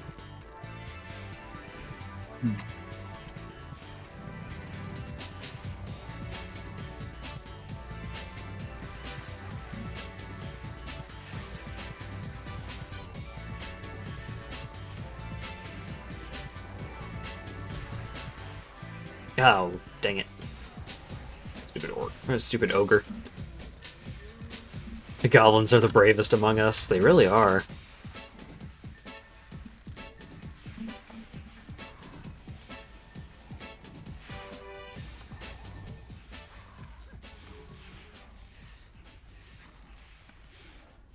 I am wondering just what he's used to shade these archers, because despite being the same level, the ones in front of each of the bridges and the ones near the lava look very different.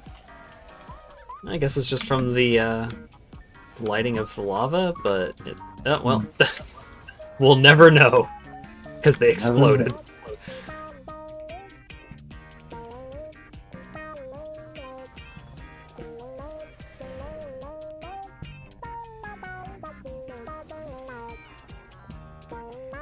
I tell you, it's really weird going from low-level characters to high-level characters.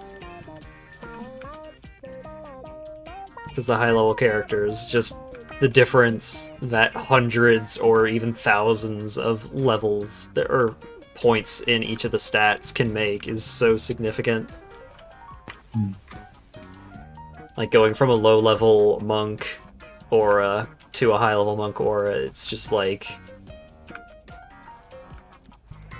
This one covers this choke point. This one, the high-level aura, covers this choke point and these other two choke points, and also the choke point over there. Because it's just so huge.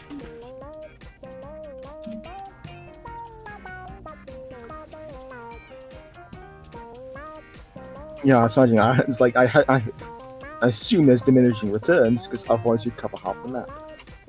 Yeah, eventually. Like, I'm pretty sure unbuffed monk auras cap out at 1,800 points in aura radius. Like, that is as big as they get. And I don't know if they can get bigger from buffs, but they can definitely get a lot stronger from buffs.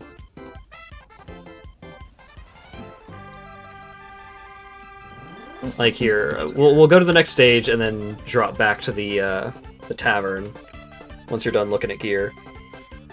But I will show you what my high-level monk's aura looks like, and it's not even at the 1800 stat cap yet. Alchemical Laboratory! This is a cool level that we're not going to do right now. Mm-hmm.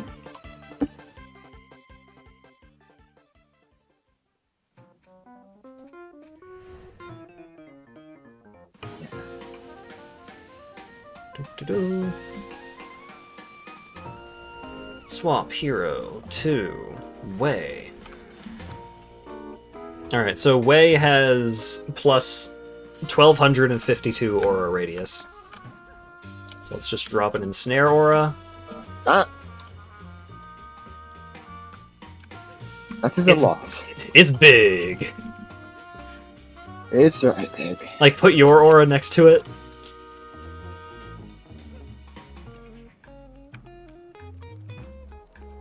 It gets pretty...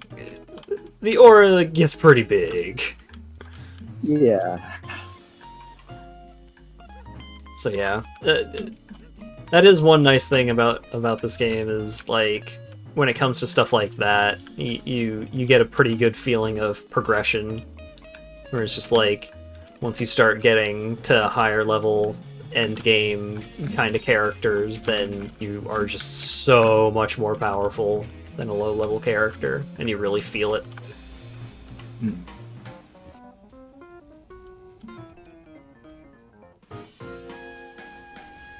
It takes a long time to upgrade things. This is like, alright, my pet, my seahorse, also just fires a constant shotgun of acid projectiles. So it's like, yeah, go ahead and just hit that target dummy for a bit and see what your DPS is. Which is a feature that I really like. Alright, 76. Alright, I'm not even gonna hit it with my weapon, I'm just gonna let my pet hit it. How to make the dummy fall over. Yep. So, Now that's a fair bit of 824,000 DPS. And then if I join in and also activate my hero boost ability, start getting up to like 2 million DPS. 2.8. Okay. There's a lot of progression. But it's one of those games where, like, easy, medium, and hard are like, alright, you're just starting the game, here are the difficulties that you're likely to play, and then you go to insane, and it's like, okay, you're starting to get there, like, the game still behaves mostly the same on insane, but you start, like, it starts becoming more of a concern of like whether or not you have some decent stats, some decent gear, like you're actually spending your points wisely, and so on. And then you go to nightmare difficulty, and it's like not only do you need to have like you need to have good builds in terms of like your tower layouts and stuff, but you also need to have pretty good stats, and also just like some of the enemies behave differently. Like you'll get different enemies than you would on lower difficulties. And then the Redux mod introduces the Ascended difficulty, which is even harder than that. A step beyond. Yeah. So there's a lot of stuff. I'm curious though, who made the Redux mod? Some folks from the community. What was the name of the... I asked this purely because I can see a little note in this corner behind the barrel saying expansion by Nexus Fire. I wonder if that was the person responsible for the Redux mod. It might be. DD1 Redux. Let's see. It was created by user IHDC, who co-develops the mod with Mischief. Okay. So the person that thing is dedicated to is probably like they made this they made this specific version of the tavern, perhaps. Yeah, could be. But yeah, I'm currently in the Dungeon Defenders community Discord kind of thing. Dungeon Defenders runs and giveaways. And those folks are pretty helpful, pretty nice, pretty welcoming, because I just, like, without introducing myself or anything, I just went into the help chat and was like, hey, I am struggling with thing, can anyone give me a hand? And one person was like, yeah, sure, what classes do you have access to? Here's a build that I use, based, like, I could give you a different build if you don't have access to all of these, all of the DLC heroes. What are your stats like? I could offer some recommendations. Then another person was like, hey, add me on Steam, and I'll help you out with mana. And they helped carry me through a map that was appropriate to my level, because it's like they're generally pretty considerate of like, hey, I don't want to just boost you past your point in the progression, you know? The progression is kind of the whole thing. Yeah, they're not doing it for you, they're just giving you a helping hand. Right. So, so far I've generally enjoyed my experience with Dungeon Defenders and the community thereof. Yeah. It's definitely aged in a couple of ways in a couple of places, but It's a product of the game dev tech at its time. yeah, it is very much a game of its time, and the Redux stuff, like, not only are they like rebalancing stuff that was already in the game, but they're also actively developing new content for this game and so on. So that kind of thing generally does lean towards enfranchised players, people who have been playing for a while, people who really know what they're doing and that kind of thing. You know, the end game players. The Path of Exile problem, where it's just like, hey, we introduced a lot of new content this patch, but in order to access any of it, that you need to get to the end game, which can take dozens of hours. Yeah. But they are, like, it is actively in development.